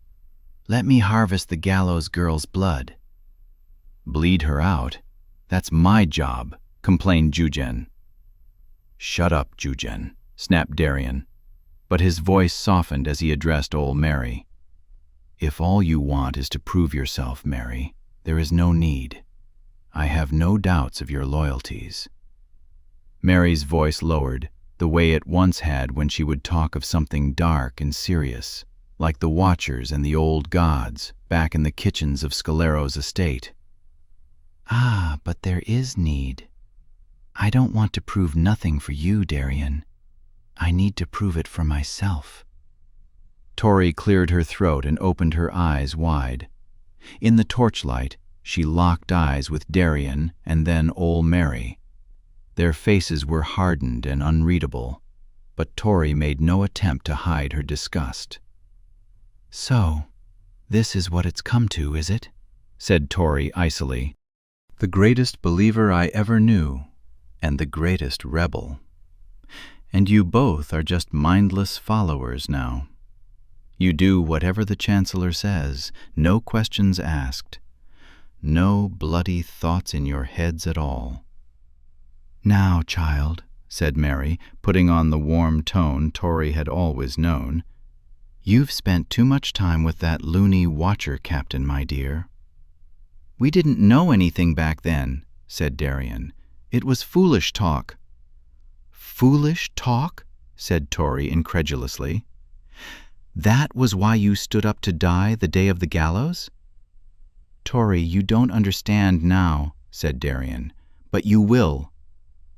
I doubt that, Tori said. I'm a dead girl walking. Darien met her gaze and then looked away. For a moment, Tori let herself believe there was some spark of the old Darien in those eyes, but she wished she hadn't thought it. You killed good soldiers, said Darien carefully. Good men and women, like me and Mary. What are you talking about? When you tried to fight, when you tried to leave the Chancellor in the old world, it worked the Ruloks into madness. They destroyed the watchtower. That was the Chancellor's plan all along. No, Darien shot back. You stirred them up. No one was supposed to die. But those monsters didn't stop at the watchtower. They turned on us all and killed my soldiers.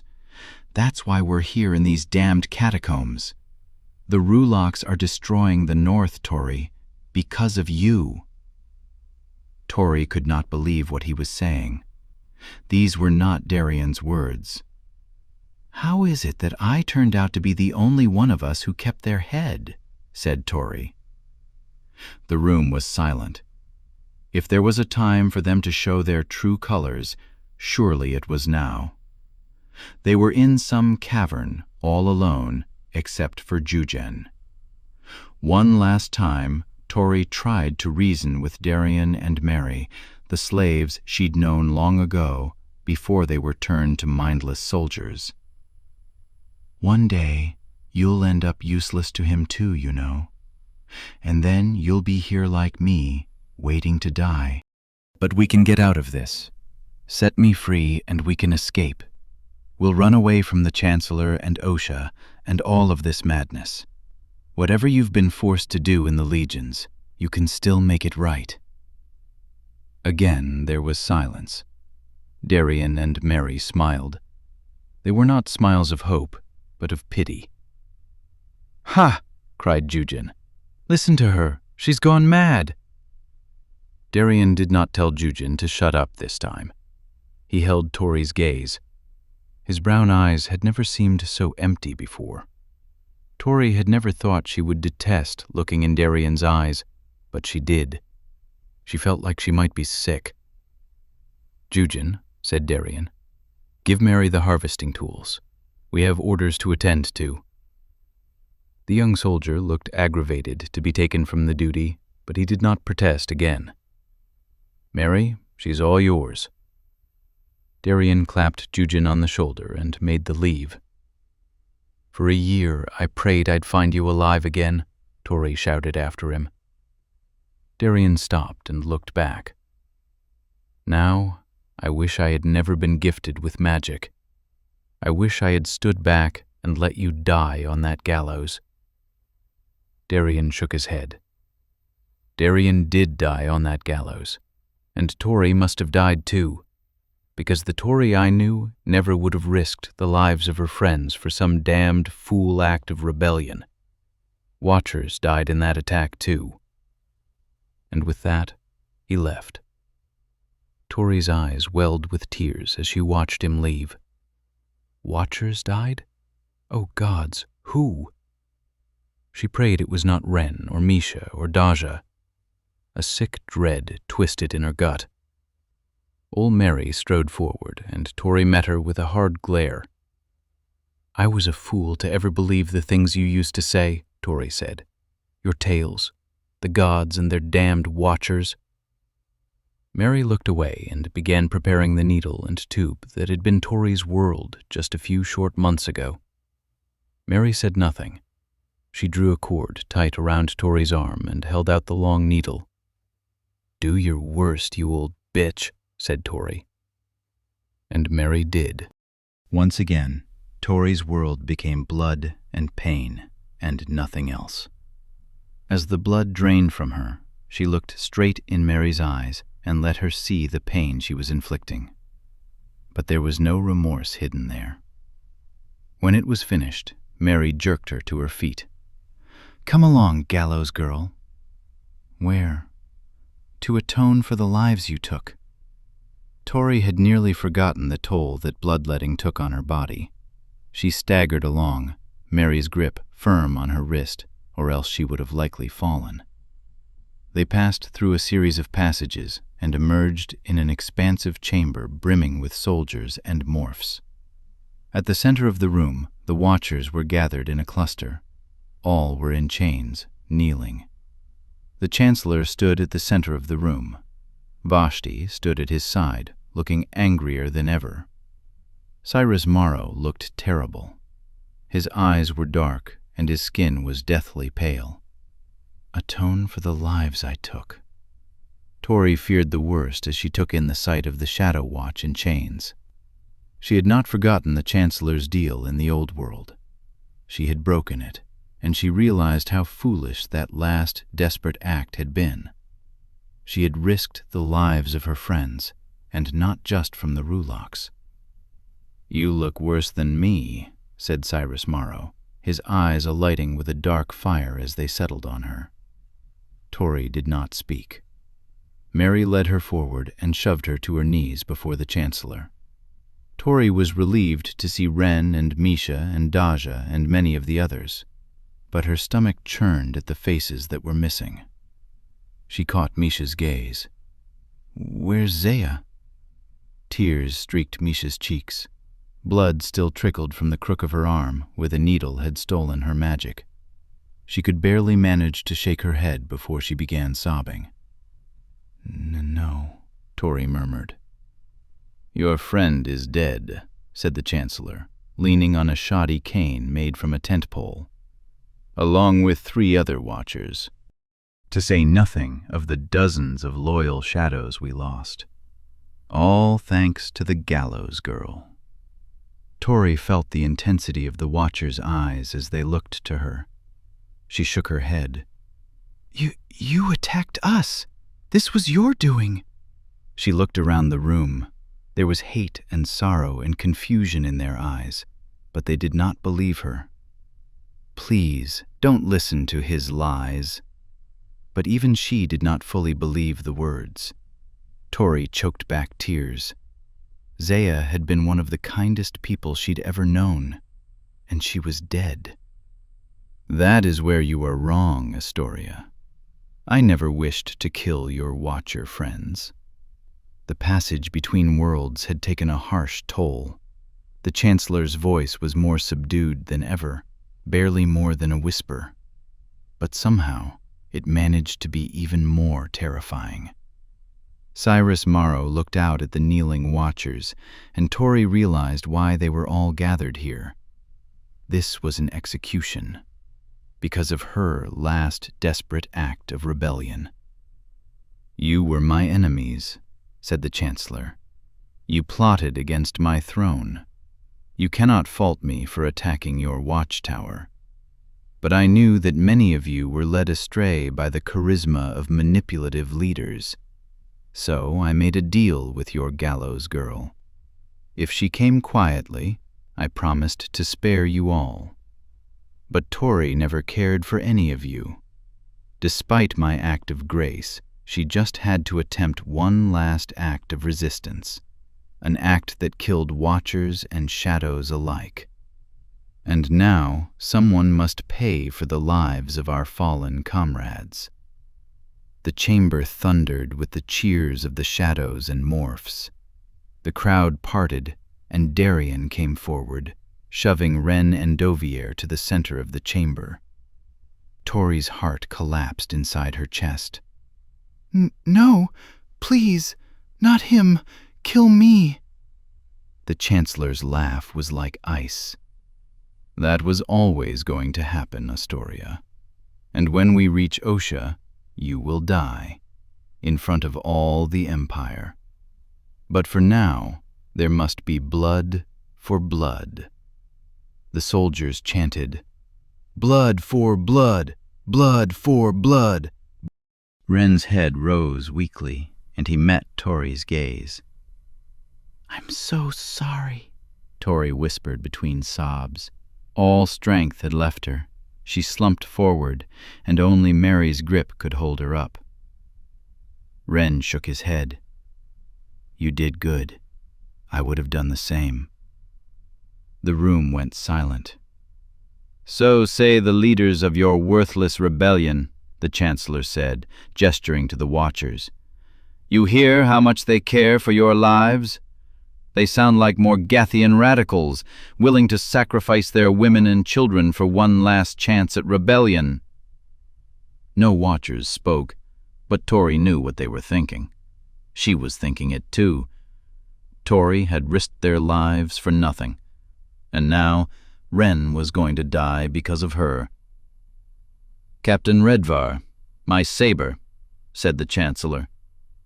"Milord," Darien protested as the Chancellor staggered forward to take his blade.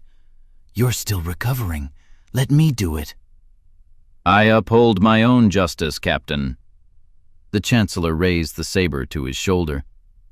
A pair of morphs held Ren by the shoulders, so his head drooped in front of him.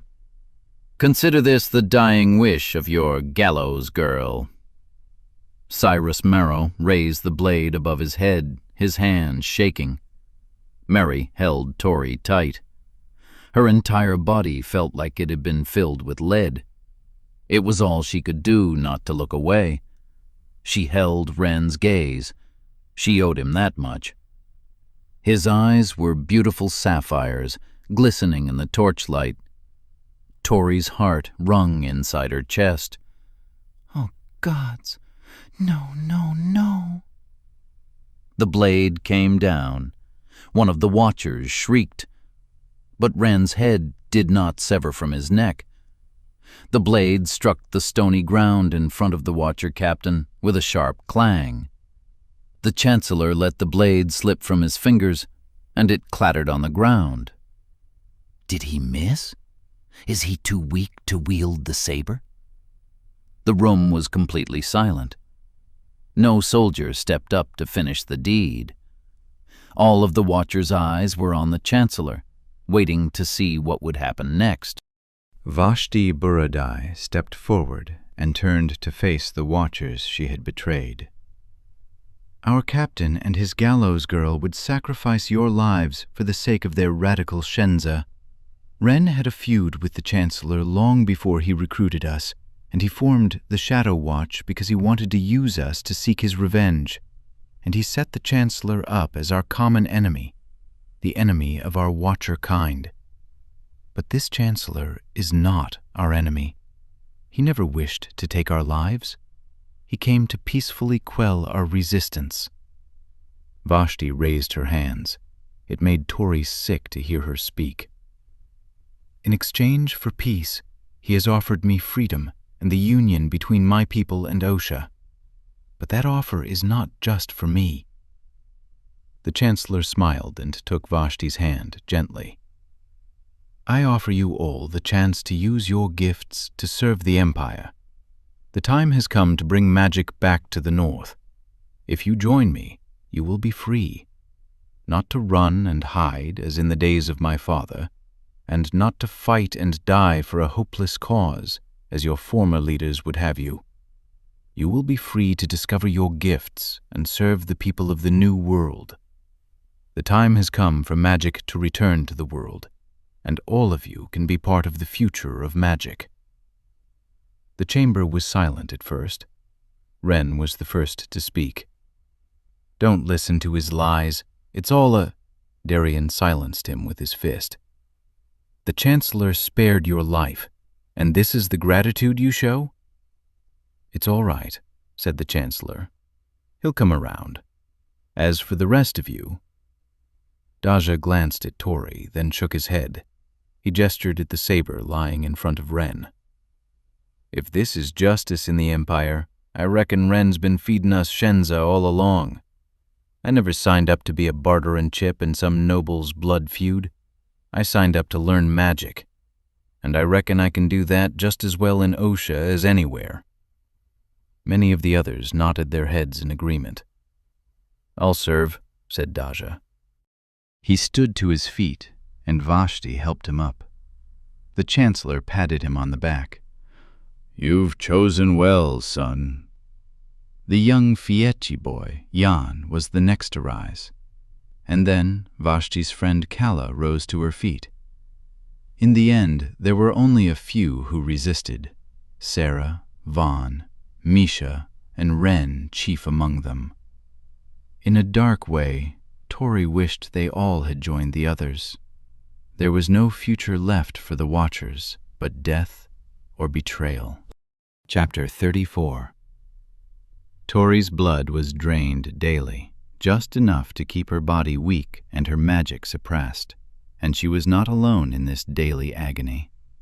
All the Watchers were drained of their strength each night, and in the morning they were herded through the catacombs beneath the crooked teeth, dull aches filling their bones with each jarring step. Those who pledged their allegiance to the Chancellor, however, received kinder treatment. They got food and water rations and slept on mats in the main chamber. If they complied until they reached the citadel, then they would go free. Tori and the other dissenters were treated like cattle. Their bloodletting was arduous. They were chained in dark chambers and watched at all times. The legions and the morphs surrounded them, kept them apart, kept them from conspiring or even sharing in their hellish march. The system of caverns was an immense labyrinth. Tori's mum had told stories of the tunnels beneath the world. It was said they were formed by the Gulag, a giant worm-like monster of the old world. Even in her youth, Tori had thought it an outlandish myth. Tori wondered now if it was real, if the Gulag was in the Chancellor's abyss somewhere, along with all the other legends of the old world. Probably a world of sinking sand, where it could dig no tunnels, she thought. Every few leagues or so, the catacombs reached an expansive chamber, where the large company made camp. The races of the old world were said to have used the caves to hide from Rulaks and other beasts, and now, in the new world, they had been forced to do the same. At first, Tori wondered why the Chancellor had not used the Godstones to escape the catacombs, but the disgruntled murmurs of the soldiers answered her question soon enough. The Chancellor was still weak from the unleashing of the Rulaks, and he had drained his store of the gallows girl's blood. And worse, according to the soldiers, The Chancellor's dark witch, Medea, had been lost in the madness. And so they were all cursed to wander this underworld maze until they reached the surface. It was some time before Tori pieced together who else had died in the Rulock attack. Joran, the Regenero from the Italan fights, a Medici named Gani, and a conjurer named Lyra. Every time Tori saw any of the turned watchers, she was overwhelmed by guilt. Her resistance had been futile. Perhaps it had always been so, ever since the day of the gallows. And if she had complied, the others would be alive. Zaya would be alive. Only once she caught Misha's gaze during the march, and her best friend looked away, holding back tears. Tori wished Misha would join the Chancellor like the others. At least then, she would survive. After the Chancellor extended mercy to the Watchers, Tori noticed a growing uneasiness among the soldiers, even in the apparent safety of the catacombs. The grumblings grew worse by the day. Many felt that the Chancellor should have killed Ren. Others were unhappy that their rations were being shared with the turned Watchers. A fight broke out on the third night underground over food portions. A large brute stabbed a younger, scrawnier shadow for his helping. Darien broke up the fight himself, disarming the brute with a swift flash of his saber. The young soldier was not mortally wounded, but Tori feared it was a sign of worse things to come if they spent much longer underground. According to lore, the cannibalistic Nosferati inhabited the catacombs. As the soldiers murmured during the marches, Tori found herself remembering the old terror stories that her mother had told around fires on the steppe. At the climax of the stories, the point when a Nosferati always came to the surface in the night and kidnapped little boys and girls, one of the older children would sneak up and grab the littles from behind.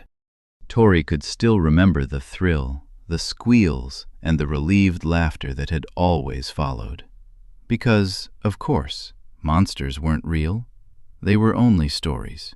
Tori longed for those innocent days again, before the betrayal of her mother, before life as a fringe rat and a slave, before the citadel and the watchtower, before Tori had discovered that if some tales were true, then they all must be. There is no magic without monsters. Tori saw little of the Chancellor and his new queen-to-be during the march. They kept to the front of the company, and the Chancellor and his personal guards did not camp in the same chamber as the soldiers and the Watcher prisoners. Tori saw much of Ren and Misha and the other Watchers who had refused to turn, but always from a distance. The more their blood was drawn, and the longer they were herded along, the weaker they became. It was evident in the way they held themselves, heads down, backs hunched, feet shuffling. They looked like poor, abused animals resigned to their fate, not Watcher rebels. Even Ren had visibly given up. On the fourth day underground, Tori was kept at the rear of the company, escorted by Darien's companion, Valeria.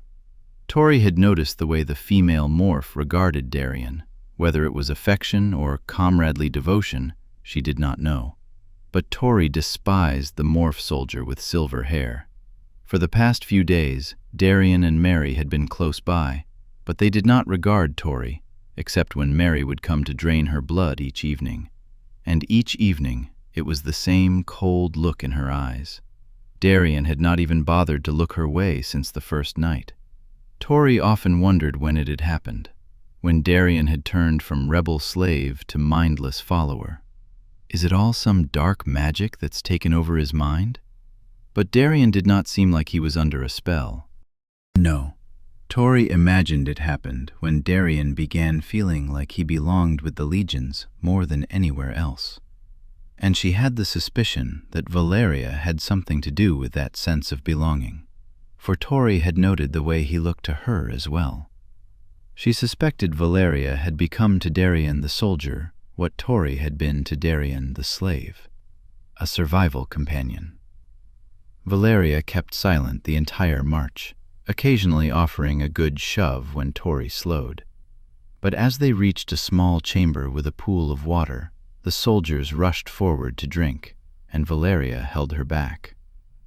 "He's still in there," Valeria whispered when there was a distance between them and the soldiers clamoring for fresh water. "What?" Tori was about to turn and face her, but Valeria held her fast by her shackles. "Don't look at me, just listen. Darian is not much like the boy he was when you last knew him, Gallows Girl, but he's not all gone. Why are you telling me this? So you don't lose hope." Valeria paused for a moment. "Not all shadows are as dark as they seem. Some are still human deep down, and some are biding their time." With that, Valeria shoved her, and Tori collapsed to the ground, aches shooting through the hollows of her bones. "Quit your bitching. You don't need a drink till we make camp, like all the other prisoners." Valeria kicked Tori in the side for good measure. Valeria did not say anything more the rest of the march. When evening came, the Chancellor and his entourage marched on to camp in an adjoining chamber, and the legions began to pitch tents in a large domed space. If Tori believed the murmurs among the soldiers, this would be their last night in the catacombs. They were near the surface, which meant Tori was drawing nearer to death with each step. Once they reached Maroel, she would be executed for all the world to see. Tori had come to accept this reality. It was like the dull aches that racked her body as she walked, something she could not change. The Chancellor had forced them all into a corner, and there could be no good outcome. Tori pondered what Valeria said all day, but no matter how much her heart longed for it to be true, she kept telling herself it was a cruel morph trick. Why would a morph want to keep her hopes up? But still the idea teased her. Could it be that Darian was not as far gone as he seemed? Tori kept telling herself it was foolishness, but she could not stop herself from hoping. It was all she had left. Time moved slowly that night. Anticipation hung heavy in the air. The legions were restless, knowing the world above was only a short distance away, and this restlessness was turning them ruthless. Tori shuddered as she watched Sarah be dragged out of the chamber after her blood was drained. Sarah did not have strength to fight. Vaughn barked and bellowed at the offending shadow, only to be knocked to the hard stone by another soldier. Blood poured from his mouth, but he did not stop screaming until a shadow rendered him unconscious with a blow to the head. Tori watched, helpless, like all the other watchers. Her body tensed. She wanted to make it stop, but knew no one could. They were chained and weak. Tori closed her mind to the scene. The sadness was too much to bear. The legions were famously feared for their vicious treatment of war prisoners. The raping and ruthless destruction of defeated cities was what made the legions so notorious in the New World. The Watchers were the latest defeated army, and they would be treated no differently.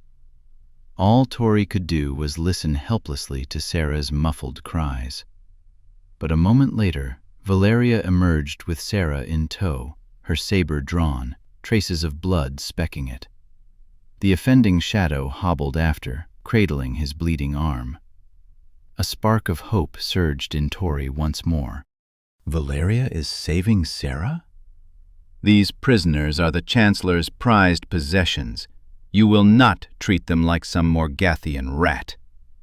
Valeria raised her blade in the air. The next shadow I catch taking prisoners to the back caverns, I'll run through. But it did not end that easily. The shadows were restless and growing more so by the moment. One shadow overturned a bucket of Watcher blood, splattering it across the cavern floor. What's it matter, eh? We're already taking their blood. What's it hurt to take a bit more? This sentiment was chorused by a few others. The room quickly turned into chaos. Soldiers shoved one another, and a second priceless bucket of Watcher blood was overturned. Darian transformed to his morph form and roared. The sight of his beastly shape sent shivers through Tori. That blood is worth more than your very lives. Valeria morphed and flew to his side, along with a few others. But it was little use. The tension had reached a point of no return. In the chaos, Tori went unnoticed, chained at the edge of the room. Unnoticed by all but one. A hand came from behind, covering her mouth before she had time to make a sound. And then she was being dragged backwards into a side corridor. Before the dark enveloped her, she caught a glimpse of her attacker's face, and it filled her with fear. It was Jujen, the soldier who had wanted to harvest her blood. The shadow shoved her up against a wet cave wall in an abandoned chamber. "The gallows girl," he hissed. "I heard a rumor you and the captain tossed around back when you were slaves.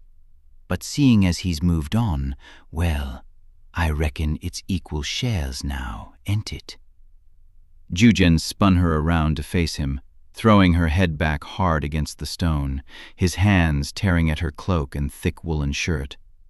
Dazed by the blow to her head and weakened from the march, Tori could hardly resist.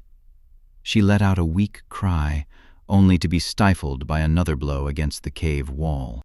She squirmed with what little strength remained, but Jujen was too strong. Her mind went hazy, drifting away from reality. And Tori did not try to come back.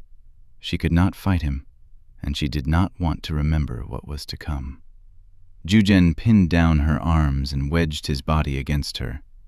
"Seeing as the Chancellor wants you dead, I reckon there's no need to worry about—" "Jujen!" The boy's hands fell away from Tori's body at the sudden voice from the darkness. A torch lit up the chamber. It was old Mary. "What are you doing, comrade?" Her voice was soft but commanding. Jujen spluttered at first. It's none of your business, cook," he snapped. "I came back to drain her blood." His fists were clenched. He reached for his belt. "Ah," said Mary. "No need to be defensive, comrade, if you're just bleeding out the prisoner, is there?" I ain't defensive." "You're a fine soldier, Jujen," said Mary carefully. "But I think you may have forgotten something important." She held up a bucket and tube. "Oh, gods, how foolish of me." He reached for the elements, but Mary pulled them back. Jujen's eyes were alight. "Don't be foolish, son. Fools in this world wind up dead, you know." Are you threatening me?" Jujen said tremulously, hand still hovering near the blade at his belt. "Why don't you let me deal with the gallows girl's blood, as our captain commanded me, and you head on back to the main chamber? I reckon the captain could use your help calming down the troops and their lust." She held his dark gaze, and finally he stood down. Without another word, Jujen darted away into the dark. Tori breathed with relief. Mary regarded her with cool eyes, and Tori steeled herself for the bloodletting that was to come. She wished Mary would drain all her blood and be done with it. Be done with the Chancellor, this march, this unrelenting world. But the prick of the needle did not come. Mary dropped the bucket on the floor. The clatter echoed off the walls. "For someone who's been through a dozen hells, you're the most resilient girl I've ever known," said Mary. Her voice was barely a whisper, and it cracked as she spoke. "What?" Tori managed.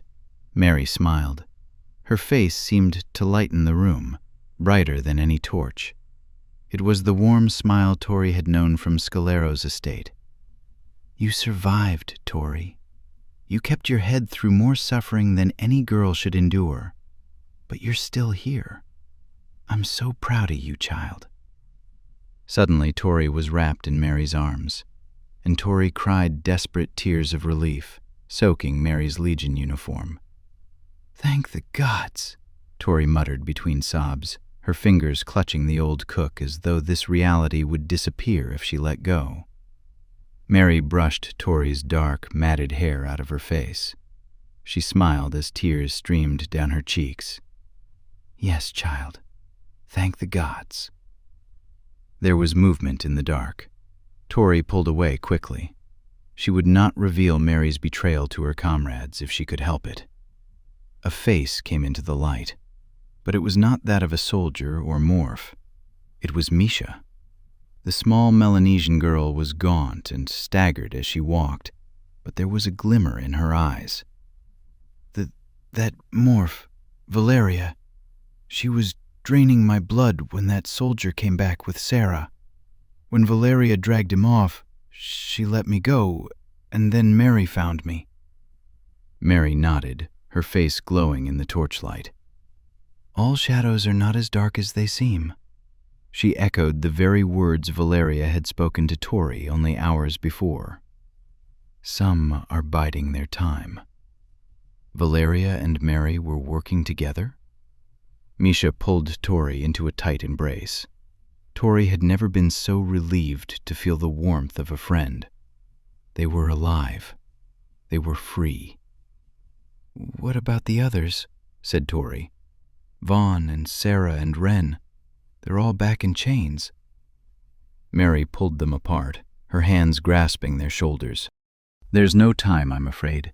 Come, girls, we must be swift. It is time for the gallows girl and her comrade to run far away from this God's forsaken madness."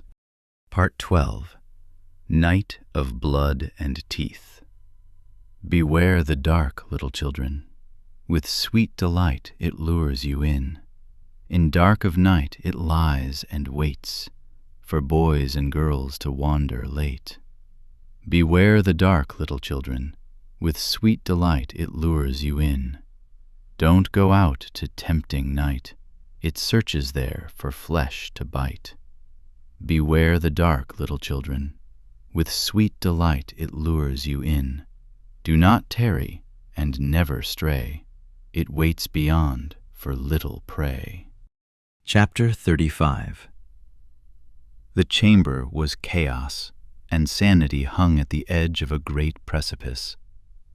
The legions were losing their minds in bloodlust and restlessness, and if Darian let them have anything now, it would all be over.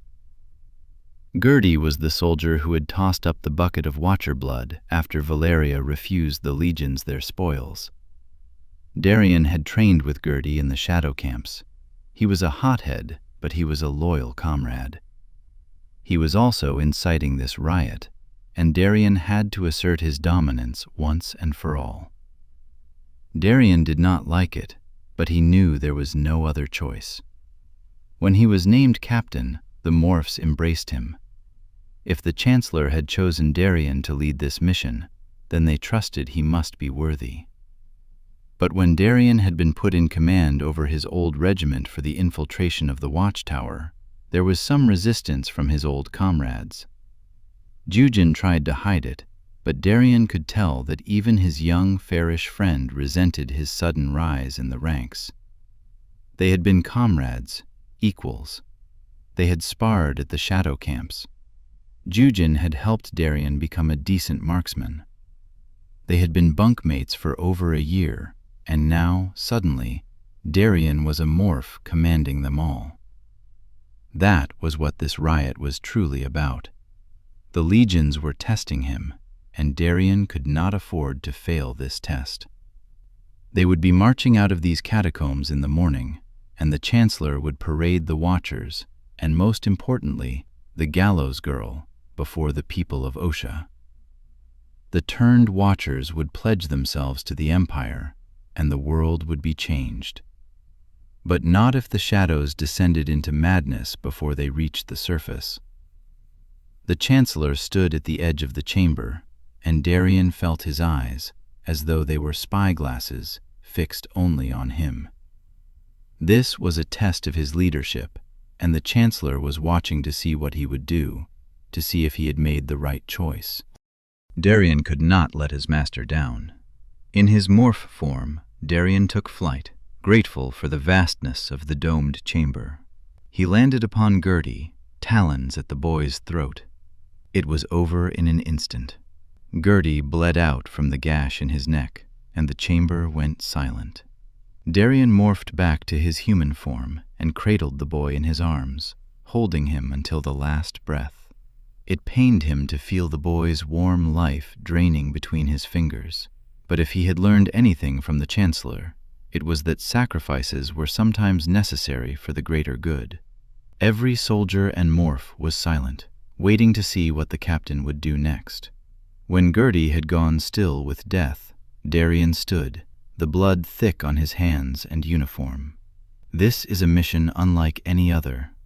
Darien addressed his soldiers coldly, with the confidence of a king whose word was law. "We will not conduct ourselves as we have in other missions. The fate of the Empire is in our hands, comrades. I will not allow any one of you to put that empire in jeopardy. You will act like the servants you are, and if anyone else breaches command again, you will wish you would have been devoured by Ruloks."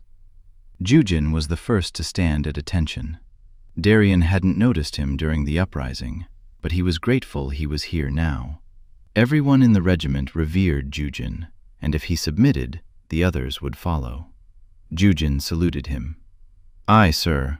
You are our Chancellor's chosen leader, and we will do as you command." Rickon was the next to recite the mantra, and the other shadows soon followed, saluting and declaring their loyalty to the Chancellor's chosen captain. Darien breathed a sigh of relief. The Chancellor caught his eye and nodded his approval. Darien had passed the test. While the soldiers dispersed and returned to making camp, Valeria came to his side, sheathing her saber. "You did well killing Gertie, Captain. It was a necessary sacrifice." He should have said, "Of course, I know what I'm doing. I am your captain as well." But truth be told, he needed Valeria Sardona's affirmation to ward off the guilt and insecurity that had plagued him since he'd been made captain. What was it the Chancellor saw in him? He and Valeria had been through so much together, and if there was one person who could make him feel that he had what it would take to get the Watchers to Osha, it was Valeria. "Thank you, comrade," he said with a nod. The room filled with the smell of porridge as supper was served, but both of them stood back and watched their old regiment go about their nightly routine. The Chancellor withdrew to his own chamber, walking slowly and with a slight stagger. Darien had never seen Cyrus Morrow so weak, and it worried him.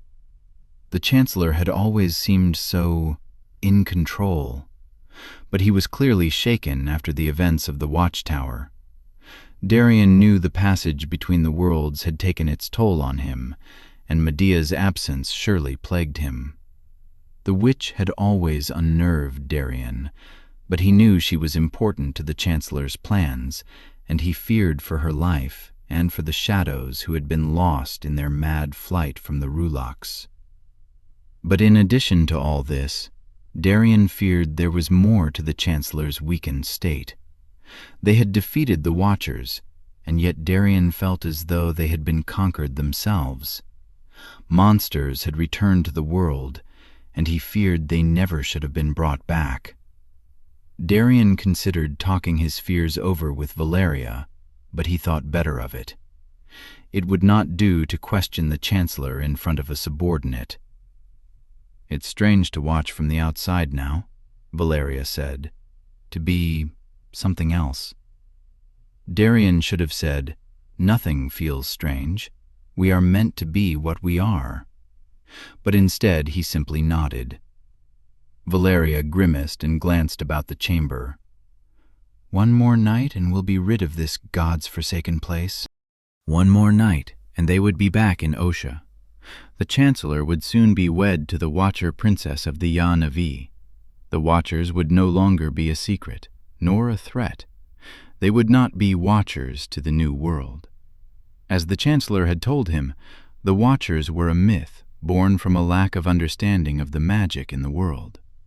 Magical beings would be known as the Chancellor's servants, just like the Morphs.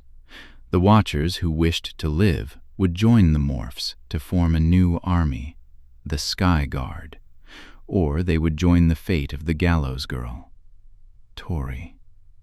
Darien tried to push the thought aside, but it was difficult.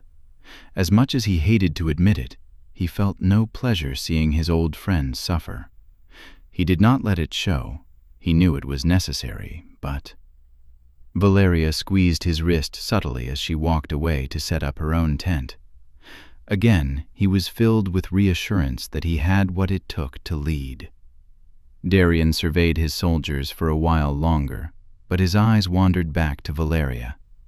It was nights like these he longed to be closer to her. Of course, it was improper for comrades to think of one another in such a fashion, and for some time he had managed to keep the thoughts at bay. But lately, the notions had been taking him off guard. Another thought crept up. What of Tori? Gods, what of her? She was a threat to the Empire, and besides, they had never been anything but friends. Very close friends, sure, but... He thought back to their last night together, when she'd kissed his cheek and they had fallen asleep together in Scalero's stables, and his skin had felt like it was on fire. Gods, where is Tori anyway? Throughout the march, Darian had kept his distance, but she had always been under his attentive watch. In the chaos of the Legion uprising, he had gotten distracted.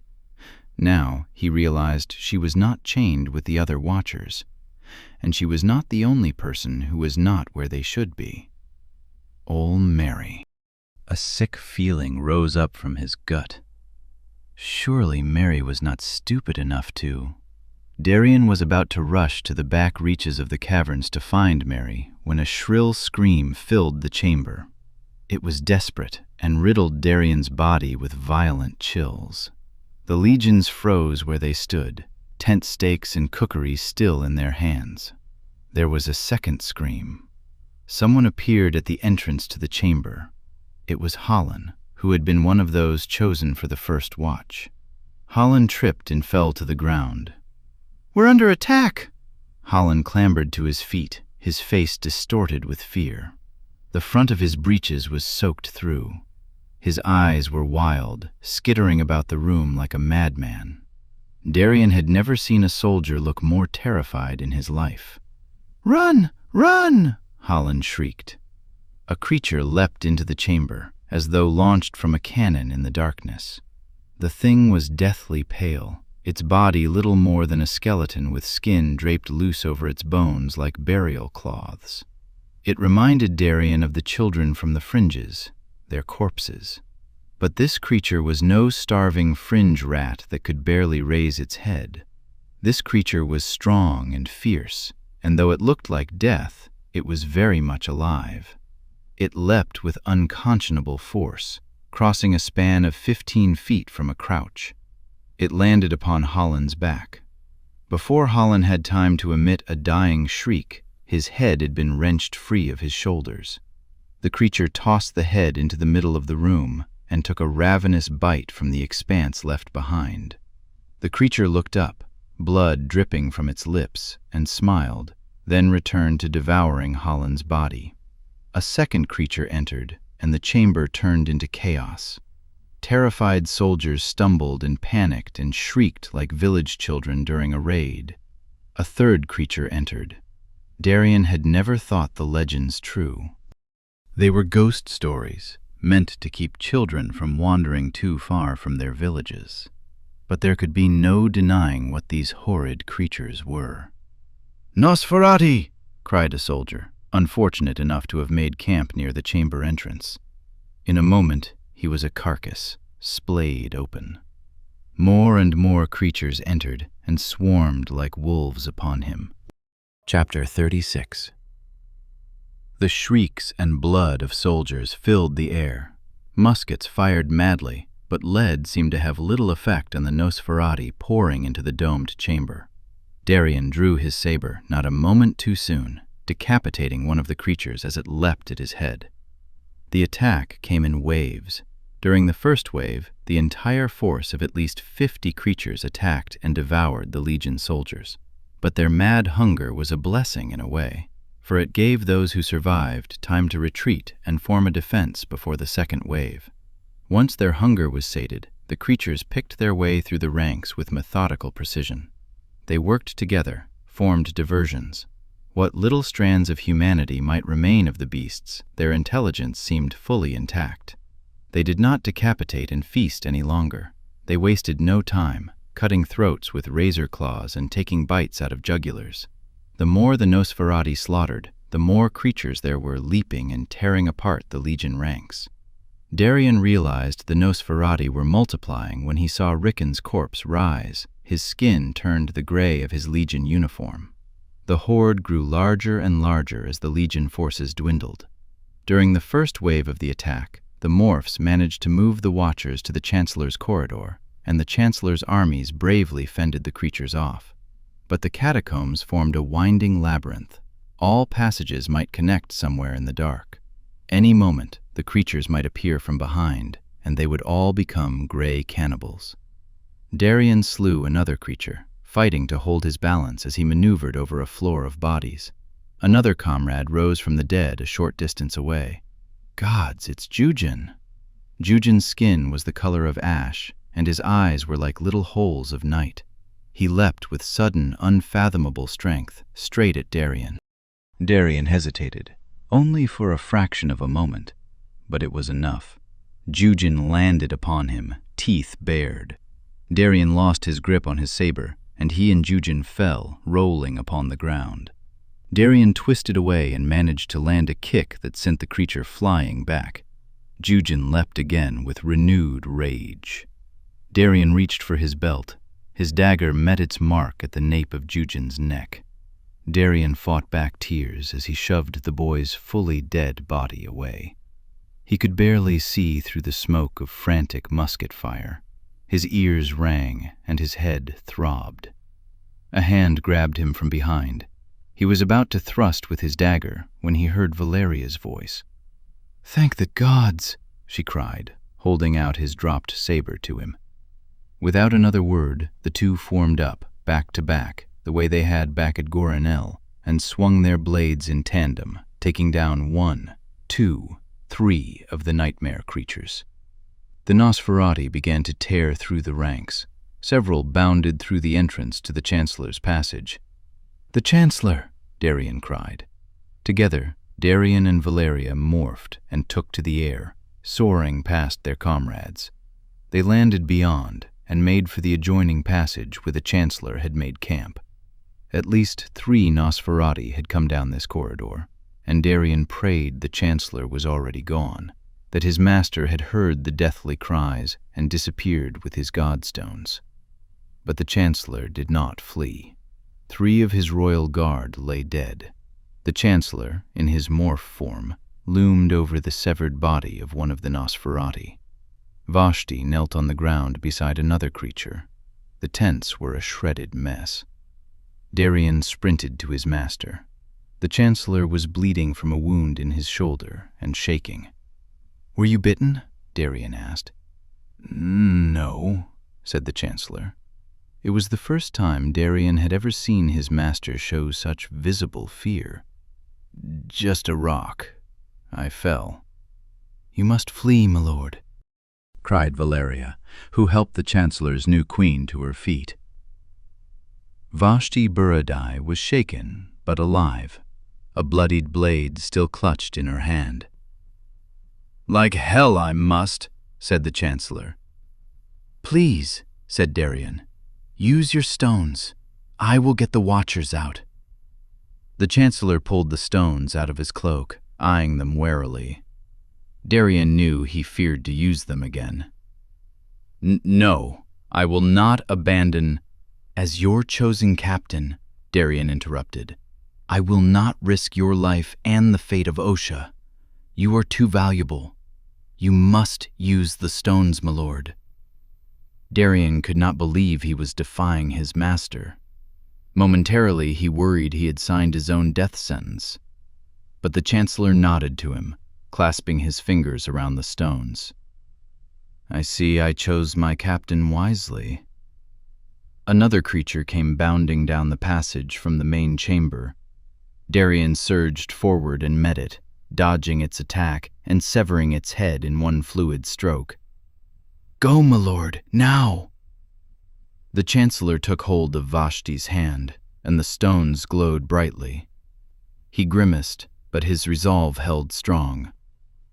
"Darien," he said, You must get the gallows girl to Osha." "I will, my lord."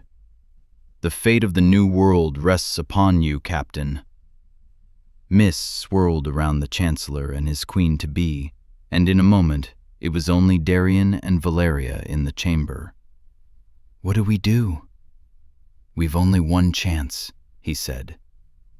Darien rushed over to the mess of tents and rummaged around frantically. It took longer than he hoped to find the explosives.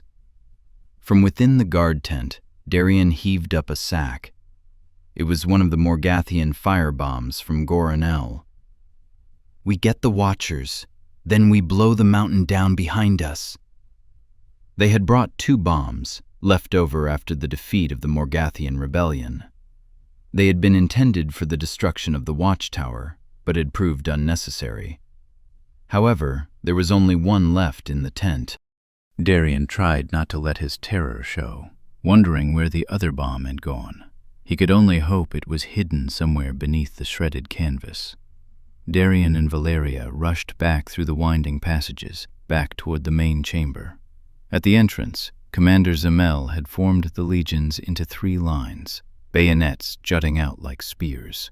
As men in the front line were taken down, men in the second line rushed in to take their place, and those from the third line filled in behind them. The morphs were wreaking as much destruction as they could in the domed chamber, but many of them had fallen. Behind the wall of legions, 6 morphs stood guard over 30 watchers. Several had been mossed in the first wave. There were only a few in chains. Darien scanned their faces, but he already knew what he would find. Tori was not among them. He turned to Valeria. "You have to lead them out." "What about you?" "I've got to find the gallows girl." They locked eyes for a brief moment. She squeezed his hand. "Make it out alive, Redvar." Darien could not speak. He squeezed her hand back and left. He found Zamel and shouted amidst the madness.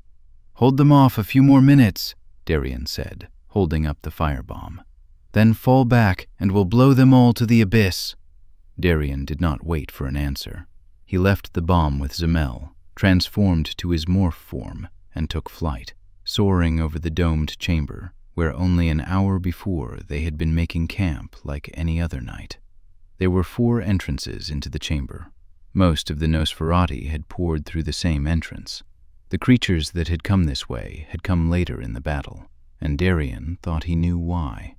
It was only a guess, but it was his only shot. It was the chamber farthest away from the soldier uprising before the Nosferati attacked. If Mary had wanted to try to get the gallows girl out, that would have been her window of opportunity. Darien flew through the entrance and morphed back to his human form, landing in a sprint. He raced down the corridor, counting the time before the firebomb would blow. His instinct proved true. There was a reason the Nosferati had come back from this cavern. A short distance back, Darien reached a dead end. Rubble filled the passage. There was no way past.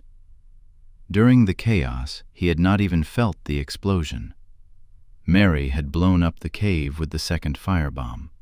A single Nosferati knelt at the edge of the rubble. Darien held his saber out before him. The creature's eyes glowed. Its skin was dead, but to his amazement, Darien recognized the face. "Commander Scalero?" The creature rose at the name and looked at him strangely, and then it shot to its feet. Darien dropped to the ground, reaching out with his saber, but the creature that had once been Commander Scalero leapt over him and disappeared down the passage. Darien was about to leave, but he saw an arm protruding at the edge of the rubble, where Scalero had been kneeling. He rushed over, pulling away debris with mad determination. Old Mary lay buried beneath the crumbled cavern.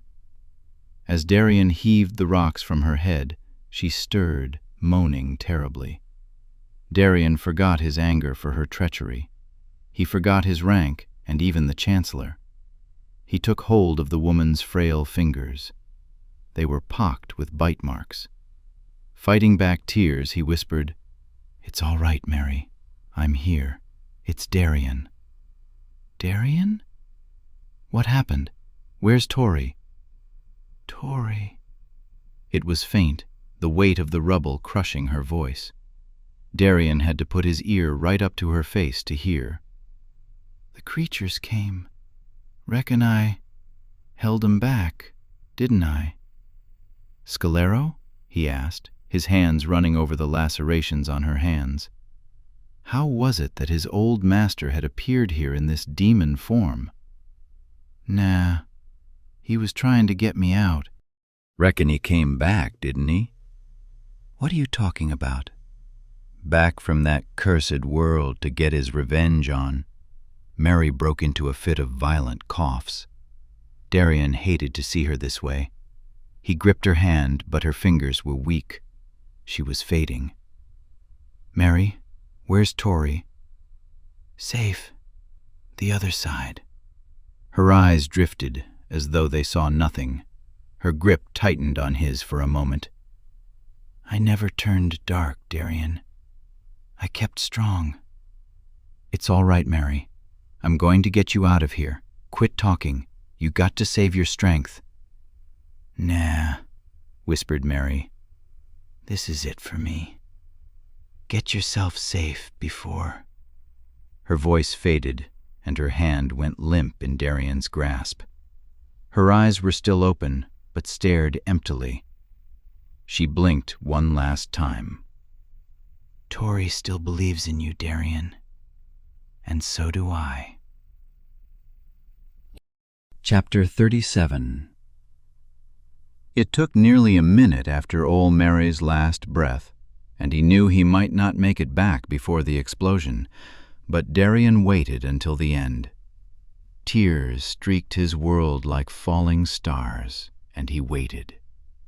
Waited until Mary's skin turned ash-gray and her breath returned, a horrid, frantic wheeze that made his skin prick with violent shivers. He took his dagger and thrust it deep into Mary's skull. It pained him more than anything he'd ever done, but he would not let Mary become a monster. Darian felt her second life shudder. Mary's muscles spasmed, her heart fluttered, and then she was gone. He let the blood run over his hands.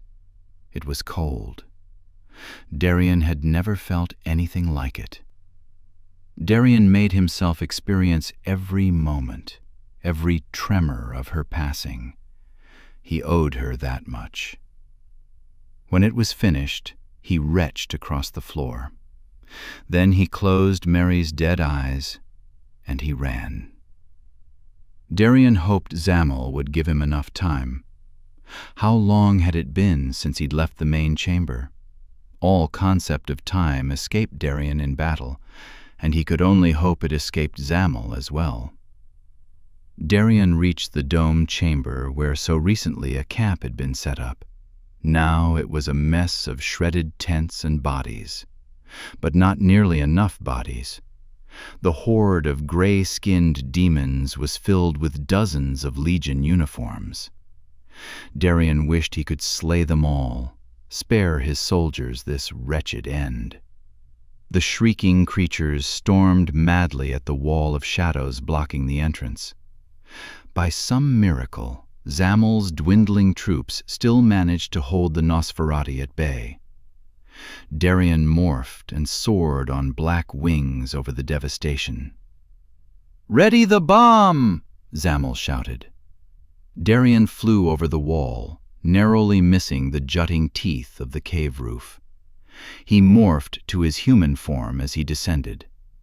Vaguely, he heard Zamel cry for the legions to fall back. And then, the explosion. The force catapulted him forward. Darian landed sprawled on his face. A plume of smoke rushed through the cave like a great serpent, and Darian held his breath for fear of suffocating. The cavern shook as though it were a living thing, its seizing heart raging against an inexorable death. Darian lay still, his arms covering his head as debris cascaded around him. The entire mountain trembled as though it might give way and plunge into the depths of the world. and as he faced the end, Darien prayed. He had never believed in gods, but still the prayers sprung from him unbidden. He had faced so much death, yet never once had he cried out to the old gods. Never until now. The catacombs trembled one last time. It was the shudder of death Darien knew too well. The mountain's breath faded. The great smoke serpent slithered away through the tunnels. The air thinned, and finally, Darien could breathe. He gasped violently for several inhalations, and then he lay still, panting in the stillness. The cavern around him was utterly silent. Darien prayed again, that no Nosferati had made it through, that Zamel and the shadows had made it out alive, that Valeria had led the watchers to safety, even that Tori, wherever she was, had not been injured in the quaking of the mountains. All at once, as though at the press of a lever, the caves filled with the coughs of the living, gasping for precious breath. Somewhere a torch lit up the passage. A hand reached out and helped Darien to his feet, brushing away the chalky debris from his uniform. "Thank the gods," whispered Valeria, pulling him close, her hand touching his face. They embraced, and Darien did not care that there was a host of soldiers around him to witness the affection. They had survived a nightmare, and that was all that mattered. All told, there were 200 shadows, 11 morphs, and 4 watchers lost. Most of the slain now haunted the catacombs beneath the Crooked Teeth, save those who'd had the mercy of being eaten alive in the first wave of the horrific attack. Exhausted, wounded, and never more shaken in their harsh soldiers' lives, the legions pressed on, marching through the night. They reached the end of the catacombs by daybreak and fell out of the opening onto late summer grass in the warm light of the rising sun. Darien had never fully appreciated the beauty of the true light of the sun, never longed more for the sting of the cool Ocean wind, and never been less pleased to see the towering white citadel plunging into the sky in the valley below. He had failed his master. The gallows girl had escaped. How had it all happened? Where had those monsters come from?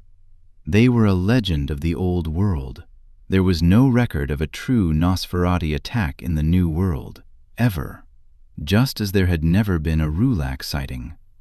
And Commander Scalero had been among them? It made no sense. A train of horsemen escorted the Chancellor from the city to greet them at the edge of the mountains, ready to parade his conquered watchers before the people of Osha. Darien's heart was an abandoned well in his chest. The Chancellor would not have the capstone of his parade. Tori. Valeria squeezed his hand, and Darien hobbled out to meet his master. His right leg was bruised and stiff from the explosion, but if that was his only suffering, he counted himself desperately fortunate. It was strange to think what a curse the Morgathian firebombs had seemed a short month ago in Goranel. Now they were a blessing from the gods, the only reason that any of them were still alive. The Chancellor neared, and Darien filled with dread. To his amazement, the deathly pale sorceress Medea rode at the Chancellor's side. Her wild gaze flitted about the valley. She survived the Rulak attack.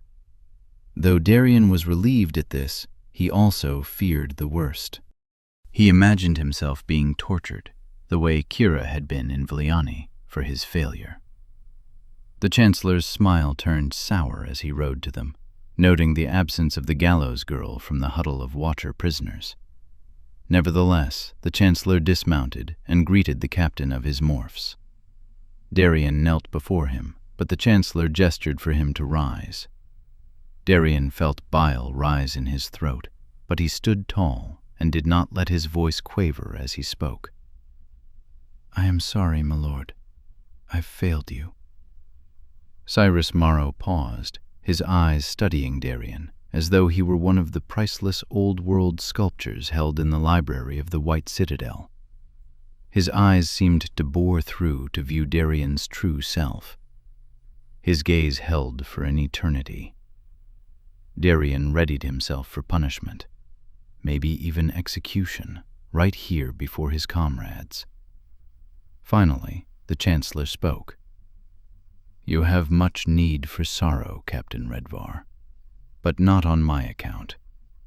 You brought us all through a nightmare. I am indebted to you, as are many others. Tell me, how many of our sorcerers were lost?" Darien gulped. "4, my lord. 2 who were to join the Sky Guard, a Fieti named Misha, as well as the Gallows Girl. Tori was lost in the madness. It is likely she was slain by the devils, but it is possible she escaped in the chaos." The Chancellor was silent for some time. "Only 4 lost?" he said finally. "Then I must thank you for your service, Captain. You have done very well." Darien had not expected such understanding. He had failed miserably, and yet his master was proud? The dread drifted away, and relief swept over him. The Chancellor motioned for a horse. "Ride with me, Captain, as I lead the watchers before the people. We have much to celebrate." "But, my lord, the Gallows Girl—" "Is still alive, Captain. Medea can sense it well. And once we've recovered, we will hunt Astoria down and bring her back to Osha." "My lord, how did Medea survive?" "It's a miracle." The Chancellor smiled at this. "Medea led a company of survivors through the mountains after the Ruloks left the watchtower. While we traveled underground, they traveled above. She arrived in Marl shortly before Vashti and I arrived using the stones. All is far from lost, Captain." "But, my lord, what happened? Where did those monsters come from?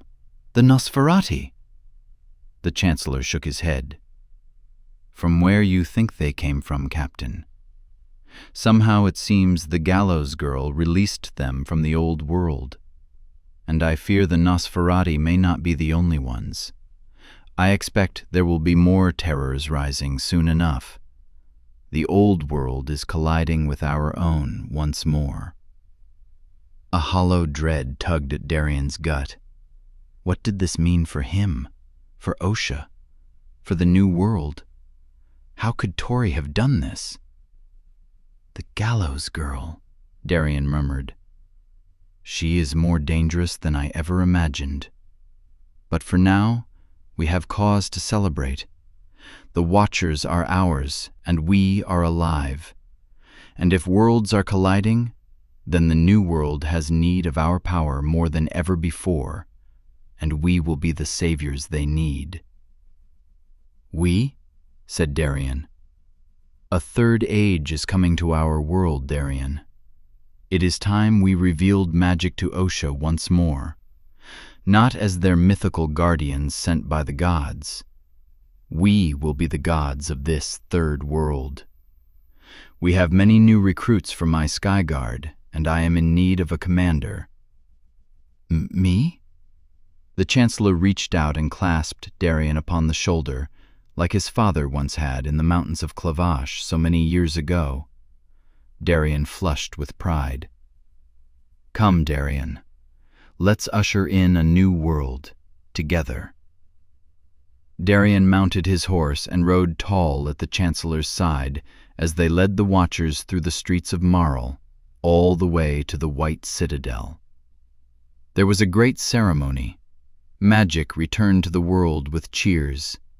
Watchers pledged their loyalty to the Empire, and Darien was raised to yet a higher station, Commander of the Sky Guard. A lowly Clavash boy, now the commander of the first magic army in the New World. But something nagged at Darien. He should have felt proud. He should have been relieved, honored by the Chancellor's promotion. But in the deep caverns of his mind, Darien could not stop thinking of the words Mary had spoken before she died. He kept thinking of the prayers he'd muttered in the explosion.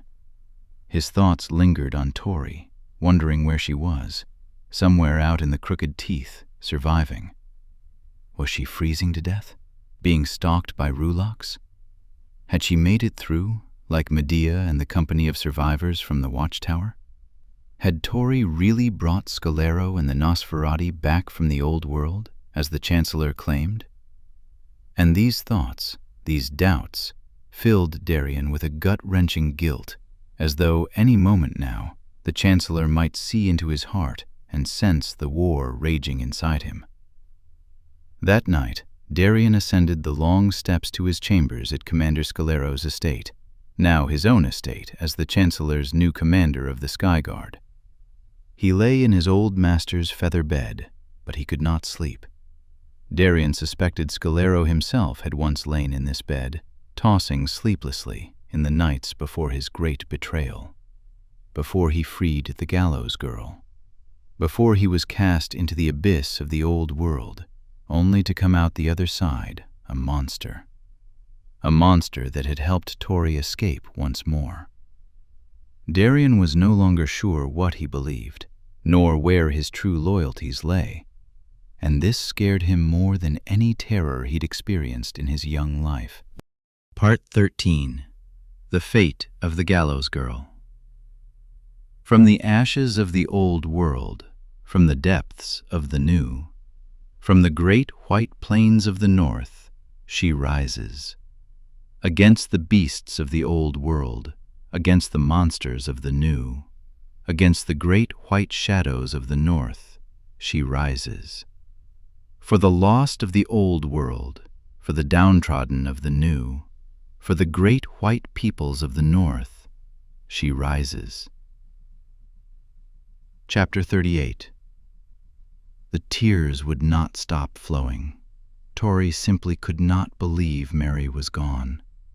One moment, they were hurrying down the winding passages of the catacombs to escape the legions unnoticed, and then horrific shrieks echoed up through the caverns, and in an instant the world changed forever. The first creature came at them like a storm from nowhere. Tori was too weak to use her conjuring power. Before she knew what was happening, Mary was shoving Tori and Misha away and leaping out with her blade. The gray creature shrieked as it flew through the air. Mary was quick with her legion skill and severed the monster's head in one swift stroke, but not before it had landed a bite on the back of her hand. Blood coated the cave floor. Shrieks rushed from the depths of the caverns beyond, the echoes building to cacophony. The terrifying sound stole Tori's breath, as though she'd been struck by an invisible force. Without a word, Mary Kierstead removed a heavy sack from her pack, the firebomb. Mary screamed for them to run. Tori was dazed with shock, but she held on to her old friend's arm. "No, Mary, come with us. We'll help you." Mary glanced at her bitten hand, a strange smile teasing her lips. The wound sent strange gray lines up her arms like veins. "Nah, this is what I've been fighting for all this time. I'm so proud of you, child." "Mary, no, don't!" Mary shoved Tori away. "Keep fighting, girl. Keep believing there's good left, in Darien and in all this world. Now, run." Those were the last words Mary said before she brought the cave down on herself, just as a wave of Nosferati bore down upon her. But before the end, Tori saw the face of the first gray-skinned creature. It was leading the horde, and it was the only one that stopped. The others shot at Mary with demonic fury, but not this one. It looked as though it had been struck still by some spell. Even in its monstrous skeletal form, Tori recognized the face. Commander Scalero? Before Tori could react, the roof fell. The caverns went dark. The tunnel was engulfed with smoke, and Tori knew Mary was gone forever. It all happened so fast, Tori could hardly make her brain comprehend the truth. Mary's dead. She died so I could live.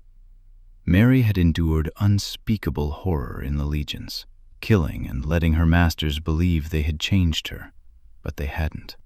All along, she had been waiting for her moment. Tori just could not believe that she was the moment Mary had been waiting for. And Solero? He had been sentenced to the old world for conspiring against the Chancellor, only to come back to his own world a monster. Tori imagined her old master stumbling around that hellish nothing world, growing numb and hollow, forgetting all the beauty that made the real world worth living in, until eventually he stumbled upon some colony of old world cannibals, like the Rulocks at the gates of the necropolis, waiting for their chance to return to the real world. And it seemed he had joined them. How did the Nosferati show up at all? Tori wondered dimly as she and Misha pressed on through the catacombs. The sight of her old master, transformed into a demon, haunted her thoughts. She prayed Mary had died in the explosion, that she had not joined the ranks of the Nosferati. For hours, led by torchlight and a quickly fading hope, Tori and Misha staggered through the labyrinthine catacombs, weak from the bloodletting and the long march and all the horror they'd been put through. But none of it matters now. Mary is dead. Scalero is a monster. And the others? The tears kept flowing, and words would not come. Misha kept silent. Occasionally she brushed Tori's shoulder, but she never broke the silence weighing down upon them. It was as though Misha could feel the gravity of the loss, even though she'd never known Mary or Scalero. As though, somehow, Misha felt everything Tori felt, and knew that no words could express the sorrow plaguing her. Of course she does. She lost Zaya. The cavern stretched on and on. Tori did not have the willpower to choose their path.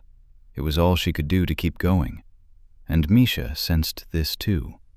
As they reached divide after divide in the winding pathway beneath the crooked teeth, Misha paused, giving Tori time to find her voice if she wished, though Tori never spoke. And then Misha pointed with the torch, and they continued on. Tori was too weak and too ravaged with loss to care what happened to them next. In all likelihood, Mary was but one of many of Tori's friends who had died in the Nosferati attack. She had seen at least a dozen of the demons bounding through the chamber toward Mary, and she had heard the horrid wails of what must have been dozens more. We might be the only ones left. Vaughn and Sarah and Wren, all of them were too weak to fight, even if they weren't in chains. Tori knew they were probably dead, and if they weren't, what good was it? They were in the hands of the Chancellor. All was hopeless, and this truth enraged Tori even more. Mary died for nothing. Misha led them on and on. If she was filled with dread, she did not show it. She held on to Tori's arm and pulled her along. After hours of plodding, after Tori's legs felt like they might give out at any moment, they came to yet another divide, and this time, Misha did not choose a direction. Finally, Misha's fortitude gave out, and the tears struck her as well. I don't know where to go, Misha said. We've been here before. She pointed at the ground with her torch. Those are our prints. Tori did not know what to say. She felt as though all this was a dream, some dark effect of the bloodletting. Any second she would wake up, back in her chains, maybe back in her cell in the dungeons of the White Citadel. Perhaps she'd never left, and all this was an illusion, some trick of her mind to keep her alive. She did not care anymore. She was so weak, and all she wanted was to lie down and sleep. Suddenly, Tori was jarred from her stupor by a cold fist. She staggered back. You hit me? Wake up, Tori, Misha cried. I need your help. I don't know anything. I can't help. Misha hit her again. Shenza, quit hitting me. Tori swung back, but she missed, and her momentum carried her into the damp cave wall. She crumpled to the ground, landing on soft dirt. The ground is soft. Tori's fingers closed around fine grains of dirt. There had been no loose earth in all their march through the catacombs. It was all smooth, hard cave stone. But here, the ground was soft enough they had made footprints. Soft enough she could feel the grains between her fingers. We're near the surface, Mish, Tori said. The dirt. We could only leave prints if we were near the surface. Tori scrambled back to her feet, a surge of renewed hope rising in her. She took Misha's arm and led the way down the path they had not yet taken. There was another divide a short distance off. Tori analyzed the ground carefully. She could feel the slightest movement of air coming from the passage to the right, and she knew that was the way. It was midday when Tori and Misha tumbled from a small opening in the side of the mountain, out into the snow, somewhere in the endless passes of the Crooked Teeth. They collapsed in the light of the high sun. With the cold and the rulaks roaming free once more, sleep could mean death. But exhaustion won over, and they slept. Tori woke, shivering in the faded light, her stomach ringing with hunger. But she felt stronger. Her blood was beginning to fill her up again. Her senses were sharpening, her power making her more aware of the complexity of the world around her. But that world was nothing but snow and rock and cold for leagues in all directions. Misha did not stir beside her. Tori nudged her. Already Tori's fingers felt stiff and achy from the cold. Night had come, and it would be getting far colder. Misha moaned, but did not sit up as Tori shook her again. Mish, we've got to move. We'll freeze to death if we don't. Tori tugged at her friend's arm, and finally she rose from the snow. If I weren't so weak, I could make a fire, Misha stammered, flicking the flints at her wrists helplessly. A mere breath of flame flickered around her fingers and faded. Though the thought of a fire was the most glorious thing she could think of, Tori said, Fire would just bring the rulaks straight to us anyway. Come on, we've got to move. Tori reached out her hand, and Misha managed to get to her feet. Dying as rulak food doesn't sound all that bad anymore. Misha chuckled darkly. We're alive, Mish. We made it out. We're not going to die. Tori did not believe it, but she had to keep Misha's spirits up. Misha smiled, though her lips trembled with shivers. That sounds more like the Tori I know. Guess I knocked some sense into you back in that cave. They trudged into the darkening night. The sky was clear, and the stars began to creep out from their hiding places. It was true. They might be devoured by rulaks, but at least they wouldn't freeze in a blizzard. Tori fixed her gaze on the eldest, the brightest star in the northern sky. It would lead them east, out of the teeth, to the rocky plains of the gray waste, though Tori had no idea how far they would need to travel. It was nearly daylight when Misha finally dared to voice the wrenching question that had been eating away the silence between them for so long. Do you think the others survived? Tori trudged through the thick snow, grateful for all the hard exercises Sarah had put them through. That hard-earned stamina kept them going now, through their weakness and the cold. It had been a long night's march, but the horizon was beginning to turn gray with the coming morning, and the sharp wind was dying down. Tori had needed to focus so much on moving forward, on surviving the night, she hadn't let her mind settle long upon the thought of what the Nosferatu might have done to the others. I don't know, Mish, said Tori at last. The Chancellor wouldn't leave them to die, right? They're too valuable to him. Nothing is as valuable to the Chancellor as his own life and power. Tori knew this all too well. A sick dread picked away at her hollow stomach. We can hope they're alive, said Misha. We have to hope. Tori nodded. She thought of all their friends in those caves, of Sarah and Vaughn, even Daja and the others who had turned. She thought of Wren. How foolish it was to think that only a few nights ago she had been stupidly worried about his attention. Now, all she wanted was to know he was alive. Tori thought of Darien, what she would give to go back to the day of the gallows. Yet Tori knew she could never take back what she'd done that day. It meant he was still alive. Even if he was a monster now, Tori could never have chosen otherwise. Mary had sworn that the real Darien was still in there, beneath the uniform and the morphing skin. And Valeria said the same thing. Tori hoped it was so, but even more, she hoped that Darien had survived the attack in the catacombs, whether still a monster or not. She hoped that the Chancellor would not take her escape out on him, or any of the others. I feel torn about the others, said Tori after some time, as though my heart's been ripped in two. If they all died in those catacombs, then all is lost, Mish. All is not lost, said Misha firmly. Mary told you as much before the end. The gallows girl is the hope of the new world. That's what she said. There are people who will help us. But where? Said Tori. We're all alone in the middle of the mountains. Ruloks are ravaging the world, and the others... Some survived, said Misha, determined. They had to survive. I hope they did too, Mish.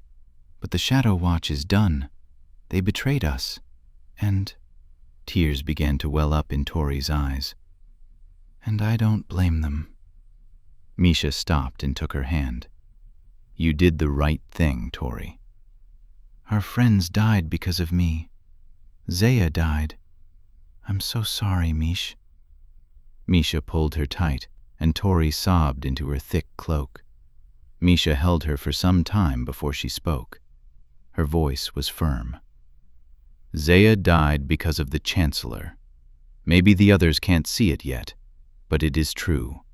And don't you dare believe otherwise, because I don't. Tori nodded, and they pushed on silently toward the crest of a steep pass. Tori did not know where they were going. They were bearing east to leave the Teeth, she knew that much. But beyond that? With Osha in the west, and the Yan Avi now allied with the Chancellor, their paths were virtually blocked anywhere to the south. Perhaps the north? Tori pondered the idea.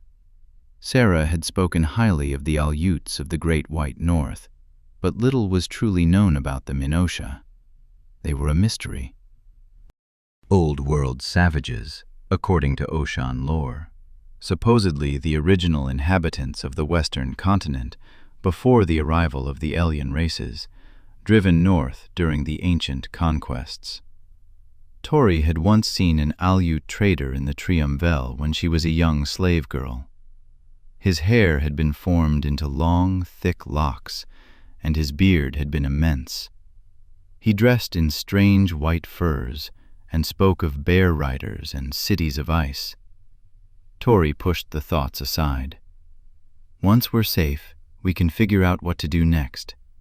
First, we have to stay alive, which means we've got to get out of the Crooked Teeth as soon as possible. Her fingers felt raw, and Tori knew the cold would kill them both if they spent another night exposed to the elements. It had been a warm night for the Teeth. She doubted they would be so lucky again. Misha was quiet for some time before she voiced a painful question. Do you think Vashti is still valuable to the Chancellor? Her voice quavered. Tori cringed at the thought of the Yan Avi princess, especially after her betrayal of the Watchers. A dark part of her hoped Vashti had died in the catacombs, but she could not hope that, for Misha's sake. Vashti might have betrayed them all, but it was not out of spite. Tori knew that. She had sensed the pain when Vashti explained to Misha what she'd done. It was out of desperation for her people, and even for Misha and the others, that she'd betrayed them. If she was honest, Tori wondered if Vashti had been right, that all this was truly a hopeless war. And Tori hated the princess all the more for this. Regardless, Tori felt sure Vashti was alive. Tori knew more than anyone how much the Chancellor valued her regenero ability, how much he needed her to cross between the worlds. And besides, if Vashti were dead, Tori would have to feel more guilt for still hating her so much. "I think," Tori said at last, "if there was anyone the Chancellor valued in those caves, it was Vashti." I'm sure she's still alive." Misha nodded, and Tori could tell she was holding back tears. Tori felt a kinship forming between them, something deeper than before. She gripped Misha's hand. Tori knew exactly how it felt to be betrayed by someone she loved. She knew the confusing twist of emotions that surfaced, hating them and yet praying they were alive. She'd learned first from her mum, and now Darian. "How did you—" began Tori. She was not sure how to say it. "How did I come to love someone like Vashti?" said Misha. "Someone you despise so much?" "I didn't mean it that way." "I know," said Misha. "I don't blame you for hating her, Tori, but, well, you two had a lot more in common than you were ever willing to see. You were just set against each other from the start. Vashti was different when she first came to the watchtower. She was strong and brave. We got on from the start." Misha's voice faded into memory. When she spoke, her voice croaked. "But, everyone liked her, especially Ren. He wanted to make her his queen when the Watchers rose up. He thought she'd be perfect, a phoenix rising from the ashes, the girl who came back from death. And she thought it would be best for her people," Tori finished. "She sacrificed her love for you, for the sake of her people." Misha nodded. "I couldn't hold that against her, but it hurt, like nothing I've ever felt. But after I came, why did she hate me so much? Why couldn't you two—" "After the hope of an alliance with the Yan Avi dissolved, Ren moved on," said Misha. "But things couldn't be the same. It started as something for her people, but Vashti fell in love with Ren. She was crushed when it ended. We couldn't go back. She broke my heart. Ren broke hers. It never felt right. You saw how we were. Things were always strange between us after she decided to become Ren's queen. And now she's going to be the Chancellor's queen." "You can't choose who you love. I wish I could. I tried. I liked Zaya." Misha kept her head down as she trudged on through the deep snow. Tori could only imagine her friend's tangled web of emotions about Zaya. "All hope isn't lost for Vashti, you know." Tori could barely believe she was saying it, but she was trying to see Vashti through Misha's eyes, and she knew Misha needed hope. Tori's body was healing itself, and despite the cold, she was feeling stronger. But Misha was moving slower, growing weaker the farther they trekked. "She doesn't have to be his queen, not if we kill the Chancellor. And we're going to, Mish. We have to kill him." Misha squeezed Tori's hand. Her fingers trembled. "Maybe we should focus on surviving another day in these mountains before we plot any assassinations." That was exactly what Tori feared for Misha, though she tried not to let her concern show. They needed food, shelter, fire, but the world stretched out white and bleak before them, and Tori feared for Misha's survival. The girls spoke little as they trudged on. It was morning, but the sun still hid behind the towering mountains for several hours before they finally felt its warmth. As the sun rose over the jagged peaks, they reached the edge of a great valley. Below, the remnants of a crooked settlement lay scattered in the snow, like branches splayed out across a meadow after a summer storm. "Oh, gods," said Misha. "They're dead. All these innocent people." Tori felt guilty, but she saw the ruined settlement for the blessing it was. There may be provisions left in the rubble. The settlement was a crushed skeleton of splinters and debris, no bodies. It seemed the inhabitants had all been devoured by Ruloks. How many did I let through? Tori wondered, a pang of heavy guilt pressing in her chest. It was more than the Ruloks. She had been avoiding the thought ever since she had seen the first Nosferatu, but now, looking at all these ruined homes and the blood staining the snow, it overwhelmed her. Where did those creatures come from in the catacombs?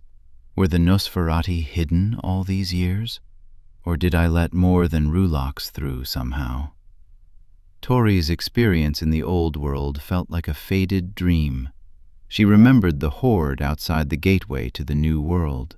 She remembered how poor and timid the Ruloks had seemed there. She remembered them roaring back to life and stampeding when she tried to close the portal. Could she have let something else through in the madness? Tori knew that was where the Chancellor had banished Scalero. The Nosferatu must have come from the old world. But how? As she walked through the devastated settlement, Tori wondered whether the stories had gotten it all wrong. Perhaps the old world was not the paradise of magic and freedom it sounded like in all her mum's stories. Perhaps the first Chancellor had made the right decision to rid the world of magic and monsters. Tori and Misha searched through the rubble of several buildings with no luck. Finally, they found the remains of a tavern. The storehouses in the north were always underground, and after some effort, they cleared away the trap door.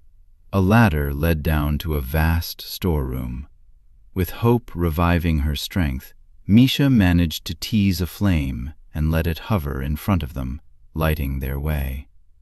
The room was stocked with shelves of potatoes and unleavened bread, and jars of preserves, and, best of them all, barrels of water. "Thank the gods!" Misha cried, lapping it up from cupped hands.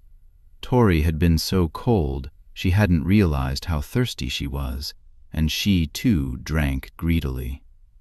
When they'd drunk their fill, they began stuffing their mouths with bread and preserves. Misha found a lantern and jars filled with oil, and shadows soon flickered on the walls from the soft flames. "We can build a fire and cook some potatoes before it gets dark," Tori thought ecstatically. "Maybe even find some salted venison for a stew." They could sleep down in the storeroom, protected from the elements and the monsters, and Misha could regain her strength for a day or two before they pressed on. Consumed by the joy of the treasure they'd found, Tori did not stop to consider that they might not be the only ones seeking shelter. Tori did not notice how quiet it became in the storeroom as she filled herself with glorious sustenance. She did not realize anything was amiss until she turned to search for some meat on a shelf by the entrance. As she turned, horror shot through her. Standing at the base of the ladder, a young man with olive skin and long black hair towered over Misha. A massive hand covered her mouth, and the other held a blade at her throat. Tori reached out with her mind, grasping for her powers, but nothing happened. The young man's dark gaze shot through her. "Your powers have no place in the north, Darkling." Tori felt as though her chest had collapsed. She could not breathe. The Aleut man pressed his jagged shank into Misha's skin, and Tori was completely helpless to save her. A trickle of blood eased down Misha's neck as he pressed the blade harder. The Aleut man blocked the only way to the outside world and escape. And Tori's magic was gone. It was unfathomable, but somehow her powers had vanished. Tori felt no awareness of the intricacies beyond the visible world. Her line to magic had been severed. She felt nothing. Tori felt entirely ordinary and entirely helpless. "Don't move, Darkling," the Aleut man instructed, and Tori obeyed. He guided Misha forward with a shove. "I've been waiting for you, ever since you set those monsters loose." How could he know that? "You returned our world to the abyss, and now you will—" But the young man's threat was cut off. Misha trembled in the man's grasp, but that did not stop her from one last attempt at resistance. She bit deep into the man's hand, and he roared in pain, his hand jerking away from her mouth. The blade fell away, clattering on the ground. Misha arched her body back. The man lost his balance, stumbling over something on the dark storeroom floor. Shelves of provisions collapsed on him. "Run, Tori, run!" Misha screamed. Misha hurled herself at the man. She was sacrificing herself for Tori, just as old Mary had. Tori hesitated. Could she really flee and leave Misha to the whims of this Northman? "No, I've already lost too many. I will not lose Misha too." Tori spun back to help, but she had paused too long. The Aleut man recovered himself. He leapt to his feet, hurtling Misha into one of the barrels of water. As Tori launched herself at him, the man's hand flew to his belt. Tori never reached him. His blade lodged itself at the base of her neck. A perfect throw. Ren would have been proud, Tori thought strangely. Misha screamed, but her voice was stretched thin. Blood rushed from Tori's body like a fountain. She slumped to the floor, and already she could feel it. Her body was not healing itself. The blade had struck an artery, and life was gushing from her wound, and she knew she was dying. A calm acceptance washed over her. "No! Oh, gods!" Misha hurled herself at the man, and they fought in a blur. But Tori was fading away. Sound felt as though it was drifting from leagues away, from far mountain passes, from another world. The blurs morphed into little more than shadows against a bright light. Tori envisioned her mum at the end. Her warm face and bright green eyes shone in the sunset light upon the step. Her smile was filled with warmth. Her hands reached for her. It felt like a glorious reunion.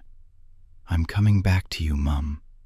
The light grew brighter, washing out her mum's beautiful features. And then there was nothing. Chapter 39. Thank the gods. It was Misha's voice, slipping through the fog of Tori's consciousness as she stirred from death. By some miracle, Tori was alive. She sensed the warmth of a fire nearby. Slowly, the fog cleared away, and she found herself still in the storeroom beneath the ruined, crooked village. Misha clutched her hand, smiling down as Tori squinted against the light. "It's still daylight, and I'm alive. But how?" A bandage coated Tori's neck. It was wet to the touch, and Tori knew she had lost much blood. She had known the instant the blade lodged in her throat that she was going to die. Yet here she was. A fire crackled near the base of the ladder, set so the smoke would escape through the open hatch. A shadow passed in front of the flames, and Tori shot up. It was the Aleut man. Tori jumped to her feet and had a blade to the man's neck in an instant. It was too easy. The Aleut man chuckled. "If your reflexes had been so swift earlier, I might never have had the devastating realization that I nearly killed the gallows girl." Tori raised an eyebrow but did not remove the blade from the man's throat. He did not resist her, and he was still smiling. "What do you want with us?" Tori demanded. Misha was at her side, touching her arm softly. The man was still not resisting. And then, The lightheadedness caught up with Tori, and she slumped forward. The Aleut man caught her, and he and Misha helped her lie back down beside the fire. "You've healed," said the man, "but you are weak. You should rest." "What happened?" Tori's head hurt, and her vision was foggy. "It's all right, Tori," said Misha. "He's not our enemy. He saved you." "Saved me? He nearly killed me." "Thought you were darklings," said the man, or boy, rather.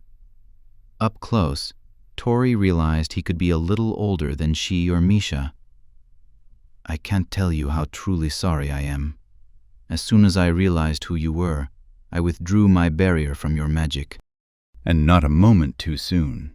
You were near death, but your body healed remarkably. Still, Tori regarded him with suspicion.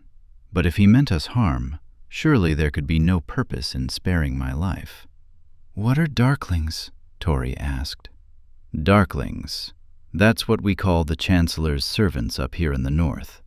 "The morphs?" said Tori. The Aleut man nodded. "I've felt many darklings in the Crooked Teeth this past week." You felt them?" said Tori. "Who are you? What did you mean about lifting a barrier from my magic?" My name is Alec Dul Baruch, a shaman of the Aleuts of the Great White North. We have learned to render magic useless when we must. I was sent as the lone spirit protector for a party of my kinsmen. We were trading with the crooked villages before the Darklings unleashed hell upon the north once more. Thank the All-Mother, we managed to rescue many survivors after the annihilation the Ruloks left in their wake. "You were with a party of traders?" said Tori. Alec gazed at her for a long moment. Tori's suspicion began to wane, and as her vision cleared, she took stock of the young man. The hood of his fur-lined parka was down, revealing dark, straight hair pulled back behind his head. The ring of his face was darker than the rest of his olive skin, likely from when his hood was drawn tight. His jaw was muscular and smooth. His deep brown eyes invited her to hold his gaze, and he smiled broadly, which annoyed Tori. "What are you looking at me like that for?" she said. "It's just, well, I never believed my grandmother that you might actually be alive."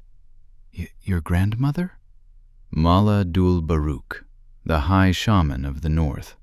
She has been praying vigilantly that the rumors would prove true, that the gallows girl was still alive. And here you are. I cannot wait for her to meet you." "Meet me?" said Tori. "The rest of my company is holed up in a cavern a short distance from here. We raided these same stores last night." "As morning came, I felt you coming. So I sent the others away and remained to kill you. Little did I know the darkling that I sensed was the gallows girl, the saint of the north." Tori did not like where this was going. "I'm no saint. It will be far better for your people if I remain as far from them as possible. The Chancellor will be hunting for me." "Let him come. We will be ready." "What do you mean?" "While you were unconscious, Misha told me what you both endured in the catacombs. You feel shame for the people you've lost. I sense that clearly. But you don't understand, Astoria. Their deaths were not in vain. You have brought hope to a desolate world where there has been little hope. Even in the great white north we have heard of you. My people were driven to the Icelands by the kingdoms of the old world. We have survived a harsh and cruel existence for hundreds of years, waiting for our time to reclaim the land of our ancestors, to reclaim Osha.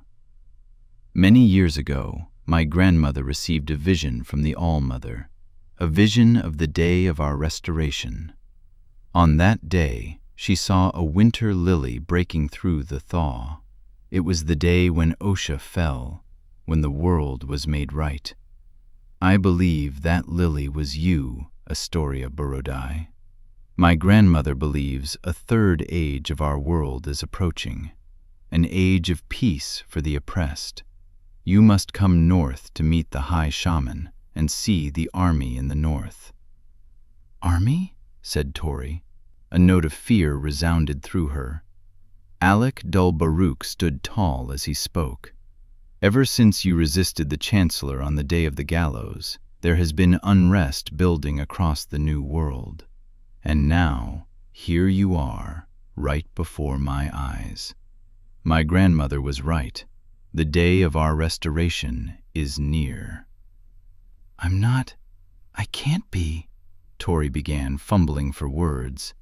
This young man might be amiable, but he was a fool, just like Wren and the Watchers and the lowborns of Osha who put hope in the gallows girl. All of them had thought she was going to come to their aid, but she had failed them all. "Look, I'm not some saint," Tori said. "I wasn't even trying to resist the Chancellor on the day of the gallows. I was just trying to save my friend. And now he's one of the Chancellor's servants, one of your darklings. And all my other friends are probably dead. That's what happens when I save people. I can't be what your people long for. That's what got all my friends killed. I can't do that again." Alec was silent for a long time, but his smile never wavered. His olive Aleut skin glowed in the firelight, and his eyes glistened.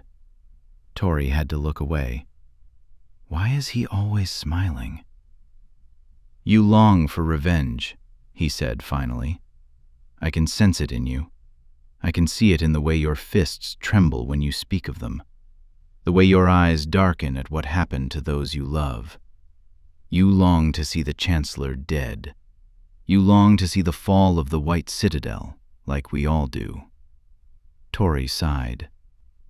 "I do, but my revenge is not what your people need." "My people need justice, Astoria.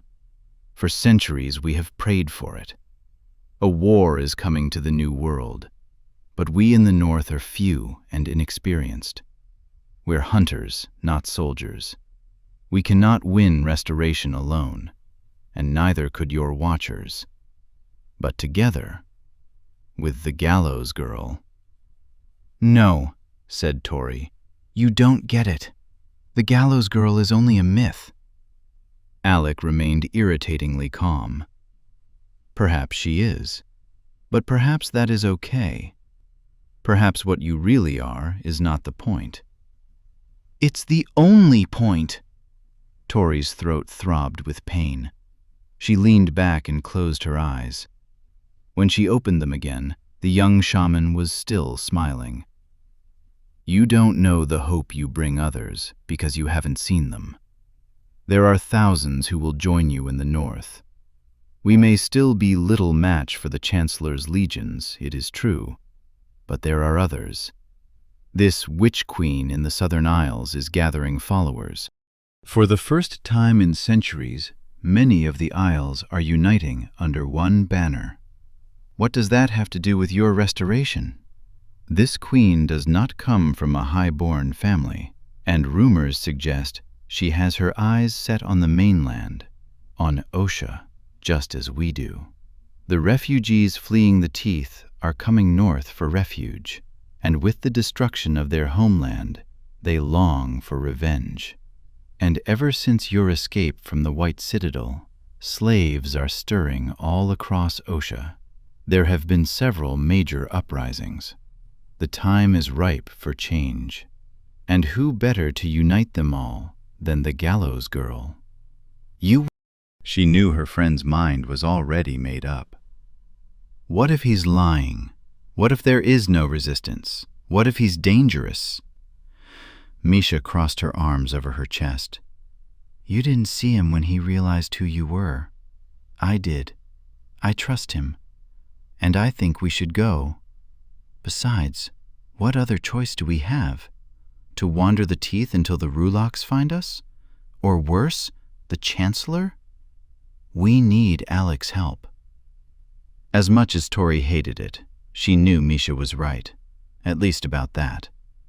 Deep inside, as much as her mind told her to flee from anyone interested in the hope of the gallows girl, Tori felt they were supposed to go with Alec Dul-Baruch. She could not explain it, and part of her screamed to resist it. But something in her heart told her it was the right path forward. Tori sighed. "All right, we'll go. But the moment something seems wrong, we leave." "Deal," said Misha. "But it won't go wrong." "Won't it?" Misha gripped her hand. "You feel it too. I can tell." "Feel what?" "Hope." When darkness came, they set out from the ruined, crooked settlement. The rest of Alec's party was camped a league away in a small cavern. Tori remained wary throughout the journey. She did not like the idea of trekking alone with a man who could incapacitate her powers. Although, if he'd wanted me dead, he could have just let me die already. Which means he wants me alive because he's trustworthy, or because he is up to something. The cavern opening was small enough they had to crawl through, and it consisted of only one large chamber, which did not seem to connect to any deeper passages. Still, going underground again immediately brought back nightmarish images of the Nosferati leaping upon Ol Mary and Commander Scalero's twisted face. Tori shuddered at the memories. Within the chamber, a host of about 50 people sat huddled around small fires. When Alec led the girls in, the entire place hushed to complete silence. There were about a dozen Aleut men and women, dressed in coats with fur-lined hoods encircling their faces. The rest were crooked folk, evident by their weathered, high-altitude skin, survivors of the Rulok attack that Tori had made possible. Everyone in the chamber rose as Tori and Misha entered. Their eyes grew wide. The silence transformed to faint murmurs. Alec raised his hands at the center of the chamber, and all fell silent. "My friends," he said, grinning and gesturing to Tori, "this is Astoria Borodai, the saint of Osha, the hope of the North, the gallows girl." Every eye was fixed upon her. Wordless mouths hung open, and Tori did not know what to say or do. Were they glad to see her? Angry? Did they know she was the one who had brought the Ruloks upon them? Had Alec tricked her? Brought her here only to let this group of refugees slaughter her out of revenge? And truth be told, Tori felt she would deserve it. The North was in ruins, and she had caused it.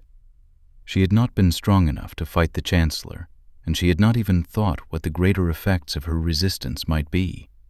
All these refugees are fleeing the teeth because of me. The chamber remained silent. Tori looked to Alec. He took hold of her hand and raised it, and the room erupted in cheers. Misha took Tori's other hand, and the cheers grew louder. Without thinking, Tori released their hands and let herself rise from the ground by magic. A young mother at the front of the crowd dropped to her knees, and the others followed suit. Soon, the entire room knelt before Tori, as though she were royalty, as though she were a god. The room fell silent. A young girl clutched her little brother's hand. Both had seen fewer than 12 summers. The little boy's face was streaked with happy tears. All eyes remained expectantly fixed upon Tori as she returned to the ground, but still the kneeling crowd was silent. Alec leaned close and whispered in Tori's ear, "You are the hope of the gods to these people. They are waiting for you to speak." Then Alec knelt as well, and Misha followed his lead. Tori was the only one left standing in the chamber. She felt uncomfortable. She wished she could escape her own skin and disappear. These people were fools to put their hope in her. Tori could do nothing for them.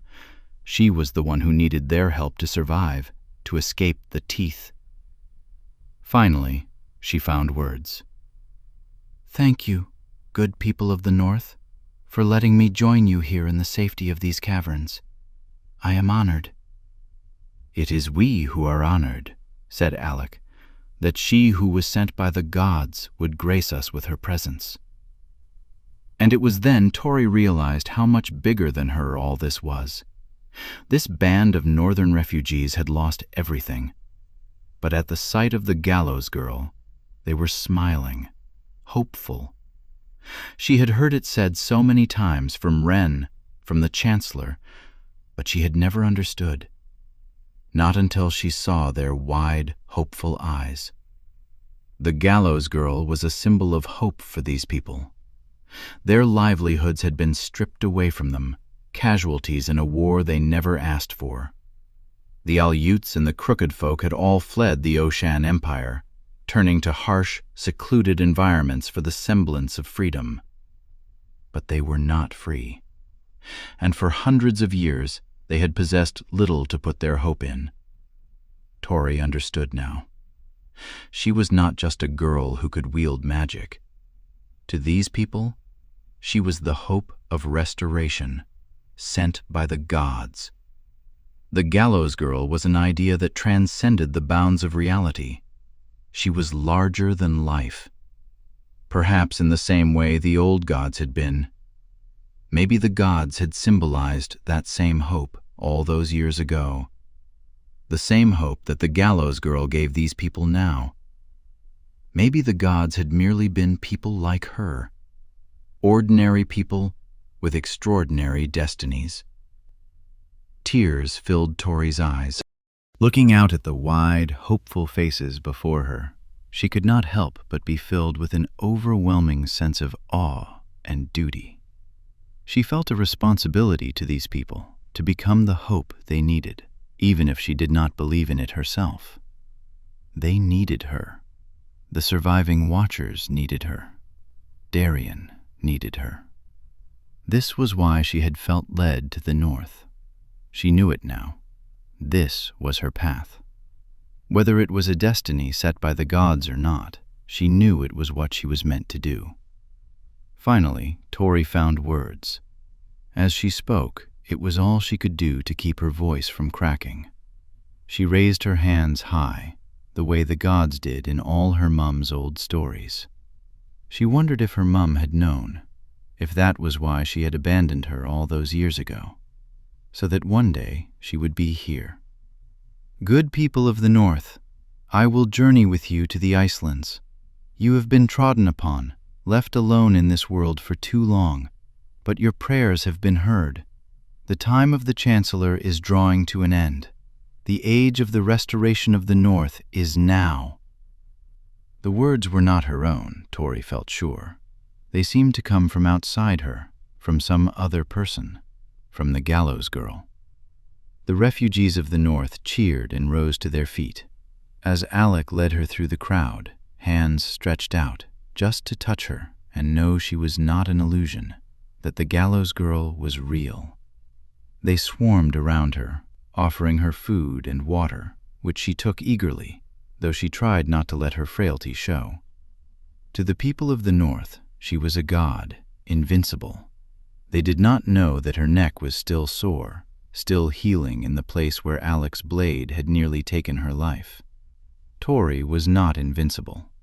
She gave these people hope, but in reality, they were the very source of the hope welling inside her own heart.